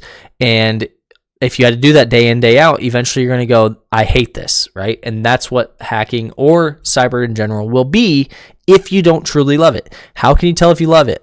Well, that's pretty easy. If you're obsessed with it, if you're sitting there and you can't get enough, if you can't stop learning, if you're grabbing stuff, if you're taking stuff apart, if you're getting on and you're just digging into your Windows machine, if trying to figure out how it works, if you're getting on Linux and digging in, trying to figure out how it works, if you're actually not just looking up walkthroughs and trying to just go through the box, right? If you're actually trying to dig in, if it takes you on an easy box 25 hours and it took another guy 10 minutes, that is how you know you're obsessed, because the 25 or the 10-minute guy, he's probably done it so many times, or he looked up a walkthrough. Don't compare yourself to people. Don't compare yourself to me. Don't compare yourself to anybody else. Compare yourself to you. How are you improving? If you're not improving, it's because you don't really want it, and that's okay. Do something else. There's nothing wrong with that, right? There's no better talent that we have mastered than lying to ourselves. That is super true. Every person, go through the Discord right now for my Discord, and you will find people that have excuse after excuse after excuse after excuse why they can't. Oh, there's no jobs in this country. I have no money. I can't get a hack. Like, there's been people that have said, how do you do home labs? I don't have any money. I can't do it. So I did a whole video on how to make a home lab for like basically nothing. Oh, I don't even have that much money. Okay. So excuse, right? Ask yourself, if you want to drink a coffee, tea, or soda, do you need to force yourself, or do you just do it, right? Do you like it, right? In the morning, do you drink something like coffee, Red Bull, Monster, whatever? If you do you do it because you like it, or are you forcing? You're like, God, I have to have one. Like, I hate it. Right? Think of that, right? Why do you have to force yourself to do it, right? I will tell you, one of the questions I get all the time is, how do I like push through burnout? I get that all the time. Like, well, you have, like, how do you keep going when it's boring and stuff? I don't think it's boring. If there's something that sucks to learn, that means it's really important, because that means not many others are going to learn it, because it's dry, boring, blah, blah. To me, that's exciting. To me, I say, dude, if I know this, oh my God, if I learn this, nobody else is going to learn this, and I'm going to be way above everybody. So for me, like, it's like report writing. I love writing good reports because I know that's where I stand out. If you come to me and you say, you pen test, boom, and that guy finds 500 things and I find 150, am I going to go, oh, I suck? No, I'm going to say, I don't give a shit. Find them all, buddy, because I'm going to spend more time on my report, and my report's going to be so good that the criticals, they're going to have to knock it out. A company can't fix 500 things in a year anyway, not a good enterprise. So I don't care that I didn't find every single thing. I don't care that I didn't get rude on your machine. I don't care. I care about what data can I provide to you that is going to make the most impact, that is going to be the easiest way for you to secure yourself. That's what I care about. So I understand that the strategic mission of a pen tester is very different than the technical mission. And I think a lot of people lose sight of that. And that's where it really starts to come into play, is how do you get yourself to do something, right? Discipline is about focusing on the necessary and getting rid of unnecessary things. This is where I see people really separate themselves. And what I mean by that is, this is where you start to see people cutting their friends off, right? I've done it. Cut my friends off. I don't want to hang out with you anymore. You're not successful. You're not where I want you to be as far as a peer. I don't want to talk about bullshit and drink on the weekends. I don't want to do it. So bye, right? Do I feel bad? No, I don't. Do I feel guilty? Nope. Because I need to do what's best for me. Some people might say that's an asshole. Cool. Don't care. I'm going to keep trying to do what I want to do. And this can apply to anything. This can apply to literally anything, right? What about video games? How many of you play video games multiple hours a day, right? Cut it out. Stop. Do something else. Create a new habit. That's all things, right? Mike Tyson has a quote, discipline is doing something you hate, but doing it like you love it. And that's true. That is the truest form of discipline. I might hate learning something because I don't find it interesting. I hate it. But I'm going to be there, and I'm going to be so invested in it that it is like I'm obsessed. I'm going to love every ounce of it, and I'm going to make it where I have to, maybe I have to read the book 10 times. I'm going to keep reading it, and I'm going to figure it out. And when I do, and I get that aha moment, then it's like, boom, that's what it was all worth. Now I know how to connect those dots that I didn't know before, and now I'm really dived in. So understand that, now they actually have an extreme example. Let's look at that. If you want to build a house on your own plot of land, but you go to training every day, play games, hang out with friends, and watch movies, then you do things that are unnecessary of the actual construction of the house. As a result, it will take much longer to build the house, right? However, if you have the desire to fully build your house yourself and leave other things aside, your house gets built very quickly. Very true. Same thing with cybersecurity, same thing with IT, same thing with really any industry. And if you want to go look at who those people are, go look at the top. Go look at the top echelon. Go look at the best of the best. Do they all have in common? Kobe Bryant, Michael Jordan, all of them. Any professional anything. And what do they all have in common? They outworked everybody. Everybody. Understand that that's what they're talking about here, is discipline. You notice this is recommendations on how to improve hacking. They didn't give you any books to read. They didn't give you any links to anything. Because it is honestly this simple. It is this simple. If you want to do it, you will. If you don't, you will keep finding excuse after excuse after excuse, and then you will complain about why it is not working and why nobody's hiring and and every excuse you can find, and it will never be your fault and blah, blah. Have fun and do it. Just do it. I was on a podcast I did a podcast like a month ago, and one of the things they asked is, what's the one piece of advice you would give to anybody starting out? And the easiest piece of advice I could ever give is just start. everybody wants to do it. And everybody who sits there and says, well, I'm just waiting until I get out of school. Well, I'm just waiting until this happens. Well, I'm just waiting until I get the money. Well, nope. Those are all excuses. Just start. Go do it right now. If you don't want to do it, you won't. If you want to do it, you will. If you have discipline, you'll succeed. If you don't, you won't. It's that simple. So conclusion, this one was more philosophical, this section, but really, we walked through a very basic pen test. We walked through the methodology. We walked through kind of going through it, doing the enumeration and all that stuff.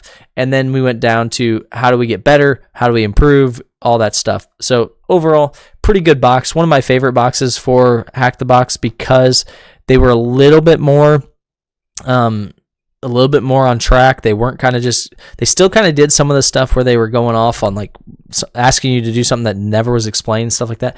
But for the most part, it was kind of hit the nail on the head for what they're trying to do, which is pen test in a nutshell. I think they did a good job. I think the ending really nailed it as to what it takes.